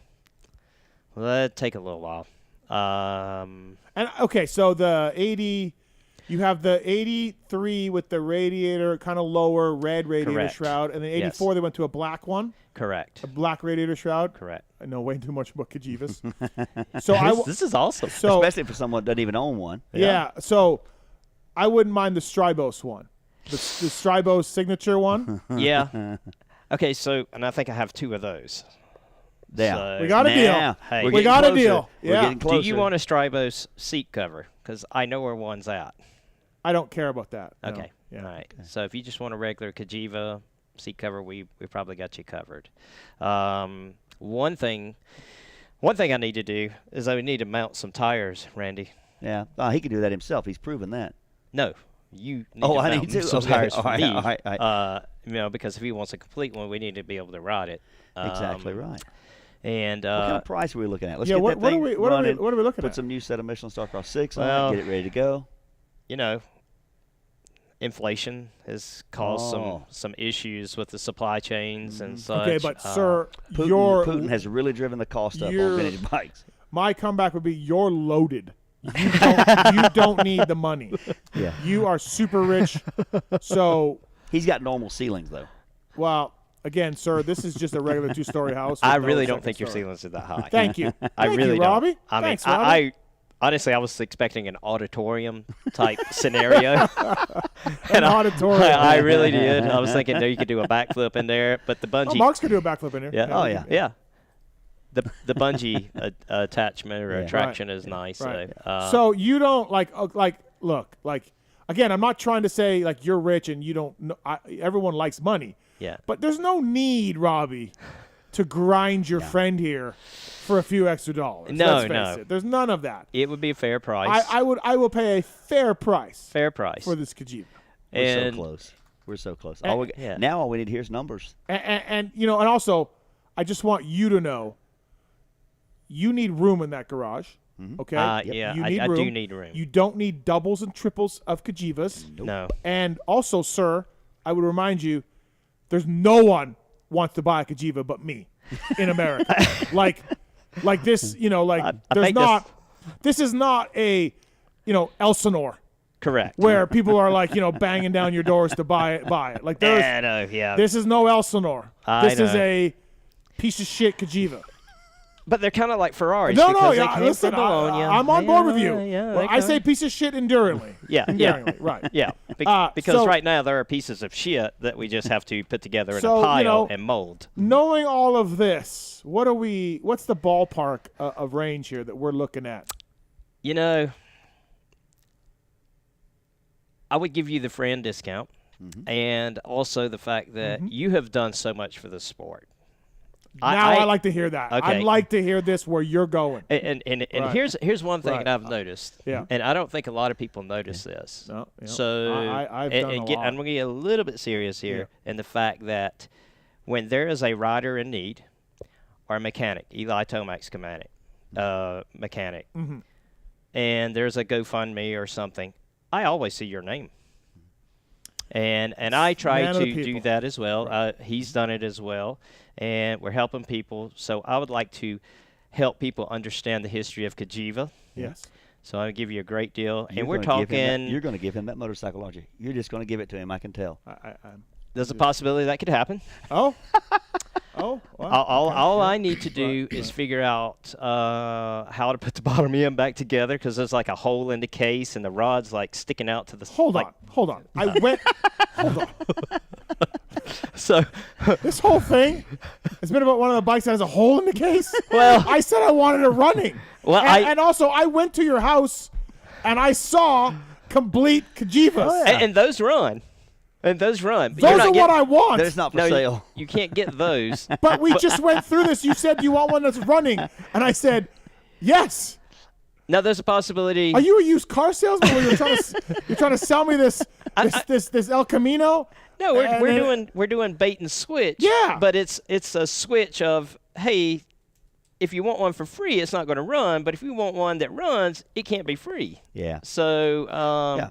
So what is he looking at? What's one running? What kind of range? Fair price. We're probably looking at $3,500. Oh, that's nothing to him. I can look at him and tell that's nothing. I mean, I'll have to cut Mark's pay a little bit and move some numbers. Maybe I owe Pete a bunch of money. Maybe don't pay him. Yeah. And what you could do. Net 90. Net 90. Net 90, them boys. Yeah, net 180. Net never. Net 180, yeah. Net never. And you could use it as almost like a promo. You could write this off on your taxes. Can I? Yeah. If you put PulpMX on it somewhere, put a sticker on it. Yeah. And when you have people come in and the IRS comes visit you, they can look up there and say, "What's that?" And they're like, "It says PulpMX." That's an advertisement. It's up there. People see it and they ask questions. I like where your head's at. And as soon as they ask a question, it's a business expense. Getting back to the free one. Yeah. That one's got to get put together. Yeah. I don't know if I like the odds of that happening. Yeah. If you get it, I don't like the odds of it ever being assembled. That's what I don't like. We could assemble it, but when you check the box on shipping non-running or running, it's definitely non-running. Non-running. Definitely right. non-running. And I'll have to do a little shout out here to W.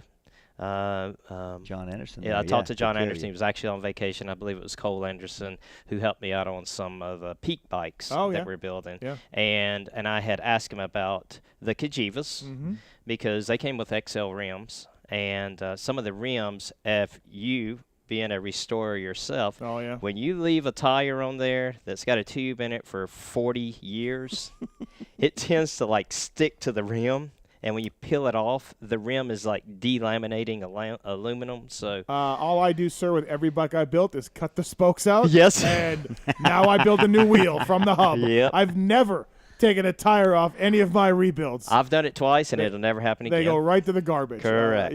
And they said yes, they could build those wheels easily for us. And then, like I had said earlier, they're going to have an injection molded plastic. It's coming out soon. Right now, it's the kind of the dull luster. Yeah. But the Cajivas have a really bright red. Yeah. And it's a beautiful bike. So we're talking $3,500 for an 84.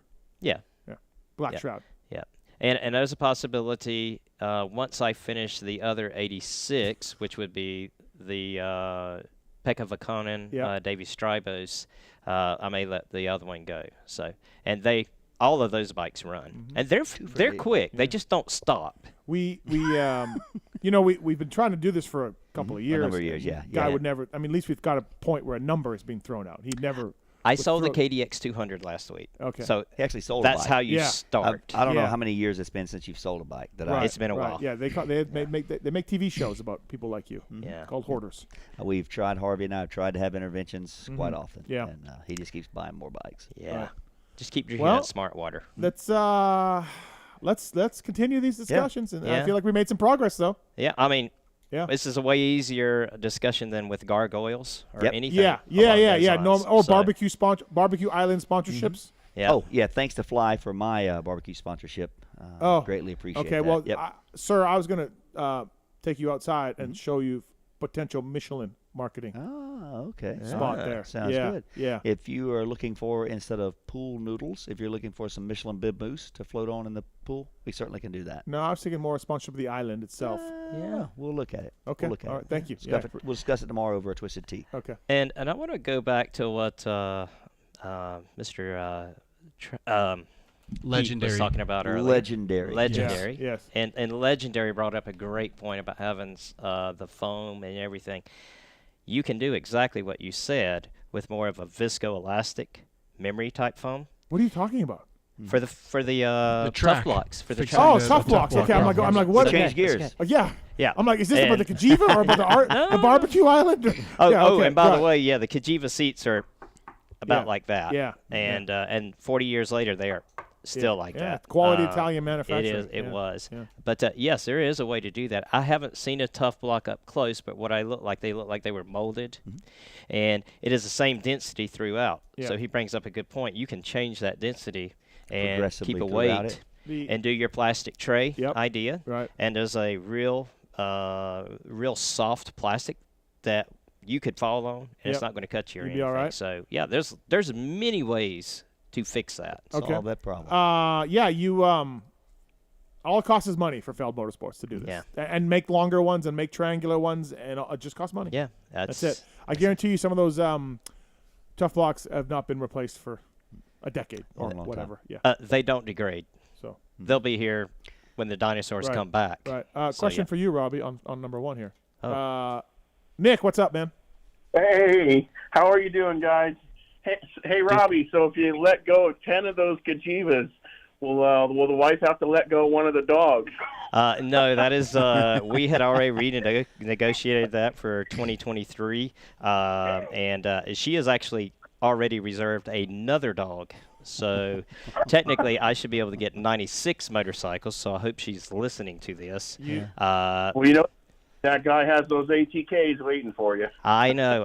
We were talking about that, and I unbelievable. I would wait for those ATKs, and I was looking at the one that he had, the 406, but there's no way I can start that thing. So yeah. Not with his ankles. It never ends. I do not have a bike that has a disc on the countershaft. Yeah. I Kiefer's don't have dad's one got one. Kiefer's dad. Really? Yeah, he's probably looked Hey, at one. last night down there, we were at the Kiefers, and something came up. Heather or someone, Kiefer on the FaceTime with us said something about the Alta. Might be the for Alta. sale. Yeah. Robbie it's just sitting there. He just perked up. He I was went ready out to there get and looked that at thing. No, I have first dibs on that, but maybe, Trade it for a Kajiva? Maybe. Now we're talking about that 88, maybe coming to play now. Yeah. Thanks, Nick. Thanks Thank for the call. Nick. But yeah, good hearing from you. Not trading a dog. Yeah. No, the dogs stay. Well, good show tonight. Pretty good show. Not too great. Oh, you know what? What? Manscaped. Thanks, Manscaped. Thanks for the support. Lawnmower 4.0. It's got a light on it. It's got a 7,000 RPM motor. You've got one. It's it's more like a weed whacker. Yeah. Well. Yeah. Keep it. You got to keep it up, and then it doesn't get so rough down there. Yeah. Might need to clutch it a little bit to keep the RPM up. PulpMX code to save at manscaped.com. They got a whole performance package as well. They got ball deodorant. It's fantastic. They got nose, ear, and nose, ear, trimmer. Yeah. I wear hearing aids. The ear thing is great. Yeah. Yeah. There you go. I hear so much better. Keep it trimmed up. After a trim. Yep. Right. Yeah, absolutely. So thanks to the folks at Manscaped, and they're into other products as well. Check out their website. Use the code PulpMX to save. Thank you to the guys at Manscaped, and keep your junk tight. Yeah. That's it. It'll help Absolutely. you out. So thank you to those guys for coming on board. Marvin Musquin and Lars Lindstrom, Daniel Blair, Jeremy Malott, all on the show tonight. Appreciate that. Jason Thomas, of course, as well. Good show, as always. All right, first thing that comes to your mind. You ready? Both of you? Wait a minute. Oh, boy. So, because Jeremy Malott mentioned earlier Red Bull Rampage coming up, so definitely want to wish the best of luck to Cam Zink, Ethan Neal, Carson Storch, which are all Michelin riders that I'll be there supporting this coming weekend, Friday, up in Utah at Red Bull Rampage. So those things are insane. It's crazy. Yeah. It's crazy. I thought about seeing if you wanted to come up and be like a VIP guest of ours, but I know you just blow off those type of invitations, so I didn't bother. Thank you. Appreciate that. You're all welcome. right, first thing that comes to mind Okay. when I read our sponsors. Robbie, you're playing this. You Okay, ready? yeah, I'd love all to. right. Motorsport.com. Easier ordering. Easy ordering. How's that was to say? Easy ordering. Sorry. Yep, there you go. Boom. Fly Racing. Max. Decal Works. Graphics. Race Tech Suspension and Engines. Oh, Paul Thied. X Brown Goggles. Choice of champions like myself. Renthal. I have 57 pairs of Renthal handlebars. No, do you The original old school ones. Really do. Yeah, 57. 57, yes. Like from back on in the the day? bikes Or- in the garage right now. Cloth bar pads? I have 12 cloth. The rest are vinyl. Okay. Michelin motorcycle tires. Phenomenal products for a wide range of riding. Okay. Acherbis. Oh, Kajiva plastic. Whew. God, that's great stuff. Get a lot of smoke right away. Yeah. Firepower batteries and chains. WPS. Maxima USA. Trevor, my new BFF. Pro Filter. Trevor. Yeah, Trevor Reese. Trevor. Yeah, we hung out at No, I know, Loretta's. but you can say for Pro Filter. You can say Trevor. Trevor. Yeah, Trevor. Yeah. Yeah. Scoche. Scotch, I have a boom bottle. Nice. Works great. ORW. Off-road warehouse. I think about Phil's butt. No. There you have OGO it. Power Sports. Did you say butt? Mm-hmm. Yeah. Okay, all right. OGO, I love it. I got two 9800s, love them. All right. FMF. Little D. Guts Racing. Oh, I love the seat covers. Yep. Atlas Neck Brace. Noof. Works Connection. Oh, my gosh. I won the contest.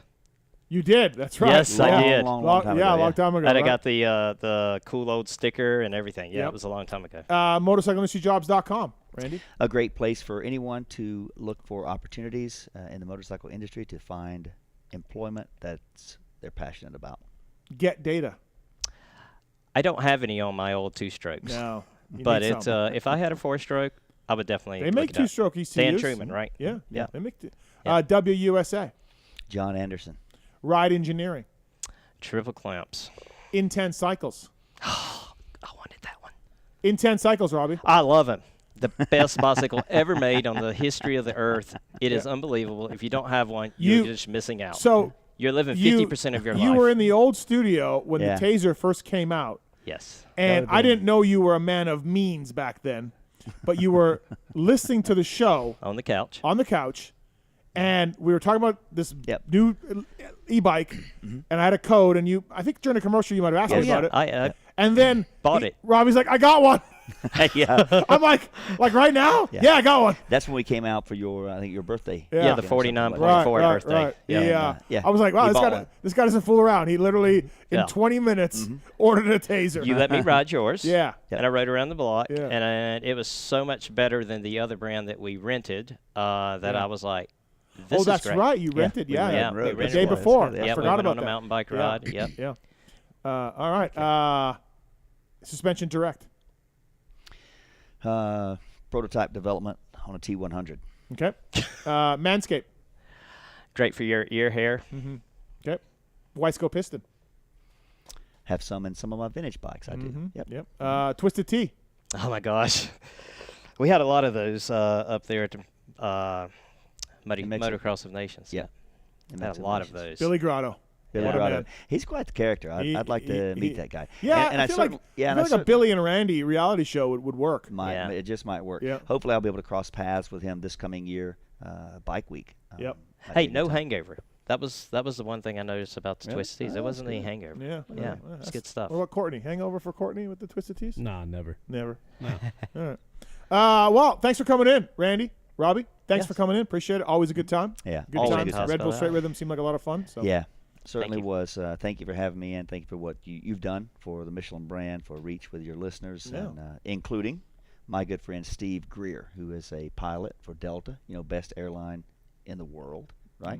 So he's a pilot there that I met in Greenville. Delta. Yeah, Atlanta to Greenville. So Steve Greer, appreciate, hopefully he's listening, and hopefully I'll catch him on a flight from Atlanta to Greenville soon. I had a flight about 2 months ago, just sitting there in first class, not paying no mind to anything. Nope. Pilot comes back, says, "Hey, love your show. Listen to it all the time when I'm flying." I'm like, "What?" He's like, when "Yeah, he's flying." yeah, Okay. yeah." Because once they get up in the air, they're not really flying anymore. Autopilot. Right? Yeah. He's like, "I got like a bulldozer at Red Bull Straight Rhythm." Yeah. He goes, I got it in one ear, Yeah. and I'm like, he's like, "Just cool, man." And he's Yeah. like, "Thanks for flying it," and then off he goes in the cockpit. How Wow. about that? That's impressive. Cool. That's And the other passengers are like looking at me like, What's this guy? Is this Kanye? Yeah. They didn't know. They didn't know. So anyway, so what's your pilot's name? Steve Greer. Yeah, suck on that, Steve Greer. Yeah. Well, what do you mean? Why you want to bash Steve Greer, who is Because a listener of your show I'm and loves not your show? bashing him, but the United pilots come back Yeah. and find the passengers. Well, he didn't come look for me. Exactly. So he didn't maybe know I was on the plane until I walked off. Well, this and gentleman he spoke to me. is looking at the manifest, the United gentleman. Yeah. And Well, I doubt there's any pilots of any airline looking for a Randy Richardson. No, he well, heard why would your this voice. guy? You think He this heard guy's your looking for voice. Steve Mathis? No, he happened to, like any good pilot would. Maybe not the Delta ones, United ones though. Looking over a passenger manifest Yeah. for any names that stand out, and he happened to see Steve Mathis. Yeah. United, fly Yeah. the friendly skies. Okay. Yep. Yep. What about that, Steve? He recognized Randy's voice. Randy left that part out of the Yeah. story. He was like, "I've recognized your voice. You, Randy." Nice guy, means well. Yeah. But his voice is annoying, right? Oh All yeah, right. yeah. Okay, Yeah, that's that right. So yeah, thanks for coming in, both of you guys. Appreciate it. We're close to the Kajiva. It's coming home. It's close, really close. I can yeah. feel it. Yeah. I really feel like you would appreciate it. No, he really I would. do. You Yeah, know I really- would. I Yeah, know you would. absolutely. I've Yeah. been after that one of those for years. Yeah. So, Marks, thank you. Appreciate it. My pleasure. Pete, Best show ever. good job tonight. Best show ever. Good job tonight. Nice Thanks and to early. Roto, by the way. Thanks for Roto. He's doing the math show for us. Good job for Roto. Thanks to Pancake for all that he did for us for a long time. Good stuff. Pancake's a good dude. Roto's going to do the last couple of math shows for us. And good luck with that, making sense of this show, I would say. Yeah, what a first run here. he's Yeah. gonna have. Thanks to Swisscore. Thanks to Moser. Thanks to Pookie. And thank you, people, for listening. We're back next Sunday night. Kiefer's coming in studio, and we'll talk 23 Yamaha test and more off-season silliness, of course, and more on the PulpMX show. So thanks to our sponsors. Thanks to you listeners. Thanks to the YouTube people. Randy Richardson, thank you, buddy. Appreciate buddy. it. Always good times. Robbie, thank you. Thank you. See you next week. I'm a kinky bastard, okay? There's something I want to get off my chest, and it's about that summer when you went away to community college. I got an offer to do Playgirl magazine, and I did it. I did a full spread for Playgirl magazine. I mean spread, man. I pulled my butt apart and stuff, and I was totally nude, and it was weird. I mean, you probably didn't hear about it because I went under the name of Mike Honcho, but I just wanted you to know that. If you could hear me, if it got into your brain somehow, that I spread my butt cheeks as Mike Honcho.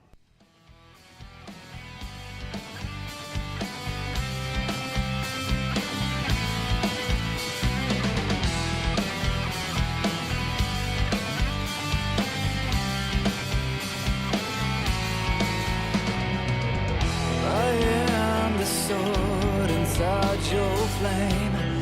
How it burns to play your games. Destroy me, defeat me, and melt me down.